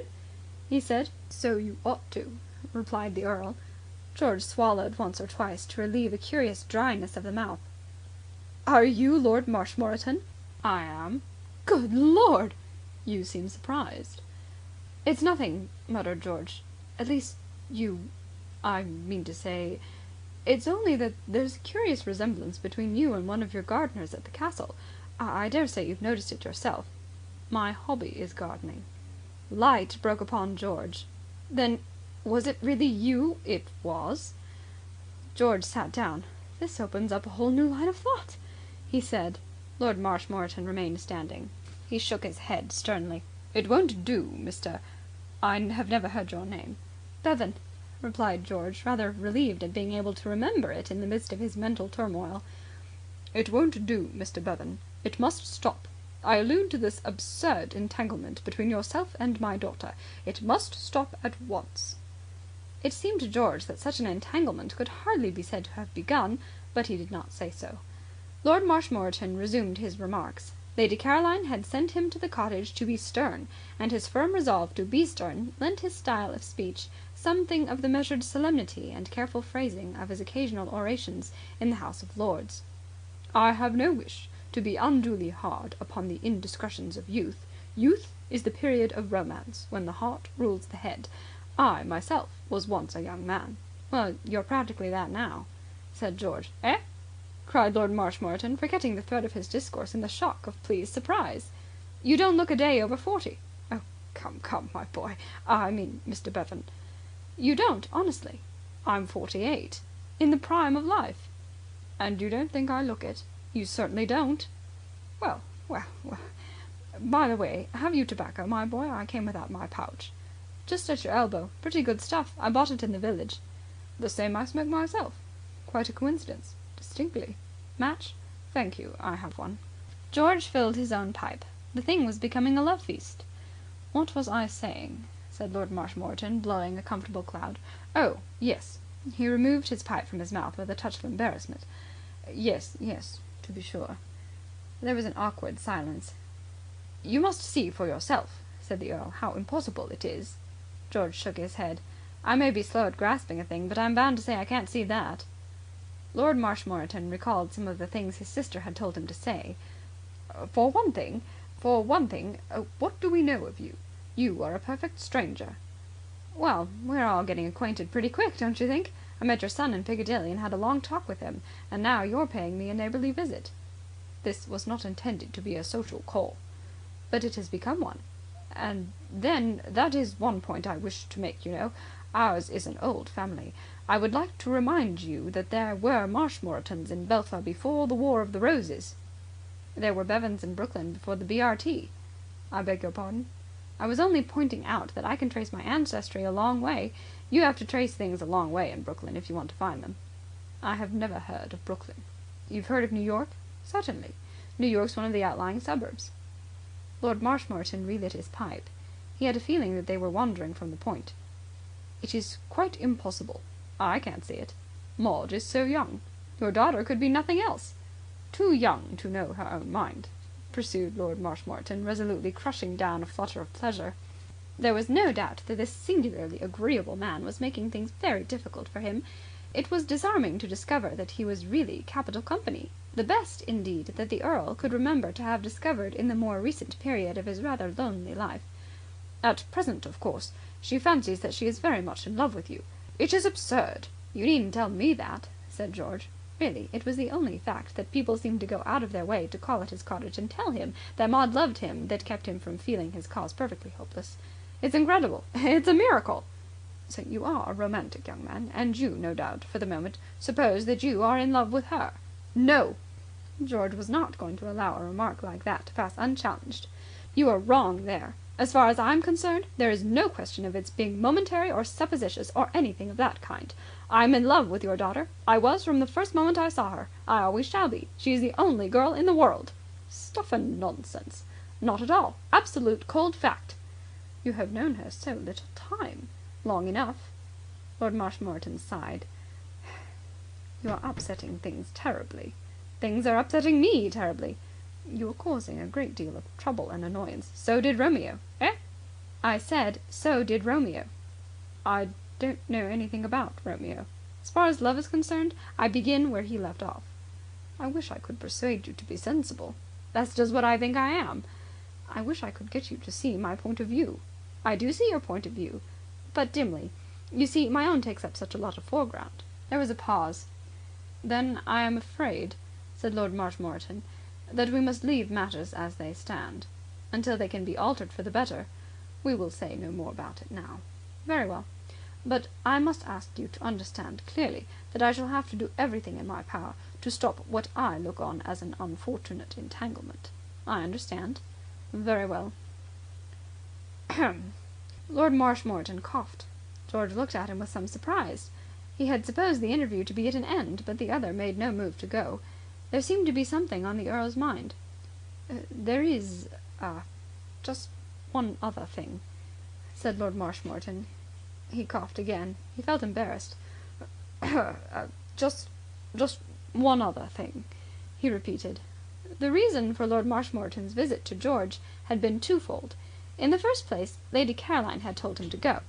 That would have been reason enough. But what made the visit imperative was an unfortunate accident of which he had only that morning been made aware.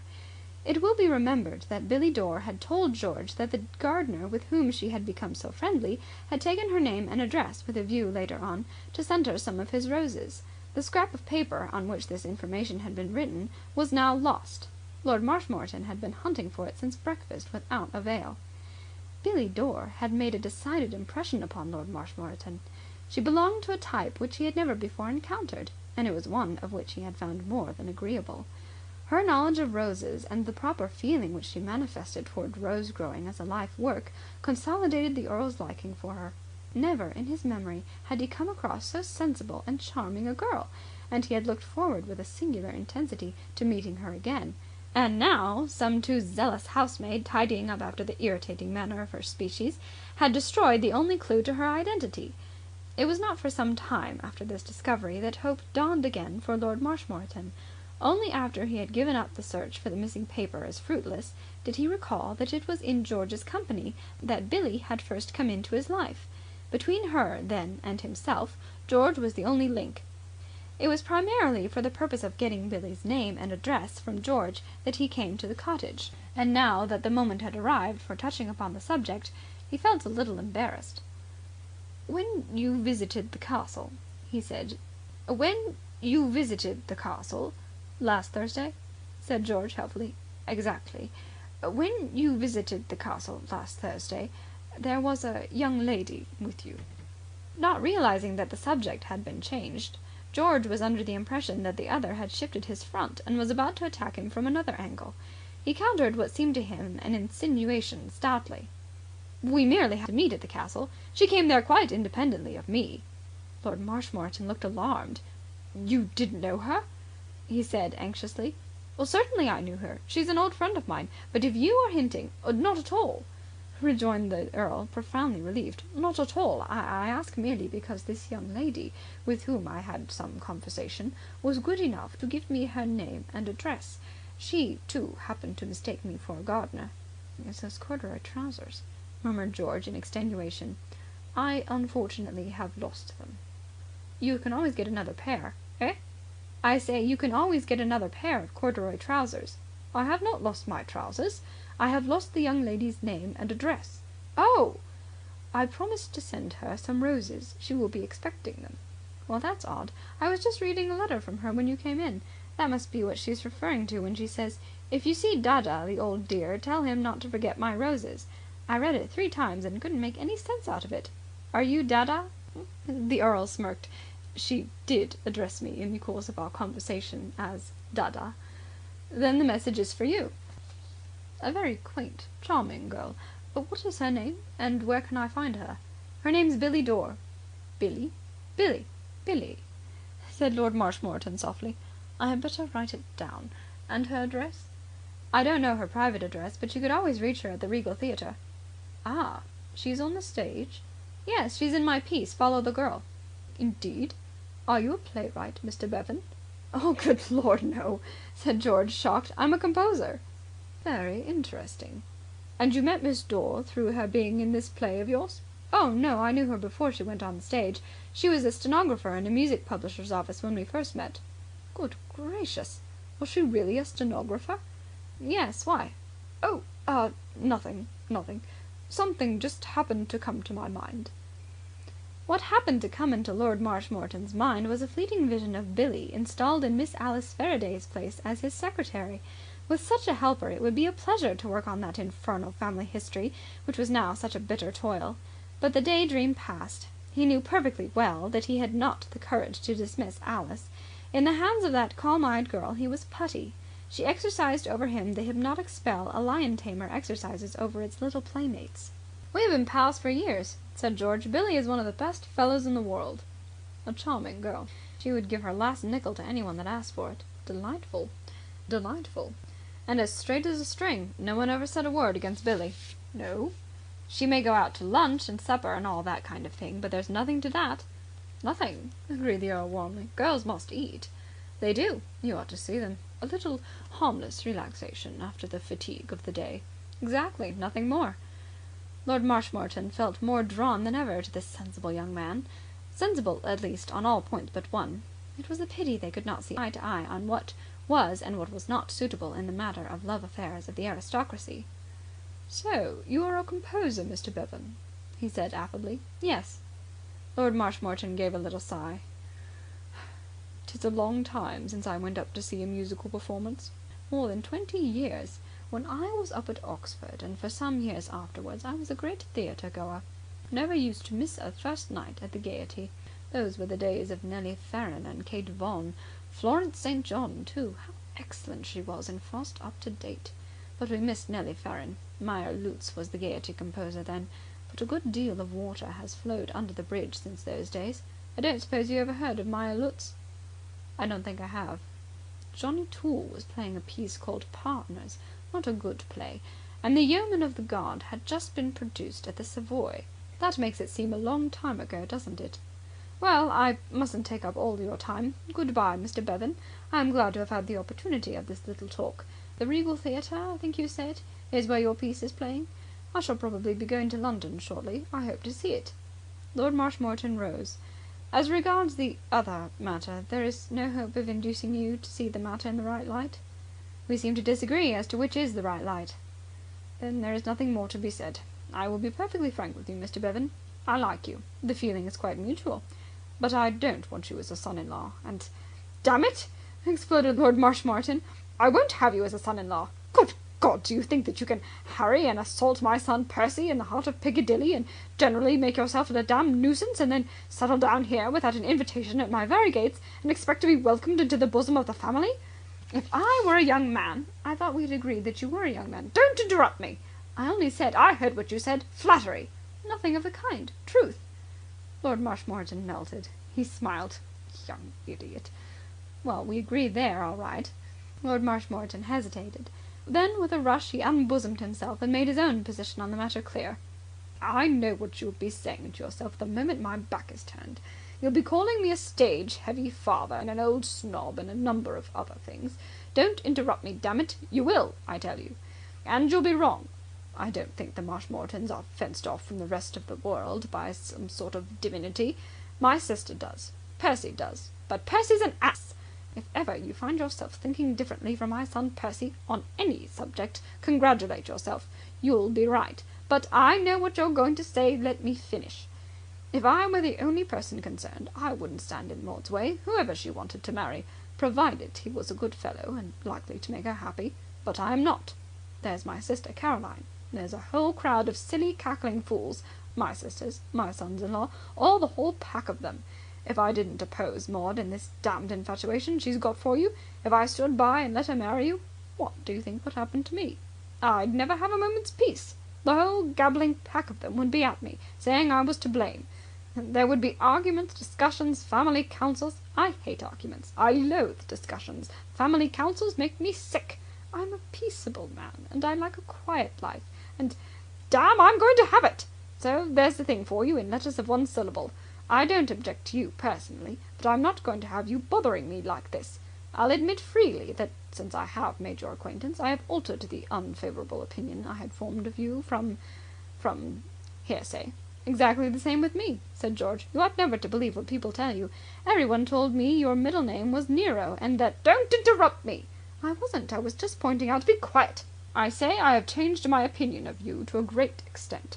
I mention this unofficially as a matter that has no bearing on the main issue, for, as regards any idea you may have of inducing me to agree to your marrying my daughter, let me tell you that I am unalterably opposed to any such thing. Oh, don't say that. What the devil do you mean, don't say that? I do say that. It is out of the question. Do you understand? Very well, then. Good morning. The door closed. Lord Marshmoreton walked away, feeling that he had been commendably stern. George filled his pipe and sat smoking thoughtfully. He wondered what Maud was doing at that moment. Maud, at that moment, was greeting her brother with a bright smile as he limped downstairs after a belated shave and change of costume. "Oh, Percy, dear," she was saying, "I had quite an adventure this morning. An awful tramp followed me for miles. Such a horrible-looking brute. I was so frightened that I had to ask a curate in the next village to drive him away. I did wish I had had you there to protect me. Why don't you come out with me sometimes when I take a country walk? It really isn't safe for me to be alone." End of chapter 16. Chapter 17. The gift of hiding private emotion and keeping up appearances before strangers is not, as many suppose, entirely a product of our modern civilization. Centuries before we were born or thought of, there was a widely press-agented boy in Sparta who even went so far as to let a fox gnaw his tender young stomach without permitting the discomfort inseparable from such a proceeding to interfere with either his facial expression or his flow of small talk. Historians have handed it down that, even in the latter stages of the meal, the polite lad continued to be the life and soul of the party. But while this fate may be said to have established a record never subsequently lowered, there is no doubt that almost every day in modern times men and women are performing similar and scarcely less impressive miracles of self-restraint. Of all the qualities which belong exclusively to man and are not shared by the lower animals, this surely is the one which marks him off most sharply from the beasts of the field. Animals care nothing about keeping up appearances. Observe Bertram the bull when things are not going just as he could wish. He stamps, he snorts, he paws the ground, he throws back his head and bellows. He is upset, and he doesn't care who knows it. Instances could be readily multiplied. Deposit a charge of shot in some outlying section of Thomas the Tiger, and note the effect. Irritate Wilfred the Wasp, or stand behind Maud the Mule and prod her with a pin. There is not an animal on the list who has even a rudimentary sense of the social amenities. And it is this, more than anything else, which should make us proud that we are human beings on a loftier plane of development. In the days which followed Lord Marshmoreton's visit to George at the cottage, not a few of the occupants of Belpher Castle had their mettle sternly tested in this respect, and it is a pleasure to be able to record that not one of them failed to come through the ordeal with success. The general public, as represented by the uncles, cousins, and aunts who had descended on the place to help Lord Belpher celebrate his coming of age, had not a notion that turmoil lurked beneath the smooth fronts of at least half a dozen of those whom they met in the course of the daily round. Lord Belpher, for example, though he limped rather painfully, showed nothing of the baffled fury which was reducing his weight at the rate of ounces a day. His uncle Francis, the bishop, when he tackled him in the garden on the subject of intemperance, for Uncle Francis, like thousands of others, had taken it for granted, on reading the report of the encounter with the policeman and Percy's subsequent arrest, that the affair had been the result of a drunken outburst, had no inkling of the volcanic emotions that seethed in his nephew's bosom. He came away from the interview, indeed, feeling that the boy had listened attentively and with a becoming regret, and that there was hope for him after all, provided that he fought the impulse. He little knew that, but for the conventions, which frown on the practice of murdering bishops, Percy would gladly have strangled him with his bare hands and jumped upon the remains. Lord Belpher's case, inasmuch as he took himself extremely seriously and was not one of those who can extract humour even from their own misfortunes, was perhaps the hardest which comes under our notice. But his sister Maud was also experiencing mental disquietude of no mean order. Everything had gone wrong with Maud. Barely a mile separated her from George, that essential link in her chain of communication with Geoffrey Raymond. But so thickly did it bristle with obstacles and dangers that it might have been a mile of no man's land. Twice, since the occasion when the discovery of Lord Marshmoreton at the cottage had caused her to abandon her purpose of going in and explaining everything to George, had she attempted to make the journey, and each time some trifling, maddening accident had brought about failure. Once, just as she was starting, her Aunt Augusta had insisted on joining her for what she described as a nice long walk, and the second time, when she was within a bare 100 yards of her objective, some sort of a cousin popped out from nowhere and forced his loathsome company on her. Foiled in this fashion, she had fallen back in desperation on her second line of attack. She had written a note to George, explaining the whole situation in good, clear phrases, and begging him, as a man of proved chivalry, to help her. It had taken up much of one afternoon, this note, for it was not easy to write, and it had resulted in nothing. She had given it to Albert to deliver, and Albert had returned empty-handed. "The gentleman said there was no answer, m'lady." "No answer? But there must be an answer." "No answer, m'lady. Those were his very words," stoutly maintained the black-souled boy, who had destroyed the letter within 2 minutes after it had been handed to him. He had not even bothered to read it. A deep, dangerous, dastardly stripling this, who fought to win, and only to win. The ticket marked R. Byng was in his pocket, and in his ruthless heart a firm resolve that R. Byng and no other should have the benefit of his assistance. Maud could not understand it. That is to say, she resolutely kept herself from accepting the only explanation of the episode that seemed possible. In black and white she had asked George to go to London and see Geoffrey, and arrange for the passage, through himself as a sort of clearing house, of letters between Geoffrey and herself. She had felt from the first that such a request should be made by her in person and not through the medium of writing, but surely it was incredible that a man like George, who had been through so much for her, and whose only reason for being in the neighbourhood was to help her, could have coldly refused without even a word. And yet what else was she to think? Now more than ever she felt alone in a hostile world. Yet to her guests she was bright and entertaining. Not one of them had a suspicion that her life was not one of pure sunshine. Albert, I am happy to say, was thoroughly miserable. The little brute was suffering torments. He was showering anonymous advice to the lovelorn on Reggie Byng, excellent stuff, culled from the pages of weekly papers, of which there was a pile in the housekeeper's room, the property of a sentimental lady's maid, and nothing seemed to come of it. Every day, sometimes twice and thrice a day, he would leave on Reggie's dressing-table significant notes similar in tone to the one which he had placed there on the night of the ball, but for all the effect they appeared to exercise on their recipient, they might have been blank pages. The choicest quotations from the works of such established writers as Aunt Charlotte of Forget-Me-Not and Dr. Cupid, the heart expert of Home Chat, expended themselves fruitlessly on Reggie. As far as Albert could ascertain, and he was one of those boys who ascertain practically everything within a radius of miles, Reggie positively avoided Maud's society. And this after reading Dr. Cupid's invaluable tip about seeking her company on all occasions, and the dictum of Aunt Charlotte to the effect that many a wooer has won his lady by being persistent. Albert spelled it persistuant, but the effect was the same. And rendering himself indispensable by constant little attentions. So far from rendering himself indispensable to Maud by constant little attentions, Reggie, to the disgust of his backer and supporter, seemed to spend most of his time with Alice Faraday.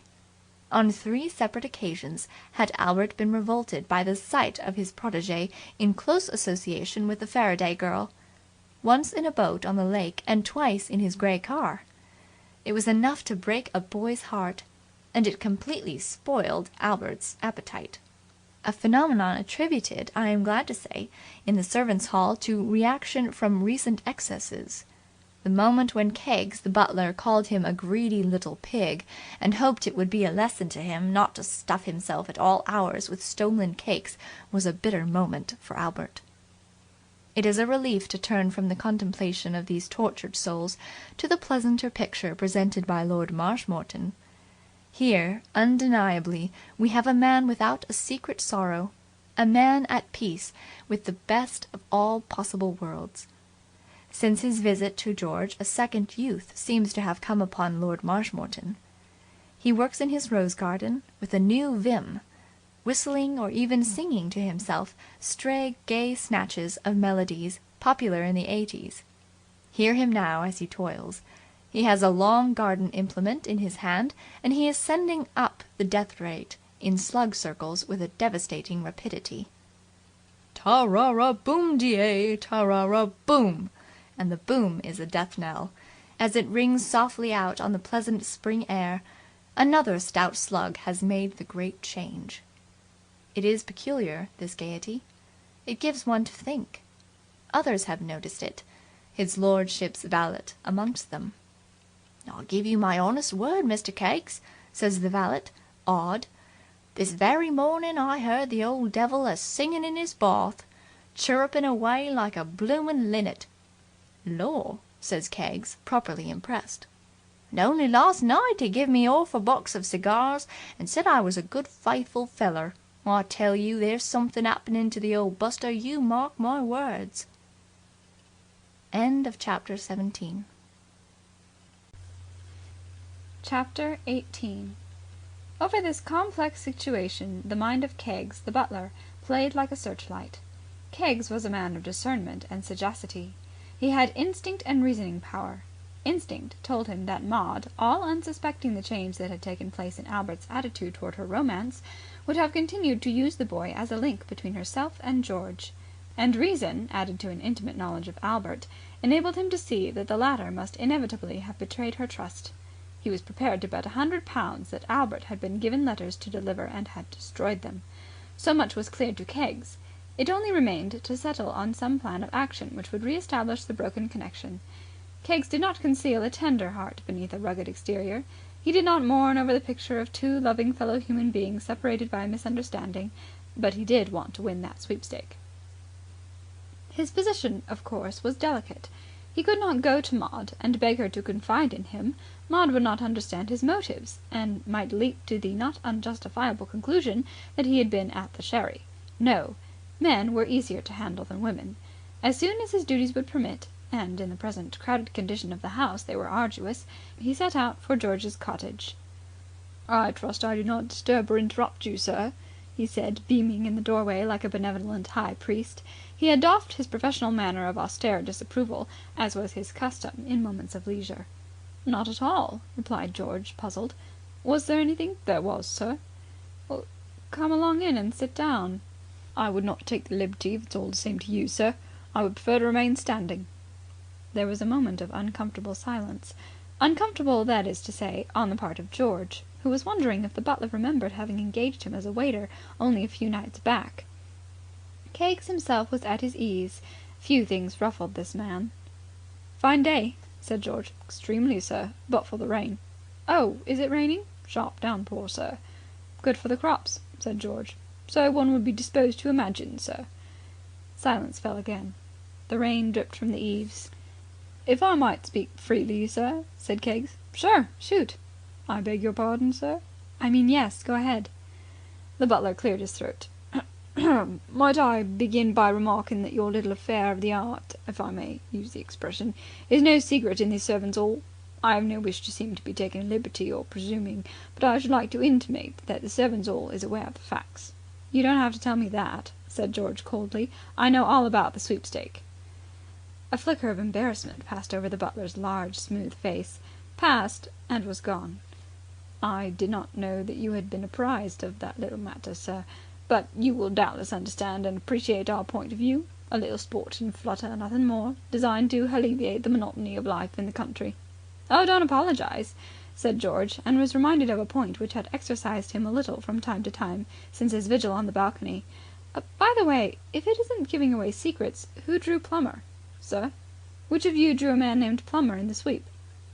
"I rather fancy, sir," Keggs' brow wrinkled in thought, "I rather fancy it was one of the visiting gentlemen's gentlemen. I gave the point but slight attention at the time. I do not fancy Mr. Plummer's chances. It seemed to me that Mr. Plummer was a negligible quantity." "Your knowledge of form is sound. Plummer's out." "Indeed, sir. An amiable young gentleman, but lacking in many of the essential qualities. Perhaps he struck you that way, sir?" "I never met him." "Nearly, but not quite." "It entered my mind that you might possibly have encountered Mr. Plummer on the night of the ball, sir." "Ah, I was wondering if you remembered me." "I remember you perfectly, sir.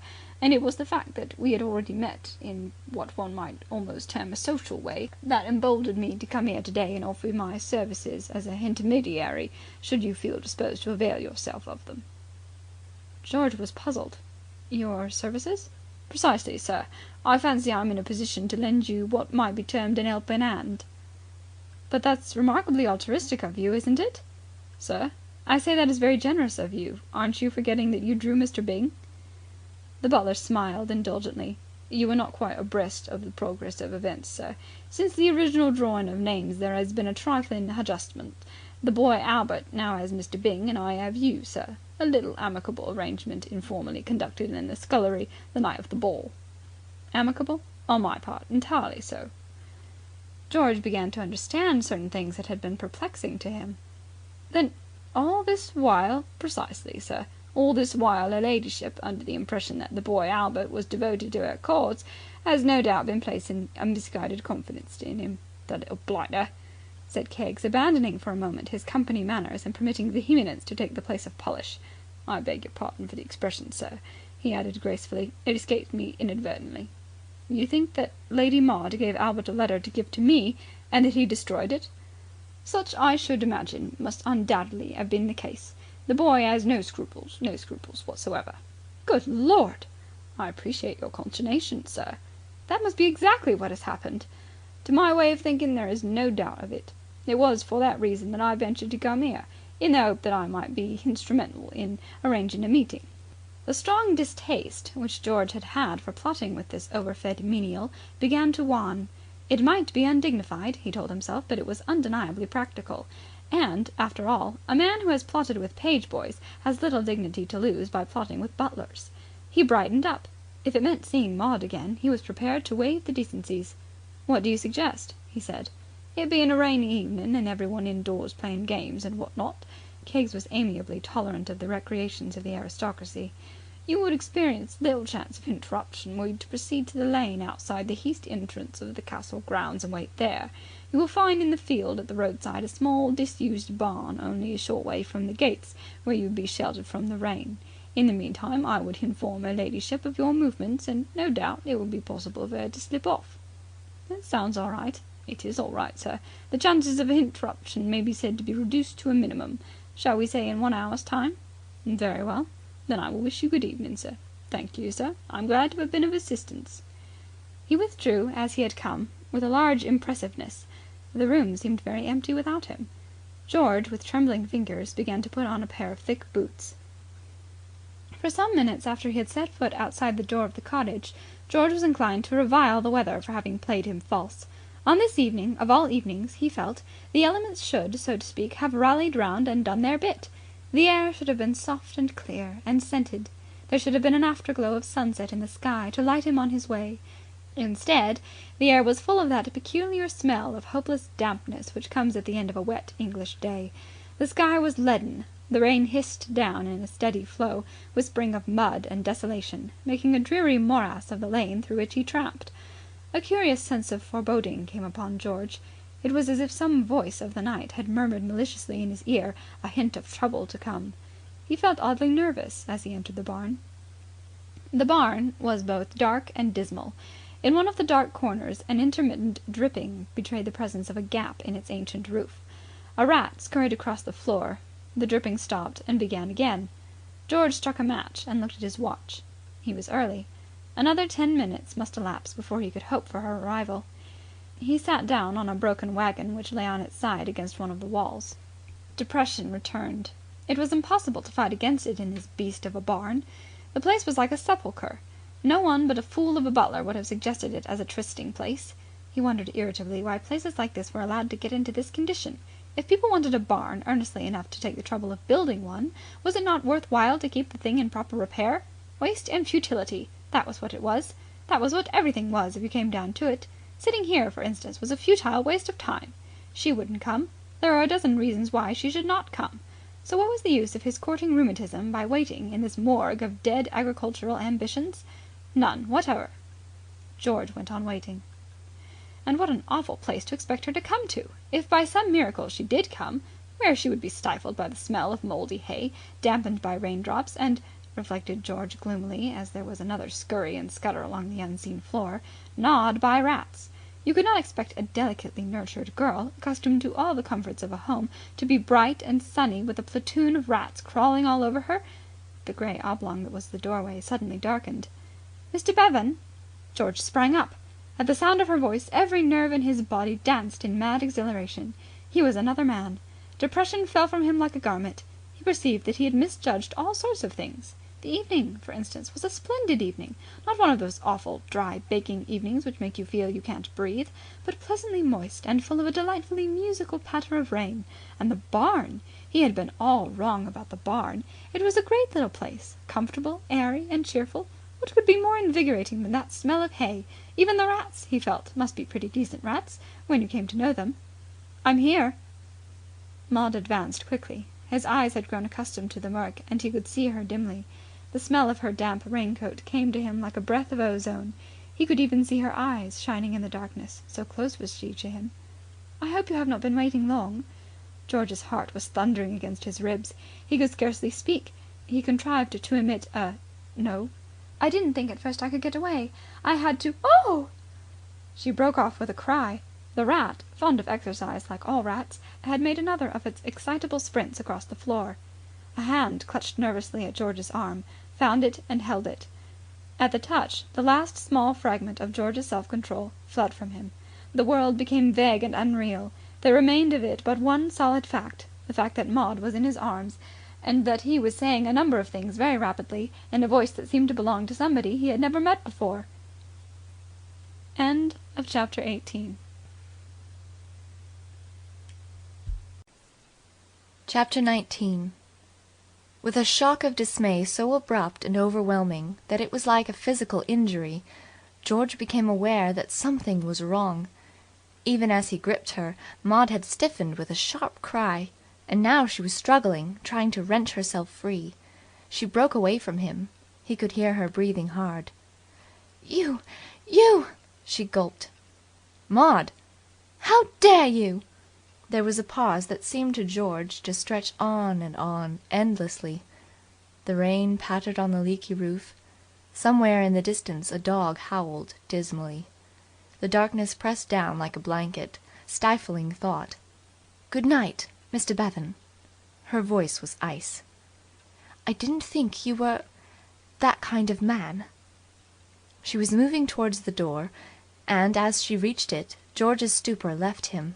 He came back to life with a jerk, shaking from head to foot. All his varied emotions had become one emotion, a cold fury. Stop! Maud stopped. Her chin was tilted, and she was wasting a baleful glare on the darkness. Well, what is it? Her tone increased George's wrath. The injustice of it made him dizzy. At that moment he hated her. He was the injured party. It was he, not she, that had been deceived and made a fool of. I want to say something before you go. I think we had better say no more about it. By the exercise of supreme self-control, George kept himself from speaking until he could choose milder words than those that rushed to his lips. I think we will, he said between his teeth. Maud's anger became tinged with surprise. Now that the first shock of the wretched episode was over, the calmer half of her mind was endeavouring to soothe the infuriated half by urging that George's behaviour had been but a momentary lapse, and that a man may lose his head for one wild instant, and yet remain fundamentally a gentleman and a friend. She had begun to remind herself that this man had helped her once, in trouble, and only a day or two before had actually risked his life to save her from embarrassment.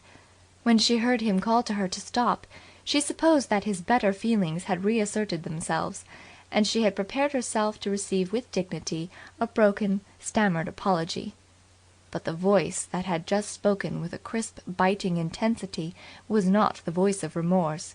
It was a very angry man, not a penitent one, who was commanding, not begging her to stop and listen to him. Well? She said again, more coldly this time. She was quite unable to understand this attitude of his. She was the injured party. It was she, not he, who had trusted and been betrayed. I should like to explain. Please do not apologize. George ground his teeth in the gloom. I haven't the slightest intention of apologizing. I said I would like to explain. When I have finished explaining, you can go. I shall go when I please, flared Maud. This man was intolerable. There is nothing to be afraid of. There will be no repetition of the incident. Maud was outraged by this monstrous misinterpretation of her words. I am not afraid. Then perhaps you will be kind enough to listen. I won't detain you long. My explanation is quite simple. I have been made a fool of. I seem to be in the position of the tinker in the play, whom everybody conspired to delude into the belief that he was a king. First, a friend of yours, Mr. Byng, came to me and told me that you had confided to him that you loved me. Maud gasped. Either this man was mad, or Reggie Byng was. She chose the politer solution. Reggie Byng must have lost his senses. So I supposed. At least, I imagined that he must be mistaken. But a man in love is an optimistic fool, of course, and I had loved you ever since you got into my cab that morning. What? So, after a while, proceeded George, ignoring the interruption, I almost persuaded myself that miracles could still happen, and that what Byng said was true. And when your father called on me and told me the very same thing, I was convinced.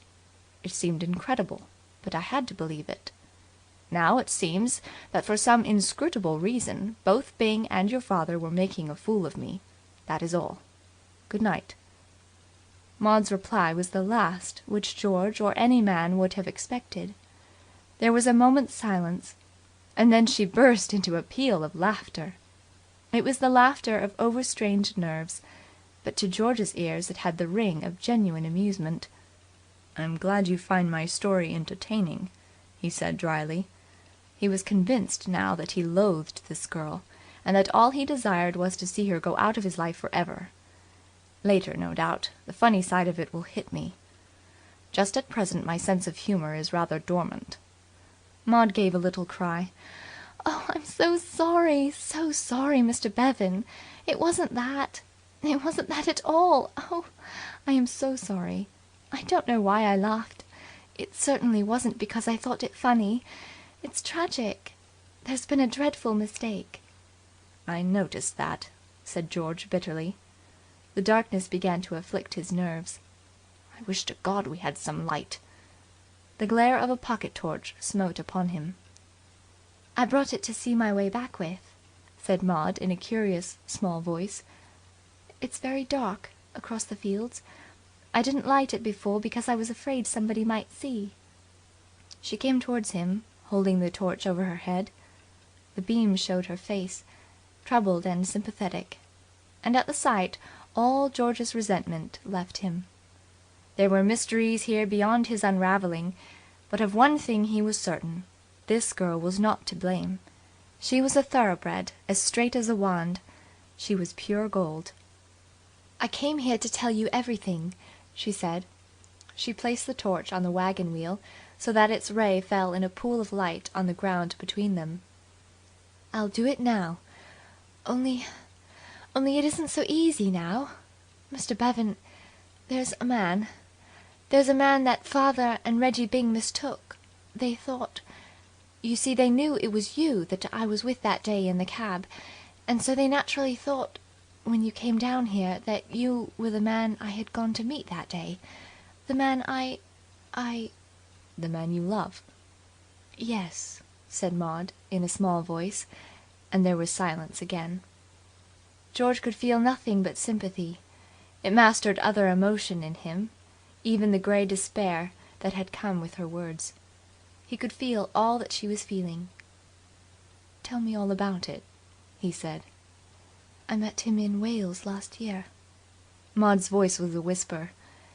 "The family found out, and I was hurried back here, and have been here ever since. That day when I met you, I had managed to slip away from home. I had found out that he was in London, and I was going to meet him. Then I saw Percy, and got into your cab. It's been all a horrible mistake. I'm sorry."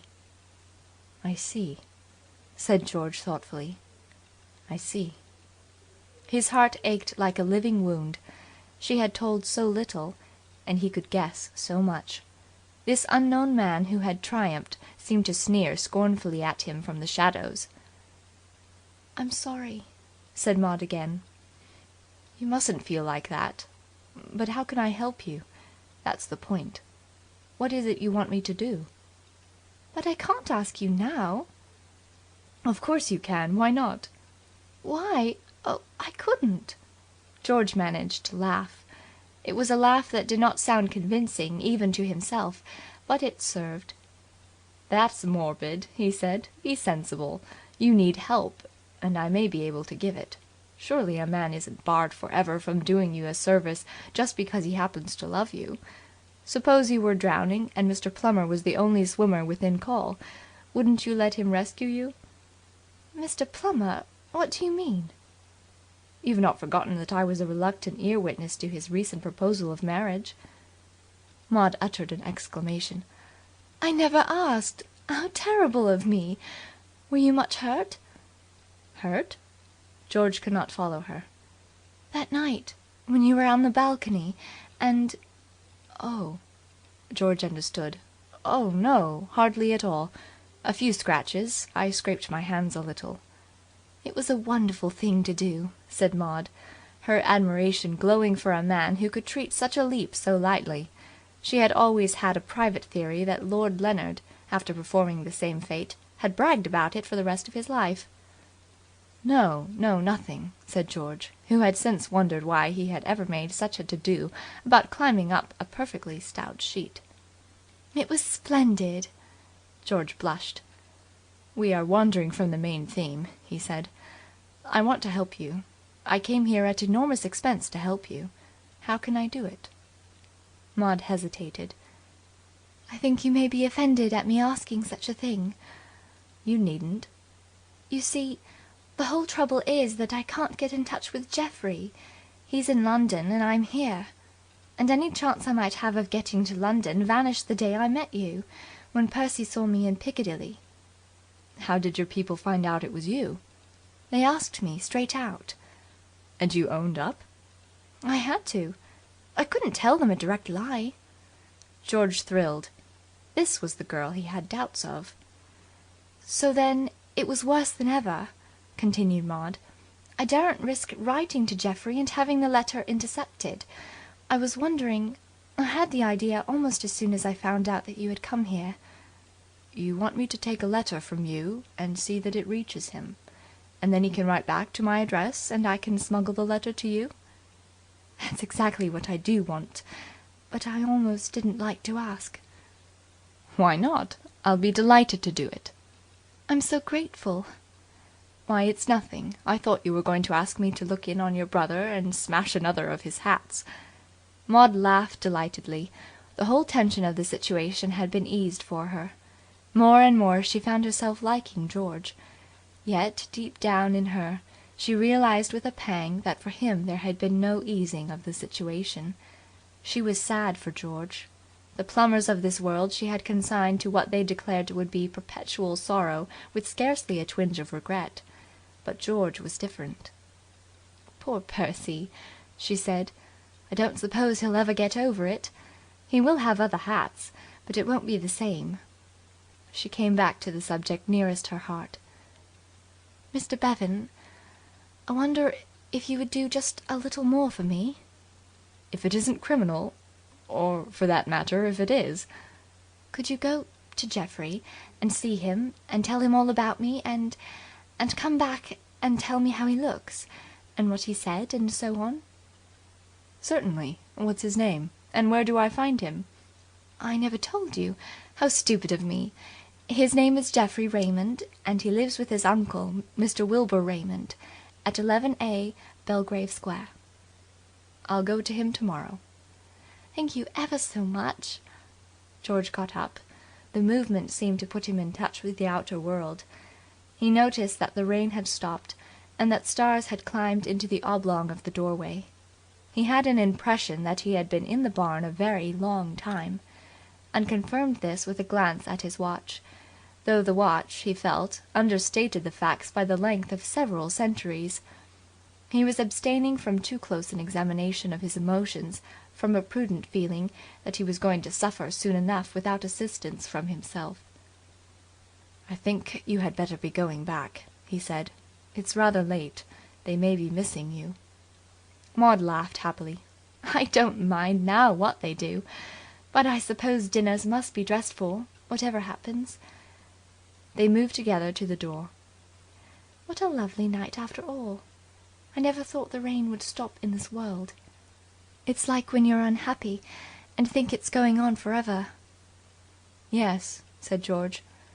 Maud held out her hand. "Good night, Mr. Bevan." "Good night." He wondered if there would be any allusion to the earlier passages of their interview. There was none. Maud was of the class whose education consists mainly of a training in the delicate ignoring of delicate situations. "Then you will go and see Geoffrey?" "Tomorrow." "Thank you ever so much." "Not at all." George admired her. The little touch of formality which she had contrived to impart to the conversation struck just the right note, created just the atmosphere which would enable them to part without weighing too heavily on the deeper aspect of that parting. "You're a real friend, Mr. Bevan." "Watch me prove it." "Well, I must rush, I suppose. Good night." "Good night." She moved off quickly across the field. Darkness covered her. The dog in the distance had begun to howl again. He had his troubles too. End of chapter 19. Chapter 20. Trouble sharpens the vision. In our moments of distress we can see clearly that what is wrong with this world of ours is the fact that misery loves company and seldom gets it. Toothache is an unpleasant ailment, but if toothache were a natural condition of life, if all mankind were afflicted with toothache at birth, we should not notice it. It is the freedom from aching teeth of all those with whom we come in contact that emphasizes the agony. And, as with toothache, so with trouble. Until our private affairs go wrong, we never realize how bubbling over with happiness the bulk of mankind seems to be. Our aching heart is apparently nothing but a desert island in an ocean of joy. George, waking next morning with a heavy heart, made this discovery before the day was an hour old. The sun was shining and birds sang merrily, but this did not disturb him. Nature is ever callous to human woes, laughing while we weep, and we grow to take her callousness for granted. What jarred upon George was the infernal cheerfulness of his fellow men. They seemed to be doing it on purpose, triumphing over him, glorying in the fact that, however fate might have shattered him, they were all right. People were happy who had never been happy before. Mrs. Platt, for instance, a grey, depressed woman of middle age, she had seemed hitherto to have few pleasures beyond breaking dishes and relating the symptoms of sick neighbours who were not expected to live through the week. She now sang. George could hear her as she prepared his breakfast in the kitchen. At first he had had a hope that she was moaning with pain, but this was dispelled when he had finished his toilet and proceeded downstairs. The sounds she emitted suggested anguish, but the words, when he was able to distinguish them, told another story. Incredible as it might seem, on this particular morning Mrs. Platt had elected to be light-hearted. What she was singing sounded like a dirge, but actually it was "Stop Your Tickling, Jock." And later, when she brought George his coffee and eggs, she spent a full 10 minutes prattling as he tried to read his paper, pointing out to him a number of merry murders and sprightly suicides which otherwise he might have missed. The woman went out of her way to show him that for her, if not for less fortunate people, God this morning was in his heaven and all was right with the world. Two tramps of supernatural exuberance called at the cottage shortly after breakfast to ask George, whom they had never even consulted about their marriages, to help support their wives and children. Nothing could have been more carefree and debonair than the demeanour of these men. And then Reggie Byng arrived in his grey racing car, more cheerful than any of them. Fate could not have mocked George more subtly. A sorrow's crown of sorrow is remembering happier things, and the sight of Reggie in that room reminded him that on the last occasion when they had talked together across this same table, it was he who had been in a fool's paradise and Reggie who had borne a weight of care. Reggie, this morning, was brighter than the shining sun and gayer than the carolling birds. "Hullo, hullo, hullo, hullo, hullo, hullo! Topping morning, isn't it?" observed Reggie. "The sunshine, the birds, the absolute what do you call it of everything and so forth, and all that sort of thing, if you know what I mean. I feel like a 2-year-old." George, who felt older than this by some 98 years, groaned in spirit. This was more than man was meant to bear. "I say," continued Reggie, absently reaching out for a slice of bread and smearing it with marmalade, "this business of marriage now, and all that species of rot. What I mean to say is, what about it? Not a bad scheme, taking it big and large? Or don't you think so?"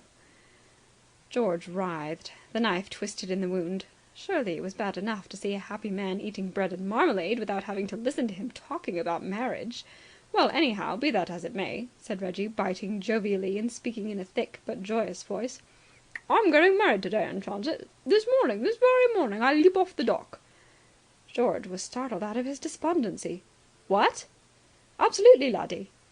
George remembered the conventions. "I congratulate you." "Thanks, old man, and not without reason. I'm the luckiest fellow alive. I hardly knew I was alive till now." "Isn't this rather sudden?" Reggie looked a trifle furtive. His manner became that of a conspirator. "I should jolly well say it is sudden. It's got to be sudden. Dashed sudden and deuced secret. If the mater were to hear of it, there's no doubt whatever she would form a flying wedge and bust up the proceedings with no uncertain voice. You see, laddie, It's Miss Faraday I'm marrying, and the mater, dear old soul, has other ideas for Reginald. Life's a rummy thing, isn't it? What I mean to say, it's rummy, don't you know, and all that." "Very," agreed George. "Who'd have thought a week ago that I'd be sitting in this jolly old chair asking you to be my best man? Why, a week ago I didn't know you, and if anybody had told me Alice Faraday was going to marry me, I'd have given one of those hollow, mirthless laughs." "Do you want me to be your best man?" "Absolutely. If you don't mind, you see," said Reggie confidentially. "It's like this. I've got lots of pals, of course, buzzing about all over London and its outskirts, who'd be glad enough to rally round and join the execution squad. But you know how it is. Their maters are all pals of my mater, and I don't want to get them into trouble for aiding and abetting my little show, if you understand what I mean. Now, you're different. You don't know the mater, so it doesn't matter to you if she rolls round and puts the curse of the Bings on you and all that sort of thing. Besides, I don't know." Reggie mused. "Of course, this is the happiest day of my life," he proceeded, "and I'm not saying it isn't, but you know how it is. There's absolutely no doubt that a chappie does not show at his best when he's being married. What I mean to say is, he's more or less bound to look a fearful ass, and I'm perfectly certain it would put me right off my stroke if I felt that some chump like Jack Ferris or Ronnie Fitzgerald was trying not to giggle in the background. So, if you'll be a sportsman and come and hold my hand till the thing's over, I shall be eternally grateful." "Where are you going to be married?" "In London. Alice sneaked off there last night. It was easy, as it happened, because by a bit of luck old Marshmoreton had gone to town yesterday morning. Nobody knows why. He doesn't go up to London more than a couple of times a year. She's going to meet me at the Savoy, and then the scheme was to toddle round to the nearest registrar and request the lad to unleash the marriage service. I'm whizzing up in the car, and I'm hoping to be able to persuade you to come with me. Say the word, laddie." George reflected. He liked Reggie, and there was no particular reason in the world why he should not give him aid and comfort in this crisis. True, in his present frame of mind, it would be torture to witness a wedding ceremony, but he ought not to let that stand in the way of helping a friend. "All right," he said. "Stout fellow! I don't know how to thank you. It isn't putting you out or upsetting your plans, I hope, or anything on those lines?" "Not at all. I had to go up to London today anyway." "Well, you can't get there quicker than in my car. She's a hummer. By the way, I forgot to ask, how's your little affair coming along? Everything going all right?" "In a way," said George. He was not equal to confiding his troubles to Reggie. "Of course, your trouble isn't like mine was. What I mean is, Maud loves you and all that, and all you've got to think out is a scheme for laying the jolly old family a stymie. It's a pity, almost, that yours isn't a case of having to win the girl like me, because, by Jove, laddie," said Reggie with a solemn emphasis, "I could help you there. I've got the thing down fine. I've got the infallible dope." George smiled bleakly. "You have? You're a useful fellow to have around. I wish you would tell me what it is." "But you don't need it." "No, of course not. I was forgetting." Reggie looked at his watch. "We ought to be shifting in a quarter of an hour or so. I don't want to be late. It appears that there's a catch of some sort in this business of getting married. As far as I can make out, if you roll in after a certain hour, the Johnny in charge of the proceedings gives you the missing bock, and you have to turn up again next day. However, we shall be all right unless we have a breakdown, and there's not much chance of that. I've been tuning up the old car since 7 this morning, and she's sound in wind and limb, absolutely. Oil, petrol, water, air, nuts, bolts, sprockets, carburetor, all present and correct. I've been looking after them like a lot of baby sisters. Well, as I was saying, I've got the dope. A week ago I was just one of the mugs, didn't know a thing about it, but now, gaze on me, laddie. You see before you the old Colonel Romeo, the man who knows. It all started on the night of the ball. There was the dickens of a big ball, you know, to celebrate old Boots' coming of age, to which, poor devil, he contributed nothing but the sunshine of his smile, never having learned to dance. On that occasion a most rummy and extraordinary thing happened. I got pickled to the eyebrows." He laughed happily. "I don't mean that that was a unique occurrence and so forth, because when I was a bachelor it was rather a habit of mine to get a trifle submerged every now and again on occasions of decent mirth and festivity. But the rummy thing that night was that I showed it. Up till then, I've been told by experts I was a chappie in whom it was absolutely impossible to detect the symptoms. You might get a bit suspicious if you found out I couldn't move, but you could never be certain. On the night of the ball, however, I suppose I had been filling the radiator a trifle too enthusiastically. You see, I had deliberately tried to shove myself more or less below the surface in order to get enough nerve to propose to Alice.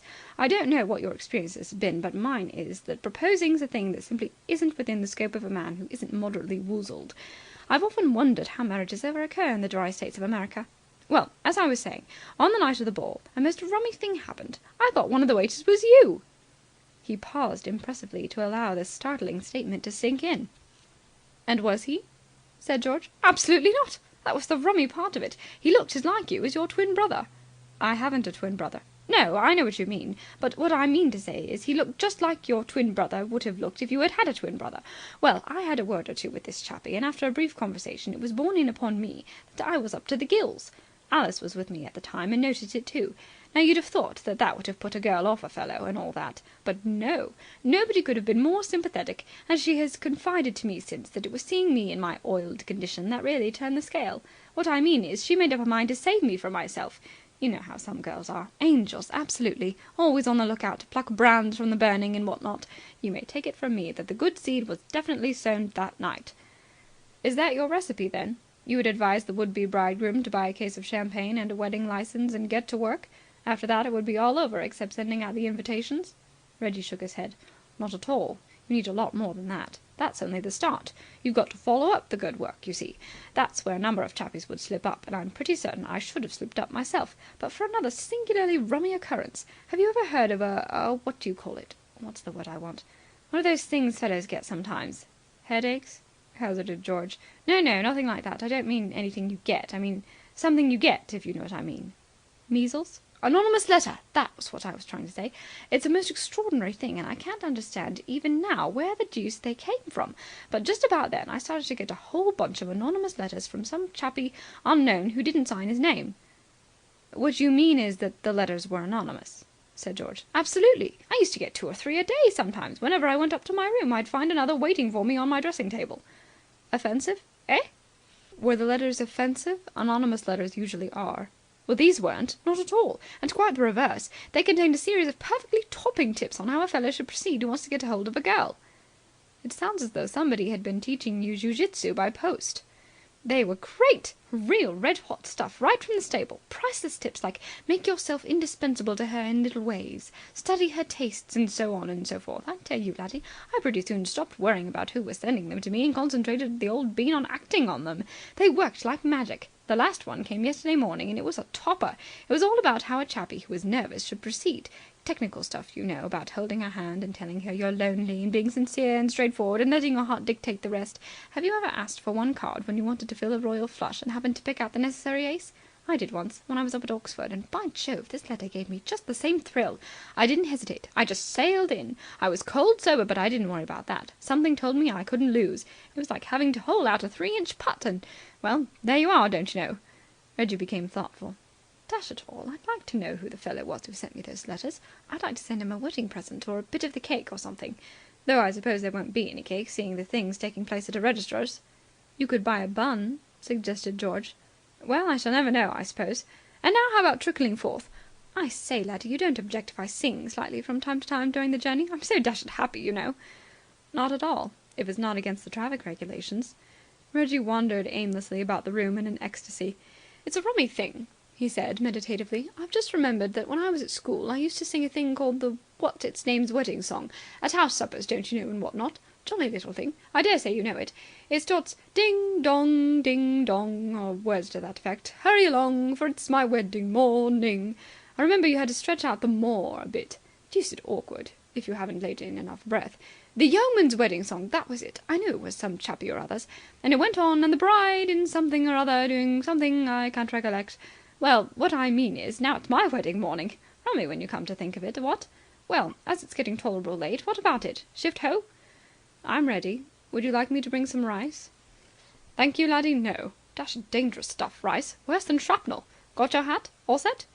I'm waiting. Then let the revels commence, said Reggie. Ding dong, hurry along, for it's my wedding morning. And the bride... Dash it, I wish I could remember what the bride was doing. Probably writing you a note to say that she's changed her mind and it's all off. Oh, my God! Exclaimed Reggie. Come on! End of chapter 20. Chapter 21. Mr. and Mrs. Reginald Byng, seated at a table in the corner of the Regent grill room, gazed fondly into each other's eyes. George, seated at the same table, but feeling many miles away, watched them moodily, fighting to hold off a depression which, cured for a while by the exhilaration of the ride in Reggie's racing car, it had beaten its previous record for the trip to London by nearly 20 minutes, now threatened to return. The gay scene, the ecstasy of Reggie, the more restrained but equally manifest happiness of his bride, these things induced melancholy in George. He had not wished to attend the wedding lunch, but the happy pair seemed to be revolted at the idea that he should stroll off and get a bite to eat somewhere else. "Stick by us, laddie," Reggie had said pleadingly, "for there is much to discuss, and we need the counsel of a man of the world. We are married all right." "Though it didn't seem legal in that little registrar's office," put in Alice. "But that, as the blighters say in books, is but a beginning, not an end. We have now to think about the most tactful way of letting the news seep through, as it were, to the mater." "And Lord Marshmoreton," said Alice. "Don't forget he has lost his secretary." "And Lord Marshmoreton," amended Reggie.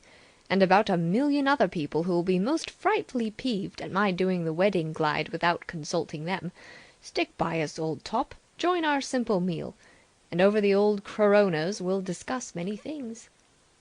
The arrival of a waiter with the dishes broke up the silent communion between husband and wife, and lowered Reggie to a more earthly plane.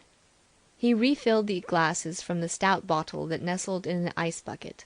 "Only this one, dear," murmured the bride in a warning undertone, and "All right, darling," replied the dutiful groom, and raised his own to his lips. "Cheerio! Here's to us all! Maddest, merriest day of all the glad New Year, and so forth.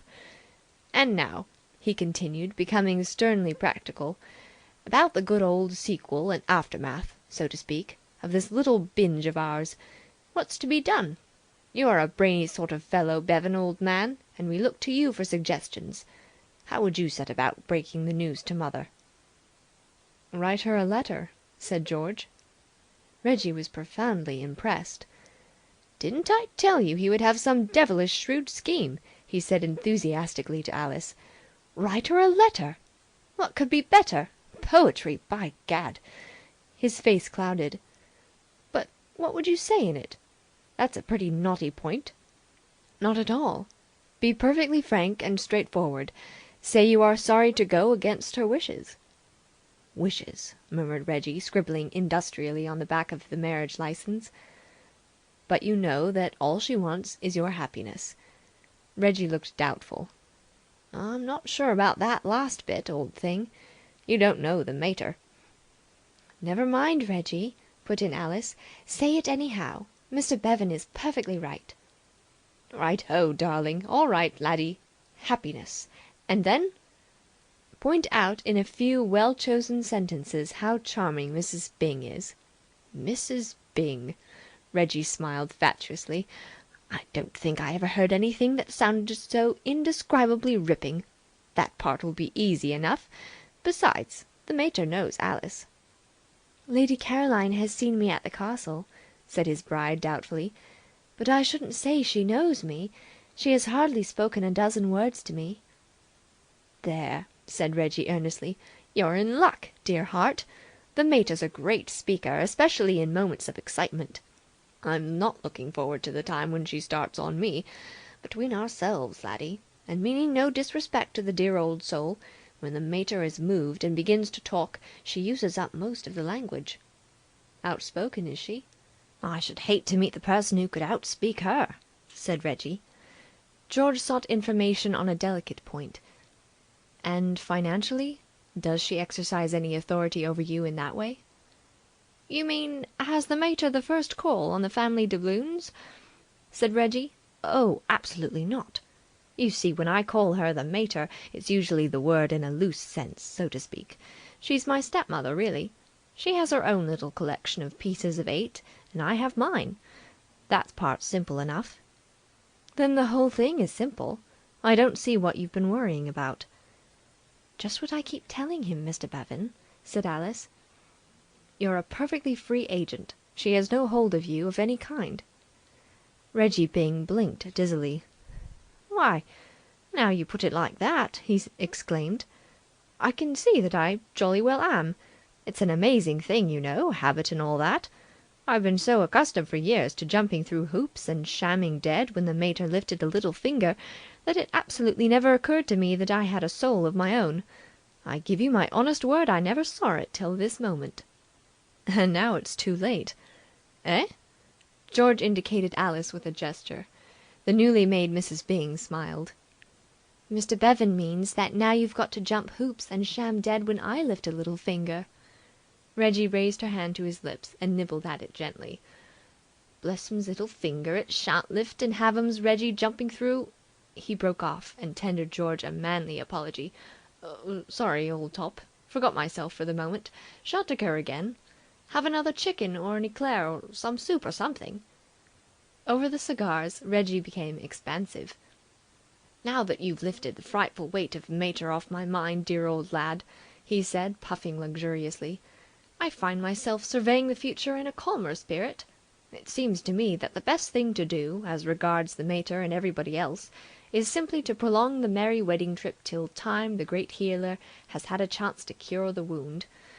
Alice wants to put in a week or so in Paris." "Paris!" murmured the bride ecstatically. "Then I would like to trickle southwards to the Riviera." "If you mean Monte Carlo, dear," said his wife with gentle firmness, "no." "Oh no, not Monte Carlo," said Reggie hastily, "though it's a great place, air, scenery and what not. But Nice and Bordighera and Mentone and other fairly ripe resorts. You'd enjoy them. And after that, I had a scheme for buying back my yacht, the jolly old Siren, and cruising about the Mediterranean for a month or so. I sold her to a local sportsman when I was in America a couple of years ago. But I saw in the paper yesterday that the poor old buffer had died suddenly, so I suppose it would be difficult to get hold of her for the time being." Reggie broke off with a sharp exclamation. "My sainted aunt!" "What's the matter?" Both his companions were looking past him, wide-eyed. George occupied the chair that had its back to the door, and was unable to see what it was that had caused their consternation. But he deduced that someone known to both of them must have entered the restaurant, and his first thought, perhaps naturally, was that it must be Reggie's mater. Reggie dived behind a menu, which he held before him like a shield, and his bride, after one quick look, had turned away so that her face was hidden. George swung round, but the newcomer, whoever he or she was now seated and indistinguishable from the rest of the lunchers. "Who is it?" Reggie laid down the menu with the air of one who, after a momentary panic, rallies. "Don't know what I'm making such a fuss about," he said stoutly. "I keep forgetting that none of these blighters really matter in the scheme of things. I've a good mind to go over and pass the time of day." "Oh, don't!" pleaded his wife. "I feel so guilty." "Who is it?" asked George again. "Your stepmother?" "Great Scott, no!" said Reggie. "Nothing so bad as that. It's old Marshmoreton." "Lord Marshmoreton?" "Absolutely. And looking positively festive." "I feel so awful, Mr. Bevan," said Alice. "You know I left the castle without a word to anyone, and he doesn't know yet that there won't be any secretary waiting for him when he gets back." Reggie took another look over George's shoulder and chuckled. "It's all right, darling. Don't worry. We can nip off secretly by the other door. He's not going to stop us. He's got a girl with him. The old boy has come to life, absolutely. He's gassing away 16 to the dozen to a frightfully pretty girl with gold hair. If you slew the old bean round at an angle of about 45, Bevan, old top, you can see her. Take a look. He won't see you. He's got his back to us." "Do you call her pretty?" asked Alice disparagingly. "Now that I take a good look, precious," replied Reggie with alacrity. "No, absolutely not. Not my style at all." His wife crumbled bread. "I think she must know you, Reggie dear," she said softly. "She's waving to you." "She's waving to me," said George, bringing back the sunshine to Reggie's life, and causing the latter's face to lose its hunted look. "I know her very well. Her name is Dore. Billy Dore." "Old man," said Reggie, "be a good fellow and slide over to their table and cover our retreat. I know there's nothing to be afraid of really, but I simply can't face the old boy." "And break the news to him that I've gone, Mr. Bevan," said Alice. "Very well. I'll say good-bye then." "Good-bye, Mr. Bevan, and thank you ever so much." Reggie shook George's hand warmly. "Good-bye, Bevan, old thing. You're a ripper. I can't tell you how bucked up I am at the sportsmanlike way you've rallied round. I'll do the same for you one of these days. Just hold the old boy in play for a minute or two while we leg it. And if he wants us, tell him our address till further notice is Paris. What ho, what ho, what ho! Toodaloo, laddie, toodaloo!" George threaded his way across the room. Billy Dore welcomed him with a friendly smile. The Earl, who had turned to observe his progress, seemed less delighted to see him. His weather-beaten face wore an almost furtive look. He reminded George of a schoolboy who has been caught in some breach of the law. "Fancy seeing you here, George," said Billy. "We're always meeting, aren't we? How did you come to separate yourself from the pigs and chickens? I thought you were never going to leave them." "I had to run up on business," explained George. "How are you, Lord Marshmoreton?" The Earl nodded briefly. "So you're on to him too," said Billy. "When did you get wise?" "Lord Marshmoreton was kind enough to call on me the other morning and drop the incognito." "Isn't Dada the foxiest old thing?" said Billy delightedly. "Imagine him standing there that day in the garden, kidding us along like that. I tell you, when they brought me his card last night after the first act, and I went down to take a slant at this Lord Marshmoreton and found Dada hanging round the stage door, you could have knocked me over with a whisk broom." "I've not stood at a stage door for 25 years," said Lord Marshmoreton sadly. "Now it's no use your pulling that Henry W. Methuselah stuff," said Billy affectionately. "You can't get away with it. Anyone can see you're just a kid. Can't they, George?" She indicated the blushing Earl with a wave of the hand. "Isn't Dada the youngest thing that ever happened?" "Exactly what I told him myself." Lord Marshmoreton giggled. There is no other verb that describes the sound that proceeded from him. "I feel young," he admitted. "I wish some of the juveniles in the shows I've been in," said Billy, "were as young as you. It's getting so nowadays that one's thankful if a juvenile has teeth." She glanced across the room. "Your pals are walking out on you, George. The people you were lunching with," she explained. "They're leaving." "That's all right. I said good-bye to them." He looked at the Lord Marshmoreton. It seemed a suitable opportunity to break the news. "I was lunching with Mr. and Mrs. Byng," he said. Nothing appeared to stir beneath Lord Marshmoreton's tanned forehead. "Reggie Byng and his wife, Lord Marshmoreton," added George. This time he secured the Earl's interest. Lord Marshmoreton started. "What?" "They are just off to Paris," said George. "Reggie Byng is not married?" "Married this morning. I was best man." "Busy little creature," interjected Billy. But... "You know his wife," said George casually. "She was a Miss Faraday. I think she was your secretary." It would have been impossible to deny that Lord Marshmoreton showed emotion. His mouth opened and he clutched the tablecloth.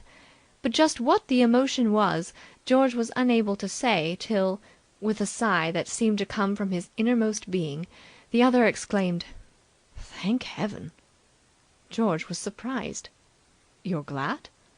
"Of course I'm glad." "It's a pity they didn't know how you were going to feel. It would have saved them a lot of anxiety. I rather gathered they supposed that the shock was apt to darken your whole life." "That girl," said Lord Marshmoreton vehemently, "was driving me crazy. Always bothering me to come up and work on that damned family history. Never gave me a moment's peace." "I liked her," said George. "Nice enough girl," admitted his lordship grudgingly, "but a damned nuisance about the house. Always at me to go on with the family history, as if there weren't better things to do with one's time than writing all day about my infernal fools of ancestors." "Isn't Dada fractious today?" said Billy reprovingly, giving the Earl's hand a pat. "Quit knocking your ancestors. You're very lucky to have ancestors. I wish I had. The Dore family seems to go back about as far as the presidency of Willard Fillmore, and then it kind of gets discouraged and quite cold. Gee, I'd like to think that my great-great-great-grandmother had helped Queen Elizabeth with the rent. I'm strong for the fine old stately families of England." "Stately old fiddlesticks!" snapped the Earl. Did you see his eyes flash then, George? That's what they call aristocratic rage. It's the fine old spirit of the Marshmoretons boiling over." "I noticed it," said George. "Just like lightning." "It's no use trying to fool us, Dada," said Billy.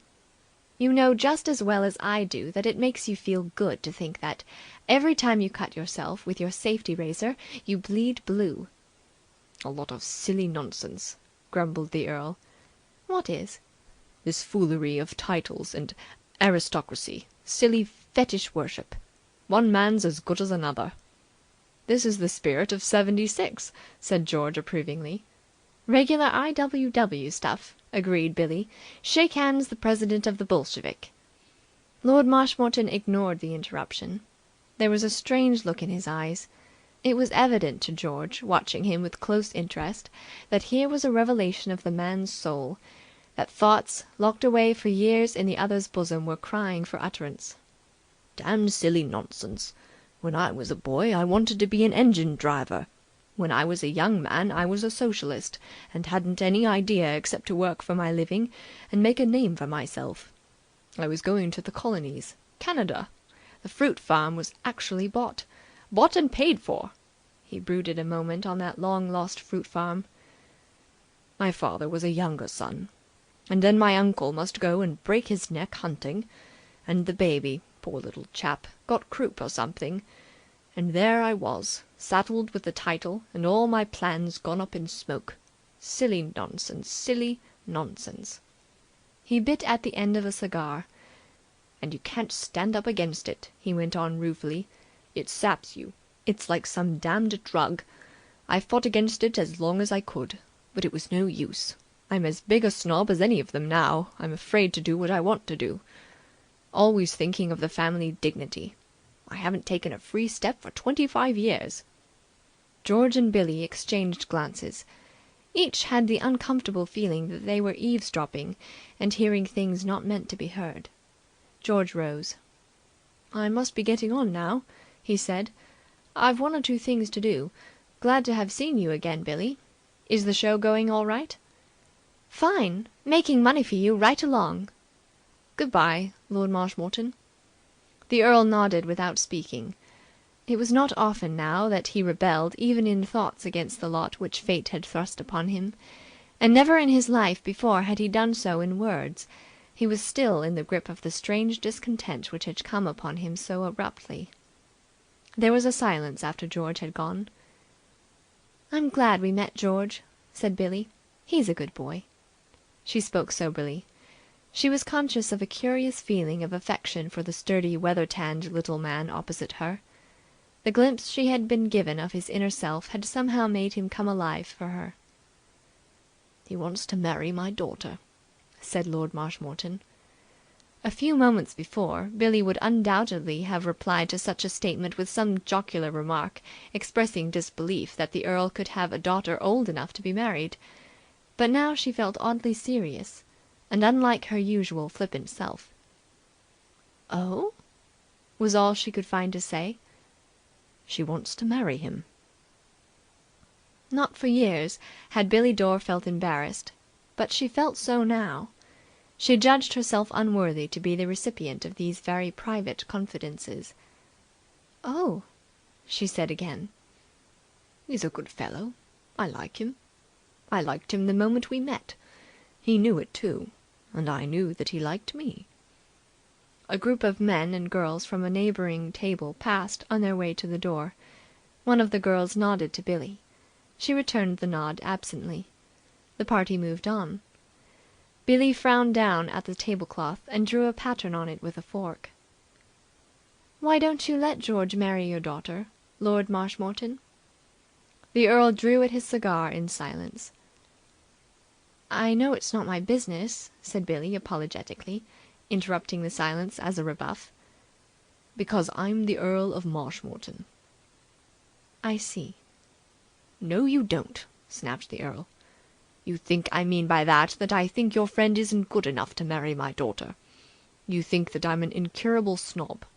And I've no doubt he thinks so too, though I took the trouble to explain my attitude to him when we last met. You're wrong. It isn't that at all."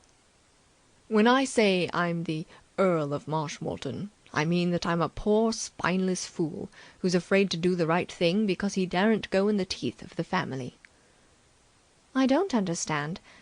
What have your family to do with it? They'd worry the life out of me. I wish you could meet my sister Caroline. That's what they've got to do with it. Girls in my daughter's unfortunate position have got to marry position or money.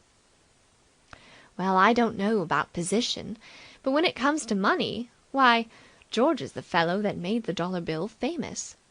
He and Rockefeller have got all there is, except the little bit they have let Andy Carnegie have for car fare. What do you mean? He told me he worked for a living. Billy was becoming herself again. Embarrassment had fled. If you call it work.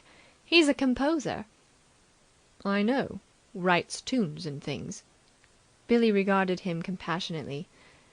And I suppose, living out in the woods the way that you do, that you haven't a notion that they pay him for it? Pay him? Yes, but how much? Composers were not rich men in my day. I wish you wouldn't talk of your day as if you were telling the boys down at the corner store about the good times they all had before the flood. You're one of the younger set, and don't let me have to tell you again. Say, listen. You know that show you saw last night? The one where I was supported by a few underlings? Well, George wrote the music for that. I know. He told me so. Well, did he tell you that he draws 3% of the gross receipts? You saw the house we had last night. It was a fair average house. We are playing to over $14,000 a week. George's little bit of that is, I can't do it in my head, but it's around $400. That's £80 of your money. And did he tell you that this same show ran over a year in New York? To big business all the time, and that there are 3 companies on the road now? And did he mention that this is just the 9th show he's done, and that 7 of the others were just as big hits as this one? And did he remark in passing that he gets royalties on every copy of his music that's sold, and that at least 10 of his things have sold over $500,000? No, he didn't, because he isn't the sort of fellow who stands around blowing about his income. But you know it now. Why, he's a rich man. I don't know what you call rich, but keeping on the safe side, I should say that George pulls down in a good year during the season around $5,000 a week. Lord Marshmoreton was frankly staggered. £1,000 a week? I had no idea. I thought you hadn't. And while I'm boosting George, let me tell you another thing. He's one of the whitest men that ever happened. I know him. You can take it from me, if there's anything rotten in a fellow, the show business will bring it out. And it hasn't come out in George yet, so I guess it isn't there. George is all right. He has at least an excellent advocate. Oh, I'm strong for George. I wish there were more like him. Well, if you think I've butted in on your private affairs sufficiently, I suppose I ought to be moving. We've a rehearsal this afternoon. Let it go, said Lord Marshmoreton boyishly. Yes, and how quick do you think they would let me go if I did? I'm an honest working girl, and I can't afford to lose jobs. Lord Marshmoreton fiddled with his cigar butt. I could offer you an alternative position if you cared to accept it. Billy looked at him keenly. Other men in similar circumstances had made much the same remark to her. She was conscious of feeling a little disappointed in her new friend. "Well," she said dryly, "shoot." You gathered, no doubt, from Mr. Bevan's conversation, that my secretary has left me and run away and got married. Would you like to take her place? It was not easy to disconcert Billy Dore, but she was taken aback. She had been expecting something different. "You're a shriek, Dada!" I'm perfectly serious. "Can you see me at a castle?" I can see you perfectly. Lord Marshmoreton's rather formal manner left him. Do please accept, my dear child. I've got to finish this damned family history some time or other. The family expect me to. Only yesterday my sister Caroline got me in a corner and bored me for half an hour about it. I simply can't face the prospect of getting another Alice Faraday from an agency. Charming girl, of course, but Well, I'll be damned if I do it. And that's the long and short of it." Billy bubbled over with laughter. "Of all the impulsive kids!" she gurgled. "I never met anyone like you, Dada. You don't even know that I can use a typewriter." "I do. Mr. Bevan told me you were an excellent stenographer." "So George has been boosting me too, has he?" she mused. "I must say, I'd love to come. That old place got me when I saw it the other day." "Then it's settled," said Lord Marshmoreton masterfully. "Go to the theatre and tell them whatever is usual in these cases. And then go home and pack, and meet me at the Waterloo at 6 o'clock. The train leaves at 6:15. Return of the Wanderer, accompanied by Dizzy Blonde. You've certainly got it all fixed, haven't you? Do you think the family will stand for me?" "Damn the family!" said Lord Marshmoreton stoutly. "There's one thing," said Billy complacently, eyeing her reflection in the mirror of her vanity case. "I may glitter in the fighting top, but it is genuine. When I was a kid I was a regular little towhead." "I never supposed for a moment that it was anything but genuine." "Then you've got a fine, unsuspicious nature, Dada, and I admire you for it." 6 o'clock at the Waterloo," said the earl. "I'll be waiting for you." Billy regarded him with affectionate admiration. "Boys will be boys," she said. "All right. I'll be there." Chapter 21. Chapter 22. "Young blighted Albert," said Keggs the butler, shifting his weight so that it distributed itself more comfortably over the creaking chair in which he reclined. "Let this be a lesson to you, young feller me lad." The day was a week after Lord Marshmoreton's visit to London. The hour 6 o'clock. The housekeeper's room, in which the upper servants took their meals, had emptied. Of the gay company which had just finished dinner, only Keggs remained, placidly digesting. Albert, whose duty it was to wait on the upper servants, was moving to and fro, morosely collecting the plates and glasses. The boy was in no happy frame of mind. Throughout dinner the conversation at table had dealt almost exclusively with the now celebrated elopement of Reggie Byng and his bride, and few subjects could have made more painful listening to Albert. "What's been the result and what I might call the upshot," said Keggs, continuing his homily, "of all your making yourself so busy and thrusting yourself forward and meddling in the affairs of your elders and betters? The upshot, the issue of it has been that you are out 5 shillings and nothing to show for it. 5 shillings what you might have spent on some good book and improved your mind, and goodness knows it wants all the improving it can get, for all the worthless, idle little messes it's ever been my misfortune to have dealings with.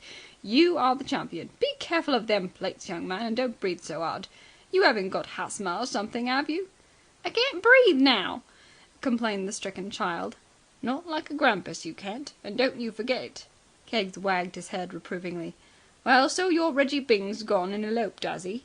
That ought to teach you to be more careful another time how you go gambling and plunging into sweepstakes. The idea of a child of your age having the audacity to thrust hisself forward like that." "Don't call him my Reggie Byng. I didn't draw him." "There's no need to go into all that again, young feller. You accepted him freely and without prejudice when the fair exchange was suggested, so for all practical intents and purposes he is your Reggie Byng, and I hope you're going to send him a wedding present." "Well, you ain't any better off than me with all your highway robbery." "My what?" "You heard what I said." "Well, don't let me hear it again. The idea! If you had any objections to parting with that ticket, you should have stated them clearly at the time. And what do you mean by saying I ain't any better off than you are?" "I have my reasons." "You think you have, which is a very different thing. I suppose you imagine that you've put a stopper on a certain little affair by surreptitiously destroying letters entrusted to you." "I never!" exclaimed Albert with a convulsive start that nearly sent 11 plates dashing to destruction. "How many times have I got to tell you to be careful of them plates?" said Keggs sternly. "Who do you think you are, a juggler of the oars, hurling them about like that? Yes, I know all about that letter. You thought you was very clever, I've no doubt. But let me tell you, young blighted Albert, that only the other evening her ladyship and Mr. Bevan had a long and extended interview in spite of all your efforts. I saw through your little game, and I proceeded and went and arranged the meeting." In spite of himself, Albert was awed. He was oppressed by the sense of struggling with a superior intellect. "Yes, you did!" he managed to say with the proper tone of incredulity, but in his heart he was not incredulous. Dimly, Albert had begun to perceive that years must elapse before he could become capable of matching himself in battles of wits with this master strategist. "Yes, I certainly did," said Keggs. "I don't know what happened at the interview, not being present in person, but I've no doubt that everything proceeded satisfactorily." "And a fat lot of good that's going to do you when he ain't allowed to come inside the 'ouse." A bland smile irradiated the butler's moon-like face. "If by 'e you are alluding to Mr. Bevan, young blighted Albert, let me tell you that it won't be long before he comes a regular, duly invited guest to the castle. A lot of chance! Would you care to have another 5 shillings even money on it?" Albert recoiled. He had had enough of speculation where the butler was concerned. Where that schemer was allowed to get within reach of it, hard cash melted away. "What are you going to do?" "Never you mind what I'm going to do. I have my methods.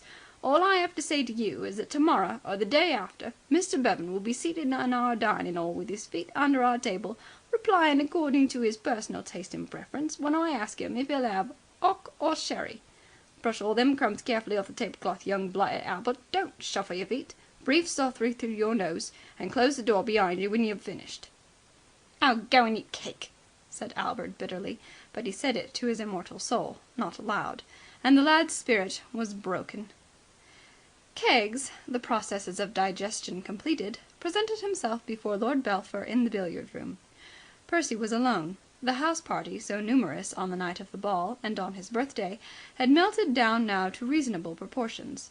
The second and third cousins had retired, flushed and gratified, to obscure dens from which they had emerged, and the castle housed only the more prominent members of the family, always harder to dislodge than the small fry. The bishop still remained, and the colonel. Besides these, there were perhaps half a dozen more of the closer relations. To Lord Belpher's way of thinking, half a dozen too many. He was not fond of his family. "Might I have a word with your lordship?" "What is it, Keggs?" Keggs was a self-possessed man, but he found it a little hard to begin. Then he remembered that once in the misty past he had seen Lord Belpher spanked for stealing jam, he himself having acted on that occasion as prosecuting attorney, and the memory nerved him. "I earnestly hope that your lordship will not think that I am taking a liberty. I have been in his lordship's your father's service many years now, and the family honour is, if I may be pardoned for saying so, extremely near to my heart. I have known your lordship since you were a mere boy, and—" Lord Belpher had listened with growing patience to this preamble. His temper was seldom at its best these days, and the rolling periods annoyed him. "Yes, yes, of course," he said. "What is it?" Keggs was himself now. In his opening remarks he had simply been, as it were, winding up. He was now prepared to begin. "Your lordship will recall inquiring of me on the night of the ball as to the bona fides of one of the temporary waiters. The one that stated that he was the cousin of the boy Albert the page. I have been making inquiries, your lordship, and I regret to say I find that the man was an impostor. He informed me that he was Albert's cousin, but Albert now informs me that he has no cousin in America. I am extremely sorry this should have occurred, your lordship, and I hope you will attribute it to the bustle and haste inseparable from the duties as mine on such occasion." "I know the fellow was an impostor. He was probably after the spoons." Keggs coughed. "If I might be allowed to take a further liberty, your lordship, might I suggest that I am aware of the man's identity and of his motive for visiting the castle?" He waited a little apprehensively. This was the crucial point in the interview. If Lord Belpher did not now freeze him with a glance and order him from the room, the danger would be past, and he could speak freely. His light blue eyes were expressionless as they met Percy's, but inwardly he was feeling much the same sensation as he was wont to experience when the family was in town and he had managed to slip off to Kempton Park or some other racecourse and put some of his savings on a horse. As he felt when the racing steeds thundered down the straight, so did he feel now. Astonishment showed in Lord Belpher's round face. Just as it was about to be succeeded by indignation, the butler spoke again. "I am aware, your lordship, that it is not my place to offer suggestions as to the private and intimate affairs of the family I have the honour to serve, but if your lordship would consent to overlook the liberty, I think I could be of help and assistance in a matter which is causing annoyance and unpleasantness to all." He invigorated himself with another dip into the waters of memory. Yes, the young man before him might be Lord Belpher, son of his employer and heir to all these great estates, but once he had seen him spanked. Perhaps Percy also remembered this. Perhaps he merely felt that Keggs was a faithful old servant and, as such, entitled to thrust himself into the family affairs. Whatever his reasons, he now definitely lowered the barrier. "Well?" he said, with a glance at the door to make sure that there were no witnesses to an act of which the aristocrat in him disapproved. "Go on." Keggs breathed freely. The danger point was past. "Having a natural interest in your lordship," he said, "we of the servants' hall generally manage to become respectfully aware of whatever happens to be transpiring above stairs. May I say that I became acquainted at an early stage with the trouble which your lordship is unfortunately having with a certain party." Lord Belpher, although his whole being revolted against what practically amounted to hobnobbing with a butler, perceived that he had committed himself to the discussion. It revolted him to think that these delicate family secrets were the subject of conversation in menial circles, but it was too late to do anything now. And such was the wholeheartedness with which he had declared war upon George Bevan that, at this stage in the proceedings, his chief emotion was a hope that Keggs might have something sensible to suggest. "I think, begging your lordship's pardon for making the remark, that you are acting injudicious. I have been in service a great number of years, starting as a steward's room boy and rising to my present position, and I may say I have had experience during those years of several different cases where the daughter or son of the house contemplated a misalliance, and all but one of the cases ended disastrously, your lordship, on account of the family trying opposition. It is my experience that opposition in matters of the art is useless, feeding, as it, so to speak, does the flame. Young people, your lordship, if I may be pardoned for employing the expression in the present case, are naturally romantic, and if you keep 'em away from a thing they sit and pity themselves and want it all the more. And in the end you may be sure they get it. There's no way of stopping 'em. I was not on sufficiently easy terms with the late Lord Wallingham to give him the benefit of my experience on the occasion when the Honourable Aubrey Pershaw fell in love with a young person at the Gaiety Theatre. Otherwise I could have told him he was not acting judicious. His lordship opposed the match in every way, and the young couple ran off and got married at the registrar's. It was the same when a young man who was tutor to her ladyship's brother attracted Lady Evelyn Walls, the only daughter of the Earl of Ackleton. In fact, your lordship, the only entanglement of the kind that came to a satisfactory conclusion in the whole of my personal experience was the affair of Lady Catherine Dewsbury, Lord Bridgefield's daughter, who injudiciously became infatuated with the roller skating instructor." Lord Belpher had ceased to feel distantly superior to his companion. The butler's powerful personality hypnotized him. Long ere the harangue was ended, he was as a little child drinking in the utterances of a master. He bent forward eagerly. Keggs had broken off his remarks at the most interesting point. "What happened?" inquired Percy. "The young man," proceeded Keggs, "was a young man of considerable personal attractions, having large brown eyes and an athletic, lissome figure brought about by roller skating. It was no wonder, in the opinion of the servants' hall, that her ladyship should have found herself fascinated by him, particularly as I myself had heard her observe at a full luncheon table that roller skating was, in her opinion, the only thing except her toy Pomeranian that made life worth living. But when she announced that she had become engaged to this young man, there was the greatest consternation. I was not, of course, privileged to be a participant at any of the councils and discussions that ensued and took place, but I was aware that such transpired with great frequency. Eventually, his lordship took the shrewd step of assuming acquiescence and inviting the young man to visit us in Scotland. And within 10 days of his arrival, your lordship, the match was broken off. He went back to his roller skating, and her ladyship took up visiting the poor and eventually contracted an altogether suitable alliance by marrying Lord Ronald Spoforth, the second son of His Grace the Duke of Gorbals, at Strathbungo." "How did it happen?" "Seeing the young man in the surroundings of her own home, her ladyship soon began to see that she had taken too romantic a view of him previous, your lordship. He was one of the lower middle class, what is sometimes termed the bourgeoisie, and his habits were not the habits of the class to which her ladyship belonged.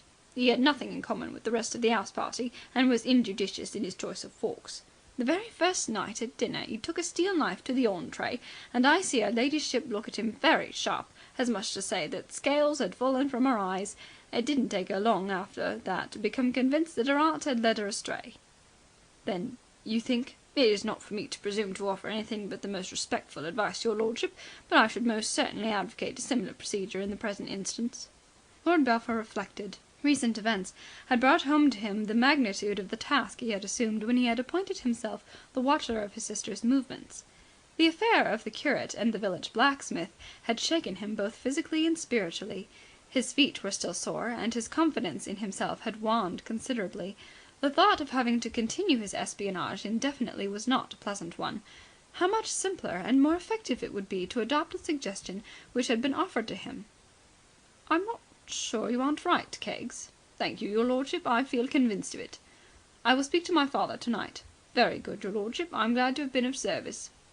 "Young blighted Albert," said Keggs crisply, shortly after breakfast on the following morning, "you're to take this note to Mr. Bevan at the cottage down by Platt's farm, and you're to deliver it without playing any of your monkey tricks, and you're to wait for an answer, and you're to bring that answer back to me, too, and to Lord Marshmoreton. And I may tell you, to save you the trouble of opening it with steam from the kitchen kettle, that I have already done so. It's an invitation to dine with us tonight. So now you know. Look slippy." Albert capitulated. For the first time in his life he felt humble. He perceived how misguided he had been ever to suppose that he could pit his pigmy wits against this smooth-faced worker of wonders. "Crikey!" he ejaculated. It was all he could say. "And there's one more thing, young fellow me lad," added Keggs earnestly. "Don't you ever grow up to be such a fathead as our friend Percy. Don't you forget I warned you."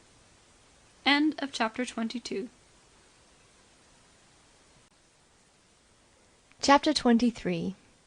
Life is like some crazy machine that is always going either too slow or too fast. From the cradle to the grave we alternate between the Sargasso Sea and the rapids, forever either becalmed or storm-tossed. It seemed to Maud, as she looked across the dinner-table in order to make sure for the 20th time that it really was George Bevan who sat opposite to her, that, after months in which nothing ever had happened, she was now living through a period when everything was happening at once. Life, from being a broken-down machine, had suddenly begun to race. To the orderly routine that had stretched back to the time when she had been hurried home in disgrace from Wales, there had succeeded a mad whirl of events, to which the miracle of tonight had come as a fitting climax. She had not begun to dress for dinner until somewhat late, and had consequently entered the drawing-room just as Keggs was announcing that the meal was ready. She had received her first shock when the love-sick Plummer, emerging from a mixed crowd of relatives and friends, had informed her that he was to take her in. She had not expected Plummer to be there, though he lived in the neighbourhood. Plummer, at their last meeting, had stated his intention of going abroad for a bit, to mend his bruised heart, and it was a little disconcerting to a sensitive girl to find her victim popping up again like this. She did not know that, as far as Plummer was concerned, the whole affair was to be considered opened again. To Plummer, analysing the girl's motives in refusing him, there had come the idea that there was another, and that this other might be Reggie Byng. From the first he had always looked upon Reggie as his worst rival. And now Reggie had bolted with the Faraday girl, leaving Maud in excellent condition, so it seemed to Plummer, to console herself with a worthier man. Plummer knew all about the rebound, and the part it plays in the affairs of the heart. His own breach of promise case, 2 years earlier, had been entirely due to the fact that the refusal of the youngest Devonish girl to marry him had caused him to rebound into the dangerous society of the second girl from the O.P., end of the first row in Summertime is Kissing Time number in the Alhambra Review. He had come to the castle tonight gloomy, but not without hope. Maud's second shock eclipsed the first entirely. No notification had been given to her, either by her father or by Percy, of the proposed extension of the hand of hospitality to George, and the sight of him standing there talking to her Aunt Caroline made her momentarily dizzy. Life, which for several days had had all the properties now of a dream, now of a nightmare, became more unreal than ever. She could conceive of no explanation of George's presence. He could not be there. That was all there was to it. Yet there undoubtedly he was. Her manner, as she accompanied Plummer down the stairs, took on such a dazed sweetness that her escort felt that in coming there that night he had done the wisest act of a lifetime, studded but sparsely with wise acts. It seemed to Plummer that this girl had softened towards him. Certainly something had changed her. He could not know that she was merely wondering if she was awake. George, meanwhile, across the table, was also having a little difficulty in adjusting his faculties to the progress of events. He had given up trying to imagine why he had been invited to this dinner, and was now endeavouring to find some theory which would square with the fact of Billie Dore being at the castle. At precisely this hour, Billie, by rights, should have been putting the finishing touches on her make-up in a second-floor dressing-room at the Regal. Yet there she sat, very much at her ease in this aristocratic company, so quietly and unobtrusively dressed in some black stuff that at first he had scarcely recognized her. She was talking to the bishop. The voice of Keggs at his elbow broke in on his reverie. "Sherry or 'ock, sir?" George could not have explained why this reminder of the butler's presence should have made him feel better, but it did. There was something solid and tranquilizing about Keggs. He had noticed it before. For the first time the sensation of having been smitten over the head with some blunt instrument began to abate. It was as if Keggs, by the mere intonation of his voice, had said, "All this, no doubt, seems very strange and unusual to you, but feel no alarm. I am here." George began to sit up and take notice. A cloud seemed to have cleared from his brain. He found himself looking on his fellow diners as individuals rather than as a confused mass. The prophet Daniel, after the initial embarrassment of finding himself in the society of the lions had passed away, must have experienced a somewhat similar sensation. He began to sort these people out and label them. There had been introductions in the drawing-room, but they had left him with a bewildered sense of having heard somebody recite a page from Burke's Peerage. Not since that day in the Free Library in London, when he had dived into that fascinating volume in order to discover Maud's identity, had he undergone such a rain of titles. He now took stock, to ascertain how many of these people he could identify. The stock-taking was an absolute failure. Of all those present, the only individuals he could swear to were his own personal little playmates, with whom he had sported in other surroundings. There was Lord Belpher, for instance, eyeing him with a hostility that could hardly be called veiled. There was Lord Marshmoreton at the head of the table, listening glumly to the conversation of a stout woman with a pearl necklace. But who was that woman? Was it Lady Jane Allenby, or Lady Edith Wade Beverley, or Lady Patricia Fowles? And who, above all, was the pie-faced fellow with the moustache talking to Maud? He sought assistance from the girl he had taken in to dinner. She appeared, as far as he could ascertain from a short acquaintance, to be an amiable little thing. She was small and young and fluffy, and he had caught enough of her name at the moment of introduction to gather that she was plain Miss something, a fact which seemed to him to draw them together. "I wish you would tell me who some of these people are," he said, as he turned from talking to the man on her other side. "Who is that man over there?" "Which man?" "The one talking to Lady Maud. The fellow whose face ought to be shuffled and dealt again." "That's my brother." That held George during the soup. "I'm sorry about your brother," he said, rallying with the fish. "That's very sweet of you." "It was the light that deceived me. Now that I look again, I see that his face has great charm." The girl giggled. George began to feel better. "Who are some of the others? I didn't get your name, for instance. They shot it at me so quick that it had whizzed by before I could catch it." My name is Plummer." George was electrified. He looked across the table with more vivid interest. The amorous Plummer had been just a voice to him till now. It was exciting to see him in the flesh. "And who are the rest of them?" "They are all members of the family. I thought you knew them." "I know Lord Marshmoreton, and Lady Maud, and of course Lord Belpher." He caught Percy's eye as it surveyed him coldly from the other side of the table, and nodded cheerfully. "Great pal of mine, Lord Belpher." The fluffy Miss Plummer twisted her pretty face into a grimace of disapproval. I don't like Percy. No? I think he's conceited. Surely not. What could he have to be conceited about?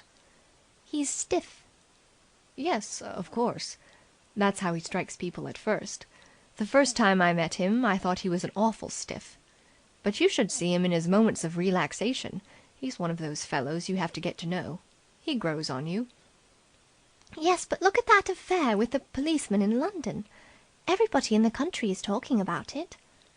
Young blood, sighed George. Young blood. Of course, Percy is wild. He must have been intoxicated. Oh, undoubtedly, said George. Miss Plummer glanced across the table.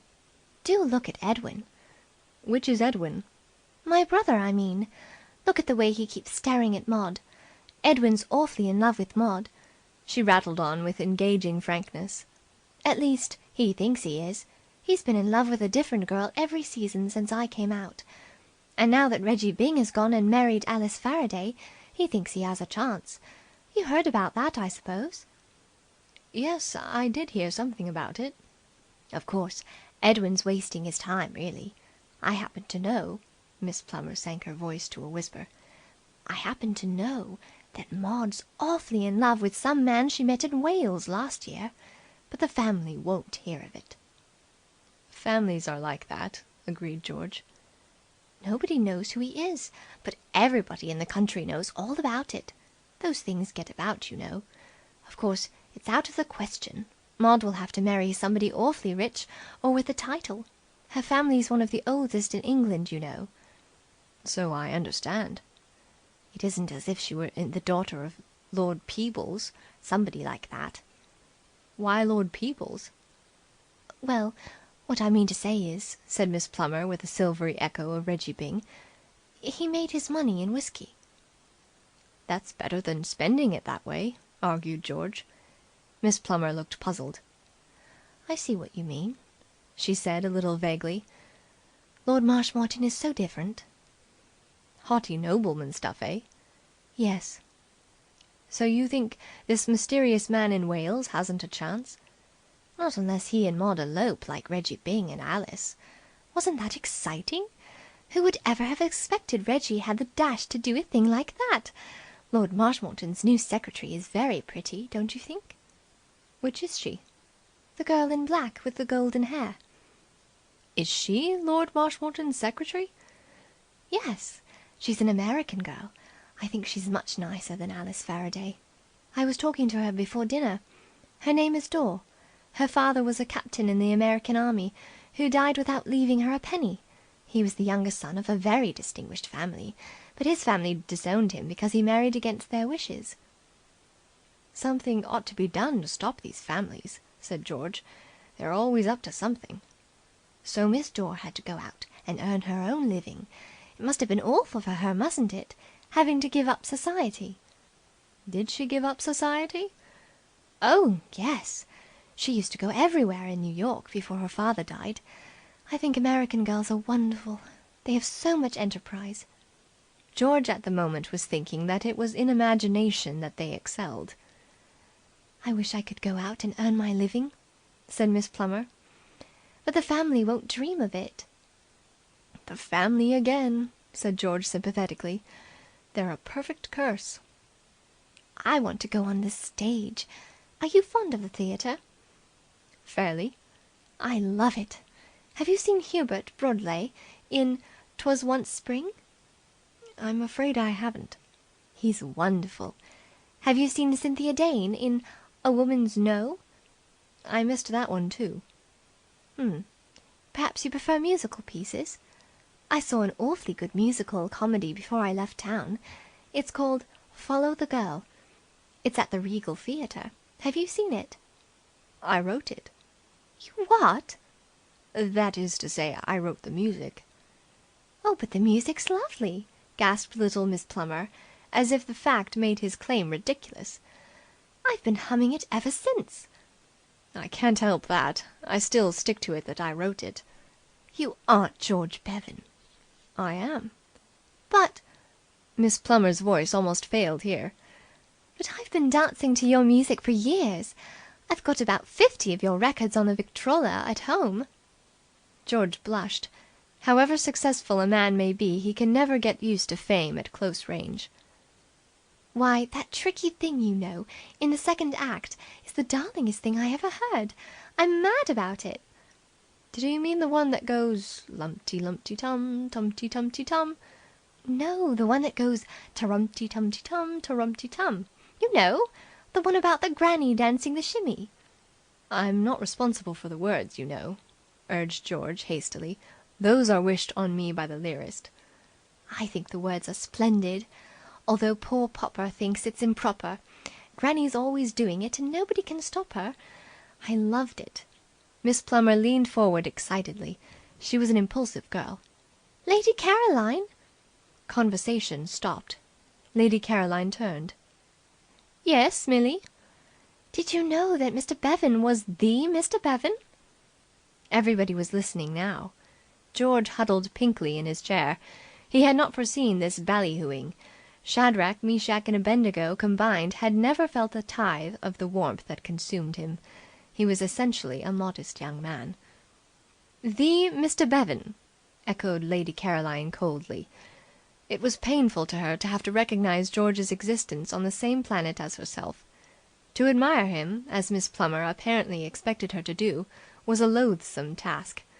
She cast one glance, fresh from the refrigerator, at the shrinking George, and elevated her aristocratic eyebrows.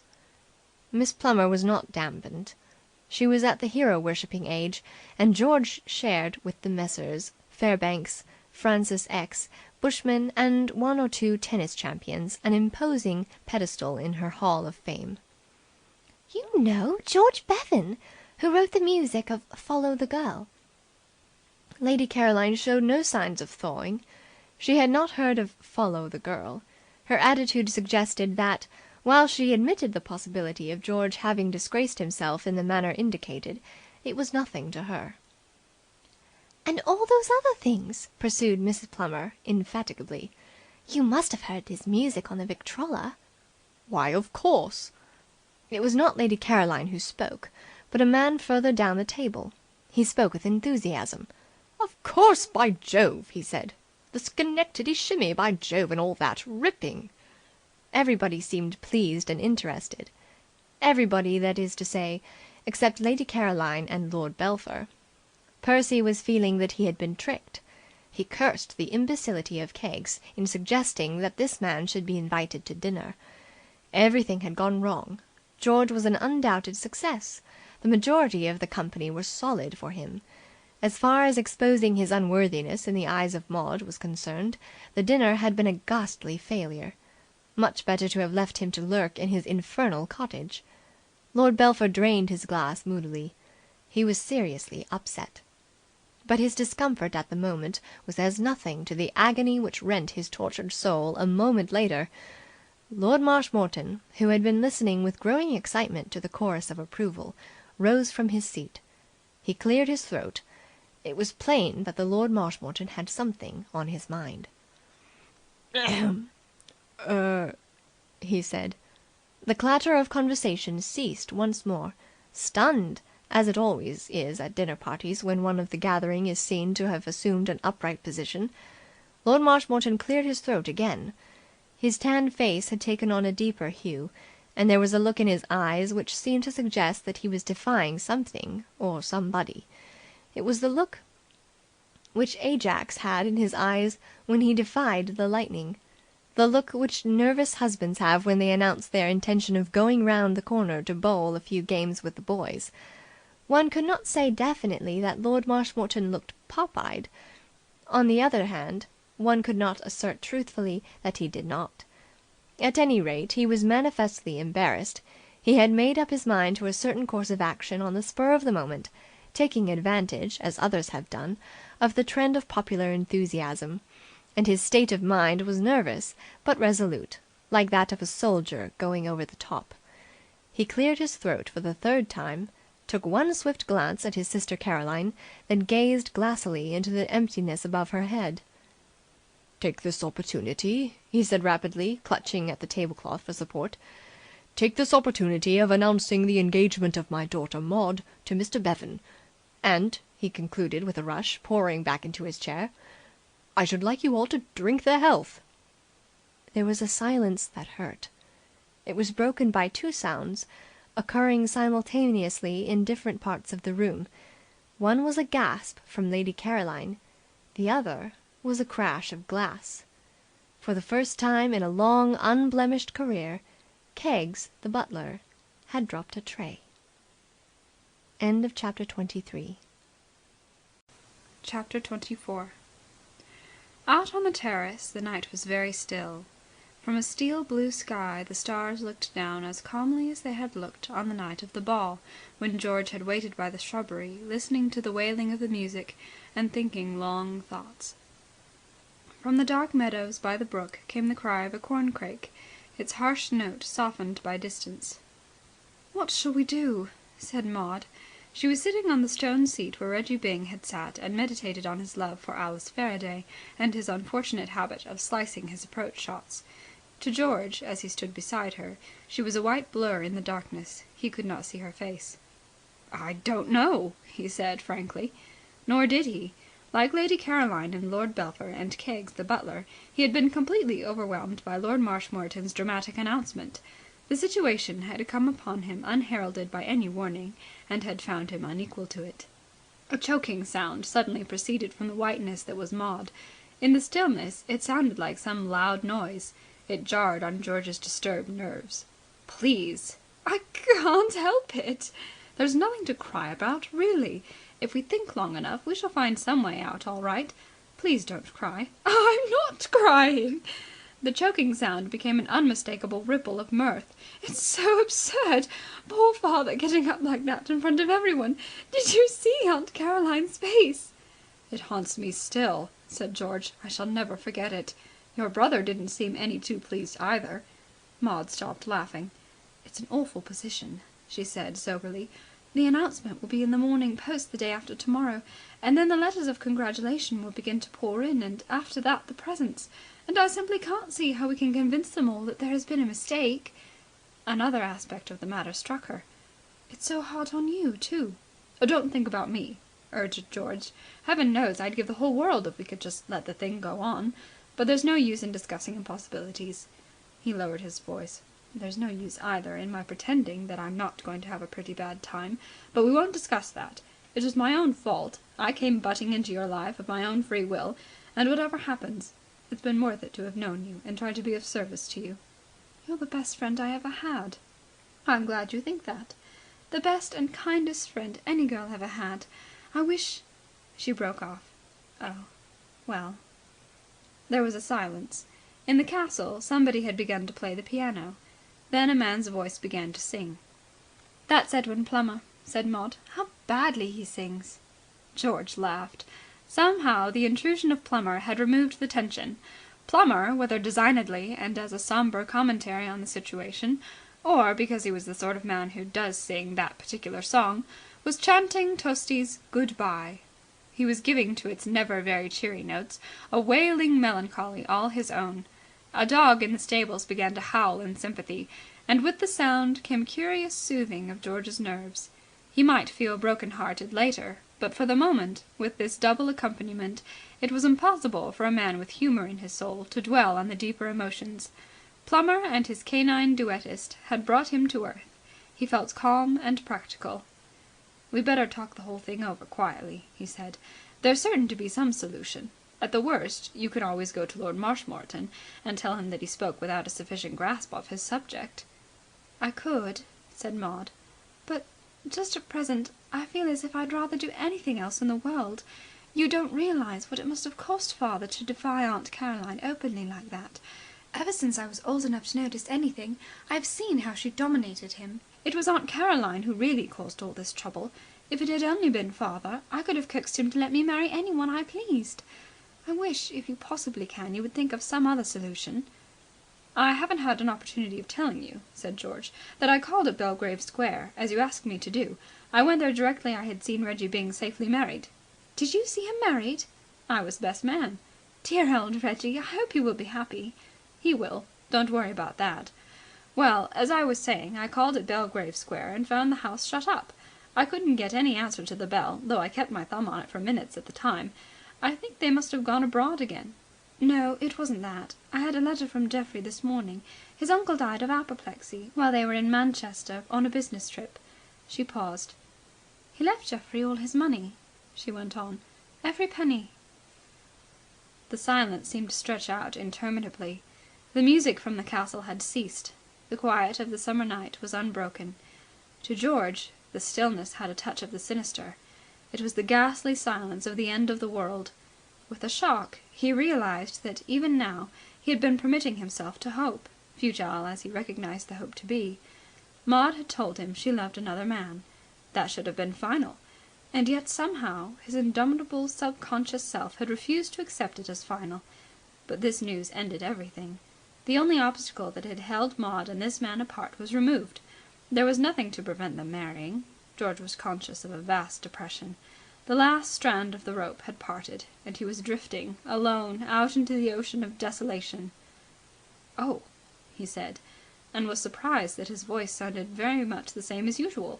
Speech was so difficult that it seemed strange that it should show no signs of effort. "That alters everything, doesn't it?" "He said in his letter that he wanted me to meet him in London and talk things over, I suppose." "Well, there's nothing now to prevent your going. I mean, now that your father has made this announcement, you are free to go where you please." "Yes, I suppose I am." There was another silence. "Everything's so difficult," said Maud. "In what way?" "Oh, I don't know." "If you are thinking of me," said George, "please don't. I know exactly what you mean. You are hating the thought of hurting my feelings. I wish you would look on me as having no feelings. All I want is to see you happy. And as I said just now, it's enough for me to know that I've helped you. Do be reasonable about it. The fact that our engagement has been officially announced makes no difference in our relations to each other. As far as we two are concerned, we are exactly where we were the last time we met. It's no worse for me now than it was then to know that I'm not the man you love, and that there's somebody else you loved before you ever knew of my existence. For goodness sake, a girl like you must be used to having men tell her that they love her and having to tell them that she can't love them in return." "But you're so different." "Not a bit of it. I'm just one of the crowd." "I've never known anybody quite like you." "Well, you've never known anybody quite like Plummer, I should imagine. But the thought of his sufferings didn't break your heart." "I've known a million men exactly like Edwin Plummer," said Maud emphatically. "All the men I ever have known have been like him. Quite nice and pleasant and negative. It never seemed to matter refusing them. One knew that they would be just a little bit piqued for a week or two, and then wander off and fall in love with somebody else. But you're different. You matter." "That is where we disagree. My argument is that where your happiness is concerned, I don't matter." Maud rested her chin on her hand and stared out into the velvet darkness. "You ought to have been my brother instead of Percy," she said at last. "What chums we should have been! And how simple that would have made everything." "The best thing for you to do is to regard me as an honorary brother. That will make everything simple." "It's easy to talk like that." "No, it isn't. It's horribly hard.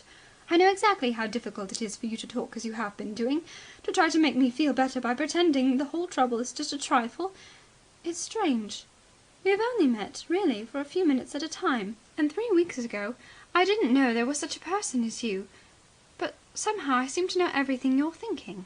I've never felt like that before with any man. Even Geoffrey. He always puzzled me." She broke off. The corncrake began to call again out in the distance. "I wish I knew what to do," she said with a catch in her voice. "I'll tell you in 2 words what to do. The whole thing is absurdly simple. You love this man, and he loves you, and all that kept you apart before was the fact that he could not afford to marry you. Now that he is rich, there is no obstacle at all. I simply won't let you look on me and my feelings as an obstacle. Rule me out altogether. Your father's mistake has made the situation a little more complicated than it need have been, but that can easily be remedied. Imitate the excellent example of Reggie Byng. He was in a position where it would have been embarrassing to announce what he intended to do, so he very sensibly went quietly off and did it, and left everybody to find out after it was done. I'm bound to say I never looked on Reggie as a mastermind, but when it came to finding a way out of embarrassing situations, one has to admit he had the right idea. Do what he did." Maud started. She half rose from the stone seat. George could hear the quick intake of her breath. "You mean run away?" "Exactly. Run away." An automobile swung around the corner of the castle from the direction of the garage and drew up, purring at the steps. There was a flood of light and the sound of voices as the great door opened. Maud rose. "People are leaving," she said. "I didn't know it was so late." She stood irresolutely.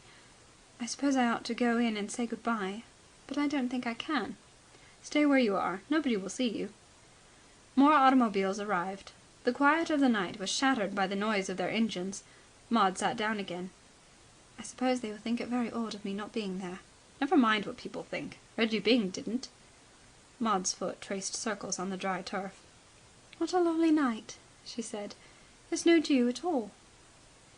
The automobiles snorted, tooted, backfired and passed away. Their clamour died in the distance, leaving the night a thing of peace and magic once more. The door of the castle closed with a bang. "I suppose I ought to be going in now," said Maud. "I suppose so. And I ought to be there too, politely making my farewells.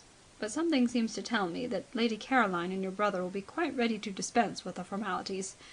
I shall go home." They faced each other in the darkness. "Would you really do that?" asked Maud. "Run away, I mean, and get married in London?" "It's the only thing to do."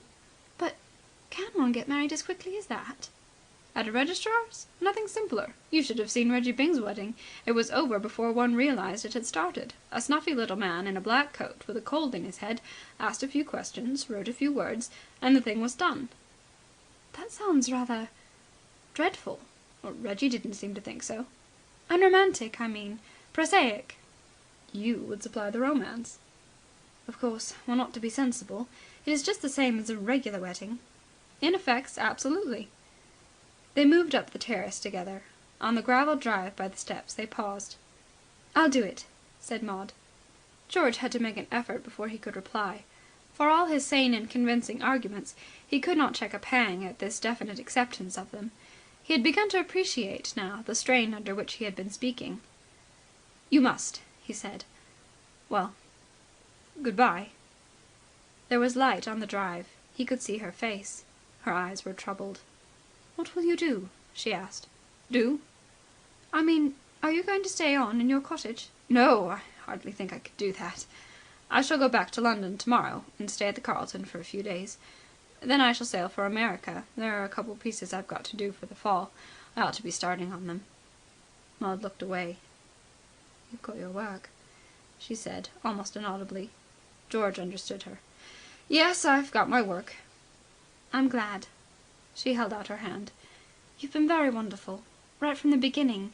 You've been... Oh, what's the use of me saying anything?" "I've had my reward. I've known you. We're friends, aren't we?" "My best friend." "Pals?" "Pals." They shook hands.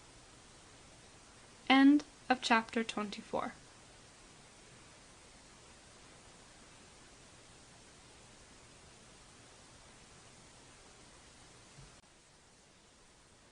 Chapter 25. "I was never so upset in my life," said Lady Caroline. She had been saying the same thing and many other things for the past 5 minutes. Until the departure of the last guest she had kept an icy command of herself and shown an unruffled front to the world. She had even contrived to smile. But now, with the final automobile whirring homewards, she had thrown off the mask. The very furniture of Lord Marshmoreton's study seemed to shrink, seared by the flame of her wrath. As for Lord Marshmoreton himself, he looked quite shrivelled. It had not been an easy matter to bring her erring brother to bay. The hunt had been in progress full 10 minutes before she and Lord Belpher finally cornered the poor wretch. His plea, through the keyhole of the locked door, that he was working on the family history and could not be disturbed, was ignored, and now he was face to face with the avengers. "I cannot understand it," continued Lady Caroline. "You know that for months we have all been straining every nerve to break off this horrible entanglement, and just as we had begun to hope that something might be done, you announced the engagement in the most public manner. I think you must be out of your mind. I can hardly believe even now that this appalling thing has happened. I am hoping that I shall wake up and find it is all a nightmare. How you can have done such a thing I cannot understand." "Quite," said Lord Belpher. If Lady Caroline was upset, there are no words in the language that will adequately describe the emotions of Percy. From the very start of this lamentable episode in high life, Percy had been in the forefront of the battle. It was Percy who had had his best hat smitten from his head in the full view of all Piccadilly. It was Percy who had suffered arrest and imprisonment in the cause. It was Percy who had been crippled for days owing to his zeal in tracking Maud across the country. And now all his sufferings were in vain. He had been betrayed by his own father. There was, so the historians of the Middle West tell us, a man of Chicago named Young, who once, when his nerves were unstrung, put his mother, unseen, in the chopping machine, and canned her and labelled her Tongue. It is enough to say that the glance of disapproval which Percy cast upon his father at this juncture would have been unduly severe if cast by the Young offspring upon their parent at the moment of confession. Lord Marshmoreton had rallied from his initial panic. The spirit of revolt began to burn again in his bosom. Once the die is cast for revolution, there can be no looking back. One must defy, not apologize. Perhaps the inherited tendencies of a line of ancestors who, whatever their shortcomings, had at least known how to treat their womenfolk, came to his aid. Possibly there stood by his side in this crisis ghosts of dead and buried Marshmoretons, whispering spectral encouragement in his ear. The ghosts, let us suppose, of that earl who, in the days of the 7th Henry, had stabbed his wife with a dagger to cure her tendency to lecture him at night.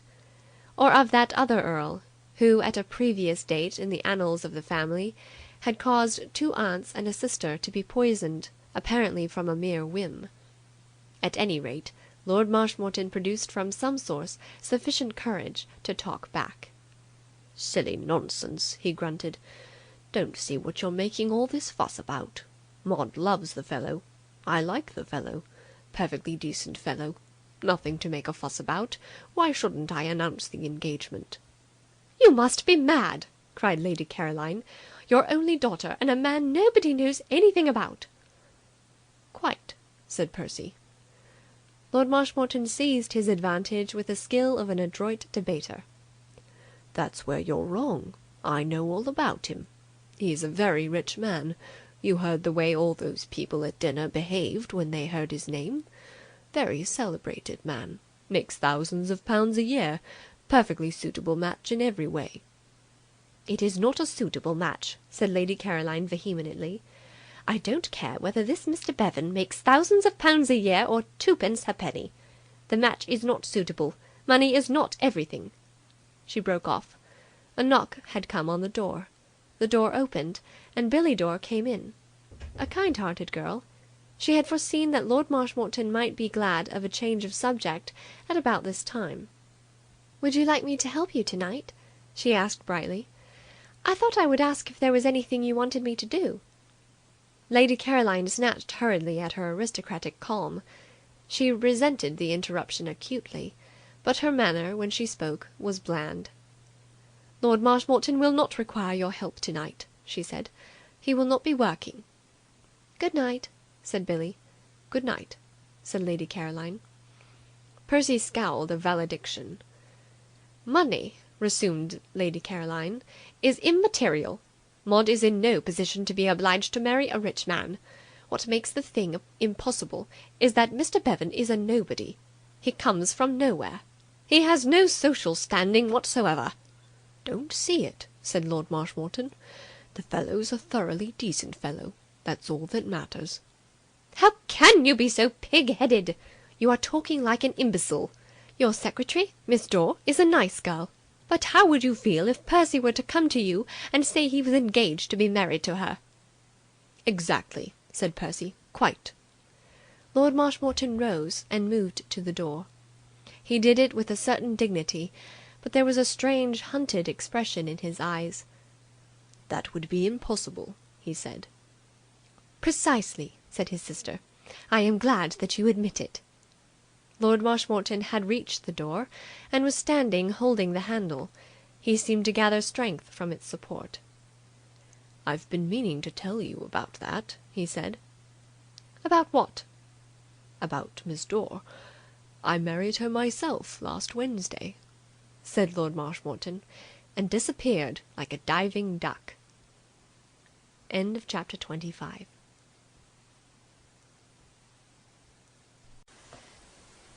Chapter 26.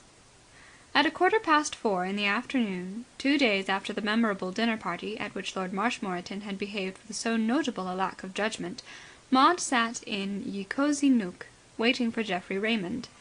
He had said in his telegram that he would meet her there at 4:30, but eagerness had brought Maud to the tryst a quarter of an hour ahead of time, and already the sadness of her surroundings was causing her to regret this impulsiveness. Depression had settled upon her spirit. She was aware of something that resembled foreboding. Ye Cosy Nook, as its name will immediately suggest to those who know their London, is a tea shop in Bond Street, conducted by distressed gentlewomen. In London, when a gentlewoman becomes distressed, which she seems to do on the slightest provocation, she collects about her 2 or 3 other distressed gentlewomen, forming a quorum, and starts a tea shop in the West End, which she calls Ye Oak Leaf, Ye Old Willow Pattern, Ye Linden Tree, or Ye Snug Harbour, according to personal taste. There, dressed in Tyrolese, Japanese, Norwegian, or some other exotic costume, she and her associates administer refreshments of an afternoon with a proud languor calculated to knock the nonsense out of the cheeriest customer. Here you will find none of the coarse bustle and efficiency of the rival establishments of Lyon and Co., nor the glitter and gaiety of Rumpelmayer's. These places have an atmosphere of their own. They rely for their effect on an insufficiency of light, an almost total lack of ventilation, a property chocolate cake which you are not supposed to cut, and the sad aloofness of their ministering angels. It is to be doubted whether there is anything in the world more damping to the spirit than a London tea shop of this kind, unless it be another London tea shop of the same kind. Maud sat and waited. Somewhere out of sight a kettle bubbled in an undertone, like a whispering pessimist. Across the room 2 distressed gentlewomen in fancy dress leaned against the wall. They, too, were whispering. Their expressions suggested that they looked on life as low, and wished they were well out of it, like the body upstairs. One assumed that there was a body upstairs. One cannot help it at these places. One's first thought on entering is that the lady assistant will approach one and ask in a hushed voice, "Tea or chocolate, and would you care to view the remains?" Maud looked at her watch. It was 4:20. She could scarcely believe that she had only been there 5 minutes, but the ticking of the watch assured her that it had not stopped. Her depression deepened. Why had Geoffrey told her to meet him in a cavern of gloom like this instead of at the Savoy? She would have enjoyed the Savoy. But here she seemed to have lost beyond recovery the first gay eagerness with which she had set out to meet the man she loved. Suddenly she began to feel frightened. Some evil spirit, possibly the kettle, seemed to whisper to her that she had been foolish in coming here, to cast doubts on what she had hitherto regarded as the one rock-solid fact in the world, her love for Geoffrey. Could she have changed since those days in Wales? Life had been so confusing of late. In the vividness of recent happenings those days in Wales seemed a long way off. She herself different from the girl of a year ago. She found herself thinking about George Bevan. It was a curious fact that, the moment she began to think of George Bevan, she felt better. It was as if she had lost her way in a wilderness and had met a friend. There was something so capable, so soothing about George.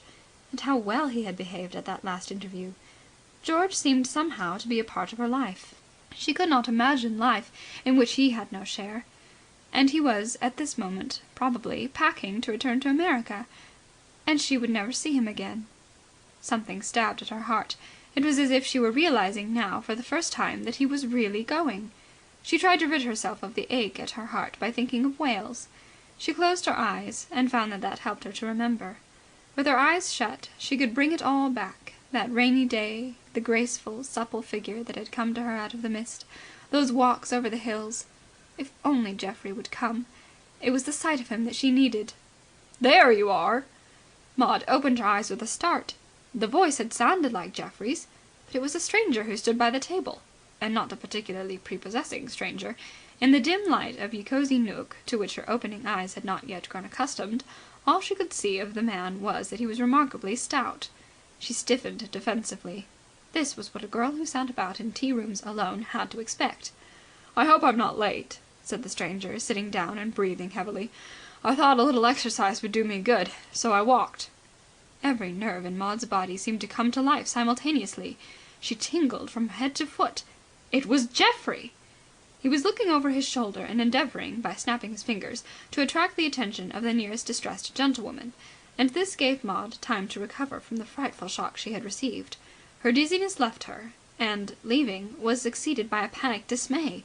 This couldn't be Geoffrey. It was outrageous that it should be Geoffrey. And yet it undeniably was Geoffrey. For a year she had prayed that Geoffrey might be given back to her, and the gods had heard her prayer. They had given her back Geoffrey, and with a careless generosity they had given her twice as much of him as she had expected. She had asked for the slim Apollo whom she had loved in Wales, and this colossal changeling had arrived in his stead. We all of us have our prejudices. Maud had a prejudice against fat men. It may have been the spectacle of her brother Percy, bulging more and more every year she had known him, that had caused this kink in her character. At any rate, it existed, and she gazed in sickened silence at Geoffrey. He had turned again now, and she was enabled to get a full and complete view of him. He was not merely stout. He was gross. The slim figure which had haunted her for a year had spread into a sea of waistcoat. The keen lines of his face had disappeared altogether. His cheeks were pink jellies. One of the distressed gentlewomen had approached with a slow disdain, and was standing by the table, brooding on the corpse upstairs. It seemed a shame to bother her. "Tea or chocolate?" she inquired proudly. "Tea, please," said Maud, finding her voice. "One tea," sighed the mourner. "Chocolate for me," said Geoffrey briskly, with the air of one discoursing on a congenial topic. "I'd like plenty of whipped cream, and please see that it's hot." "One chocolate." Geoffrey pondered. This was no light matter that occupied him. "And bring some fancy cakes. I like the ones with the icing on them. And some tea cake and buttered toast. Please see that there's plenty of butter on it." Maud shivered. This man before her was a man in whose lexicon there should have been no such word as butter. A man who should have called for the police had some enemy endeavoured to thrust butter upon him. "Well," said Geoffrey, leaning forward as the haughty ministrant drifted away, "you haven't changed a bit. To look at, I mean." "No?" said Maud. "You're just the same. I think he squinted down at his waistcoat, have put on a little weight. I don't know if you notice it." Maud shivered again. He thought he had put on a little weight, and didn't know if she had noticed it? She was oppressed by the eternal melancholy miracle of the fat man who does not realize that he has become fat. "It was living on the yacht that put me a little out of condition," said Geoffrey. "I was on the yacht nearly all the time since I saw you last.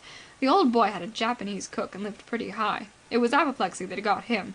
We had a great time touring about. We were on the Mediterranean all last winter, mostly at Nice." "I should like to go to Nice," said Maud, for something to say. She was feeling that it was not only externally that Geoffrey had changed. Or had he, in reality, always been like this, commonplace and prosaic, and was it merely in her imagination that he had been wonderful? "If you ever go," said Geoffrey earnestly, "don't fail to lunch at the Hotel Côte d'Azur. They give you the most amazing selection of hors d'oeuvres you ever saw. Crayfish as big as baby lobsters, and there's a fish, I've forgotten its name, it'll come back to me, that's just like the Florida pompano. Be careful to have it broiled, not fried, otherwise you lose the flavour. Tell the waiter you must have it broiled, with melted butter and a little parsley and some plain boiled potatoes. It's really astonishing.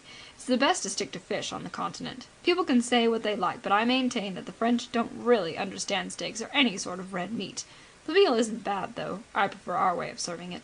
Of course, what the French are real geniuses at is the omelette. I remember when we put in at Toulon for coal, I went ashore for a stroll and had the most delicious omelette with chicken livers beautifully cooked at a little small, unpretentious place near the harbour. I shall always remember it." The mourner returned, bearing a laden tray from which she removed the funeral bakemeats and placed them limply on the table. Geoffrey shook his head, annoyed. "I particularly asked for plenty of butter on my toast," he said. "I hate buttered toast if there isn't lots of butter. It isn't worth eating. Get me a couple of pats, will you, and I'll spread it myself. Do hurry, please, before the toast gets cold. It's no good if the toast gets cold. They don't understand tea as a meal at these places," he said to Maud as the mourner withdrew. "You have to go to the country to appreciate the real thing. I remember we lay off Lyme Regis down Devonshire way for a few days, and I went and had tea at a farmhouse there. It was quite amazing. Thick Devonshire cream and homemade jam and cakes of every kind. This sort of thing here is just a farce. I do wish that woman would make haste with that butter. It'll be too late in a minute." Maud sipped her tea in silence. Her heart was like lead within her. The recurrence of the butter theme as a sort of leitmotif in her companion's conversation was fraying her nerves till she felt she could endure little more. She cast her mind's eye back over the horrid months and had a horrid vision of Geoffrey steadily absorbing butter, day after day, week after week, ever becoming more and more of a human keg. She shuddered. Indignation at the injustice of fate in causing her to give her heart to a man and then changing him into another and quite different man fought with a cold terror, which grew as she realized more and more clearly the magnitude of the mistake she had made. She felt that she must escape. And yet how could she escape? She had definitely pledged herself to this man. "Ah!" cried Geoffrey gaily as the pats of butter arrived. "That's more like it." He began to smear the toast. Maud averted her eyes. She had told him that she loved him, that he was the whole world to her, that there never would be anyone else. He had come to claim her. How could she refuse him just because he was about 30 pounds overweight? Geoffrey finished his meal. He took out a cigarette. "No smoking, please," said the distressed gentlewoman. He put the cigarette back in its case. There was a new expression in his eyes now, a tender expression. For the first time since they had met, Maud seemed to catch a far-off glimpse of the man she had loved in Wales. Butter appeared to have softened Geoffrey. "So you couldn't wait?" he said with pathos. Maud did not understand. "I waited over a quarter of an hour. It was you who were late." "I don't mean that. I'm referring to your engagement. I saw the announcement in the Morning Post. Well, I hope you will let me offer you my best wishes. This Mr. George Bevan, whoever he is lucky." Maud had opened her mouth to explain, to say that it was all a mistake.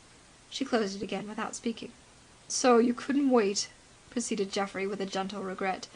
"Well, I suppose I ought not to blame you. You're at an age when it's easy to forget. I had no right to hope that you would be proof against a few months' separation. I expected too much. But it is ironical, isn't it? There was I, thinking always of those days last summer when we were everything to each other, while you had forgotten me. Forgotten me!" sighed Geoffrey. He picked a fragment of cake absently off the tablecloth and inserted it into his mouth. The unfairness of the attack stung Maud into speech. She looked back over the months, thought of all she had suffered, and ached with self-pity. "I hadn't!" she cried. "You hadn't? But you let this other man, this George Bevan, make love to you." "I didn't. It was all a mistake." "A mistake?" "Yes. It would take too long to explain, but..." She stopped. It had come to her suddenly, in a flash of clear vision, that the mistake was one which she had no desire to correct. She felt like one who, lost in a jungle, comes out after long wandering into the open air. For days she had been thinking confusedly, unable to interpret her own emotions, and now everything had abruptly become clarified. It was as if the sight of Geoffrey had been the key to a cipher. She loved George Bevan, the man she had sent out of her life for ever. She knew it now, and the shock of realization made her feel faint and helpless. And, mingled with the shock of realization, there came to her the mortification of knowing that her aunt, Lady Caroline, and her brother Percy had been right after all. What she had mistaken for the love of a lifetime had been, as they had so often insisted, a mere infatuation, unable to survive the spectacle of a Geoffrey who had been eating too much butter and put on flesh. Geoffrey swallowed his piece of cake and bent forward. "Aren't you engaged to this man Bevan?" Maud avoided his eye. She was aware that the crisis had arrived, and that her whole future hung on her next words. And then fate came to her rescue. Before she could speak, there was an interruption. "Pardon me," said a voice. "One moment." So intent had Maud and her companion been on their own affairs that neither of them observed the entrance of a third party. This was a young man with mouse-coloured hair and a freckled, badly shaven face which seemed undecided whether to be furtive or impudent. He had small eyes, and his costume was a blend of the flashy and the shabby. He wore a bowler hat, tilted a little rakishly to one side, and carried a small bag, which he rested on the table between them. "Sorry to intrude, miss." He bowed gallantly to Maud, "but I want to have a few words with Mr. Spencer Gray here." Maud, looking across at Geoffrey, was surprised to see that his florid face had lost much of its colour. His mouth was open, and his eyes had taken a glassy expression. "I think you've made a mistake," she said coolly. She disliked the young man at sight. "This is Mr. Raymond." Geoffrey found speech. "Of course I'm Mr. Raymond!" he cried angrily. "What do you mean by coming and annoying us like this?" The young man was not discomposed. He appeared to be used to being unpopular. He proceeded as though there had been no interruption. He produced a dingy card. "Glance at that," he said. "Messieurs Willoughby and Son.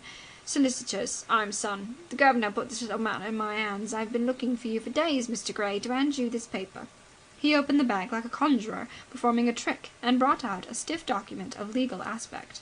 "You're a witness, miss, that I've served the papers. You know what this is, of course," he said to Geoffrey.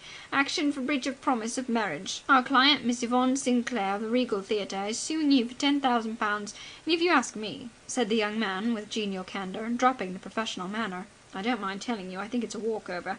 It's the best little action for breach we've handled for years."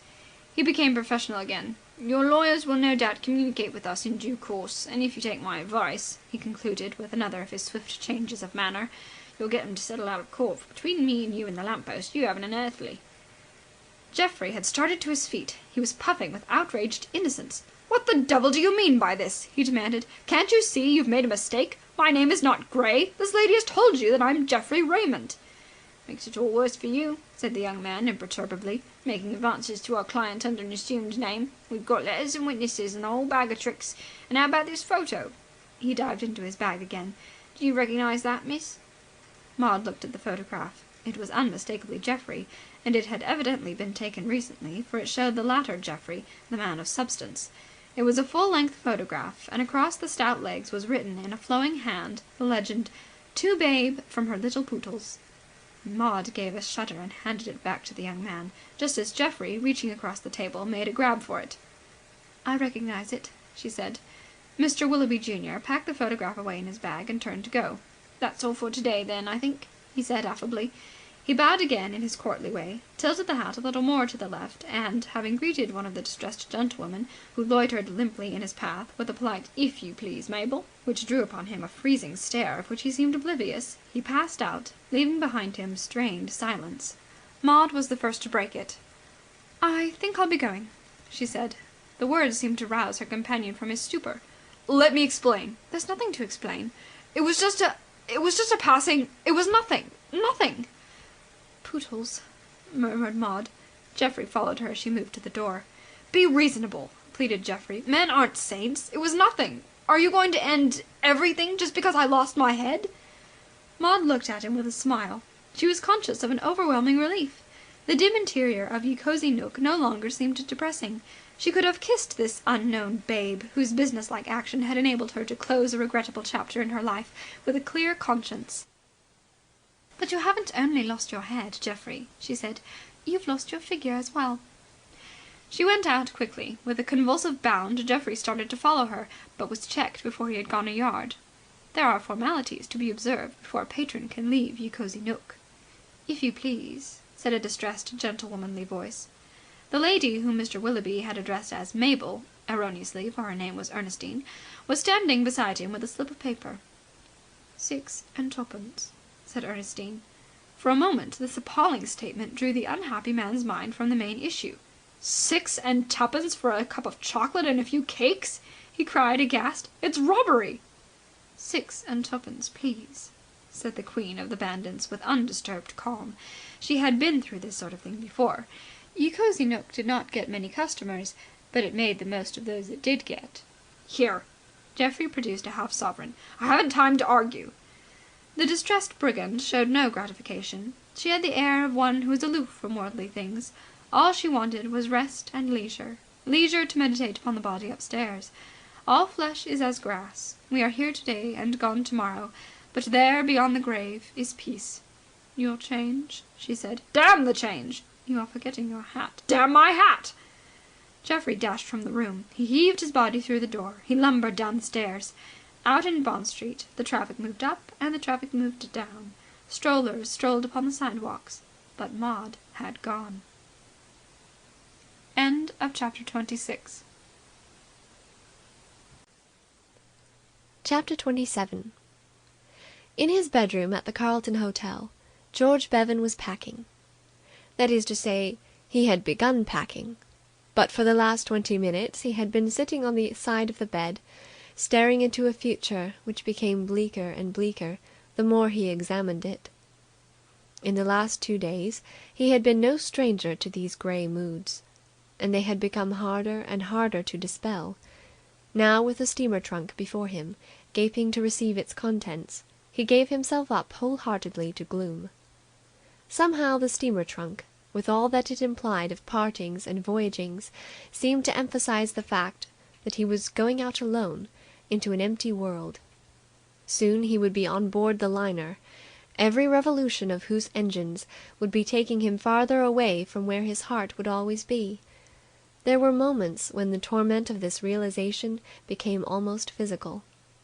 It was incredible that 3 short weeks ago he had been a happy man. Lonely, perhaps, but only in a vague, impersonal way. Not lonely with this aching loneliness that tortured him now. What was there left for him? As regards any triumphs which the future might bring in connection with his work, he was, as Mac the stage doorkeeper had said, blasé. Any success he might have would be but a stale repetition of other successes which he had achieved. He would go on working, of course, but...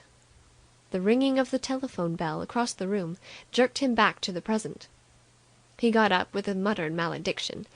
Somebody calling up again from the theatre, probably. They had been doing it all the time since he had announced his intention of leaving for America by Saturday's boat. "Hello?"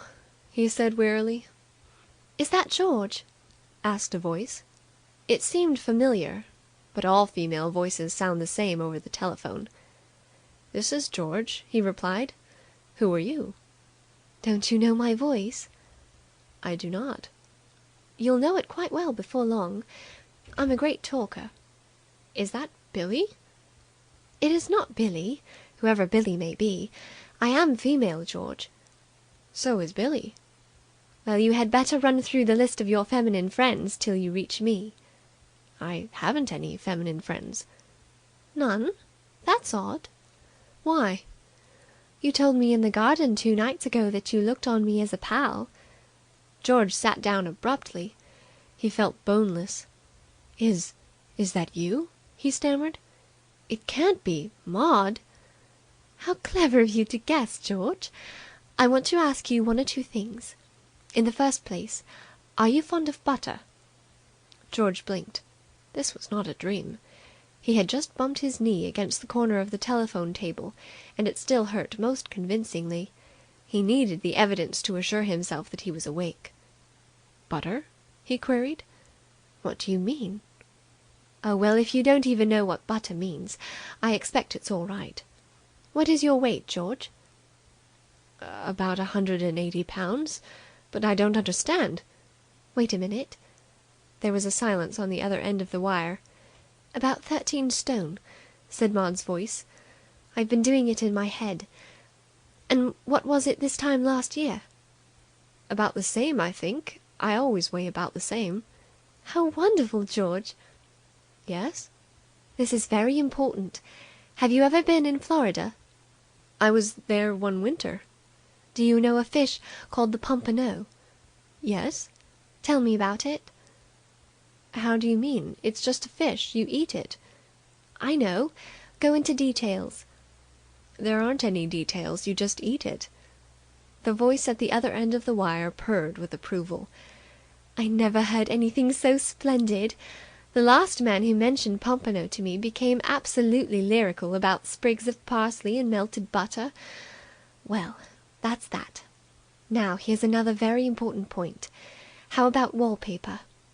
George pressed his unoccupied hand against his forehead. This conversation was unnerving him. "I didn't get that," he said. "Didn't get what?" "I mean, I didn't quite catch what you said that time. It sounded to me like, 'What about wallpaper?'" "It was 'What about wallpaper?' Why not?" "But," said George weakly, "it doesn't make any sense." "Oh, but it does. I mean, what about wallpaper for your den?" "My den?" "Your den. You must have a den. Where do you suppose you're going to work, if you don't? Now, my idea would be some nice quiet grass cloth, and of course you would have lots of pictures and books, and a photograph of me. I'll go and be taken specially. Then there would be a piano for you to work on, and 2 or 3 really comfortable chairs. And, well, that would be about all, wouldn't it?" George pulled himself together. "Hello?" he said. "Why do you say hello?" "I forgot I was in London. I should have said, 'Are you there?'" "Yes, I'm here." Well then, what does it all mean?" "What does what mean?" "What you've been saying about butter and pompanos and wallpaper and my den and all that. I don't understand." "How stupid of you!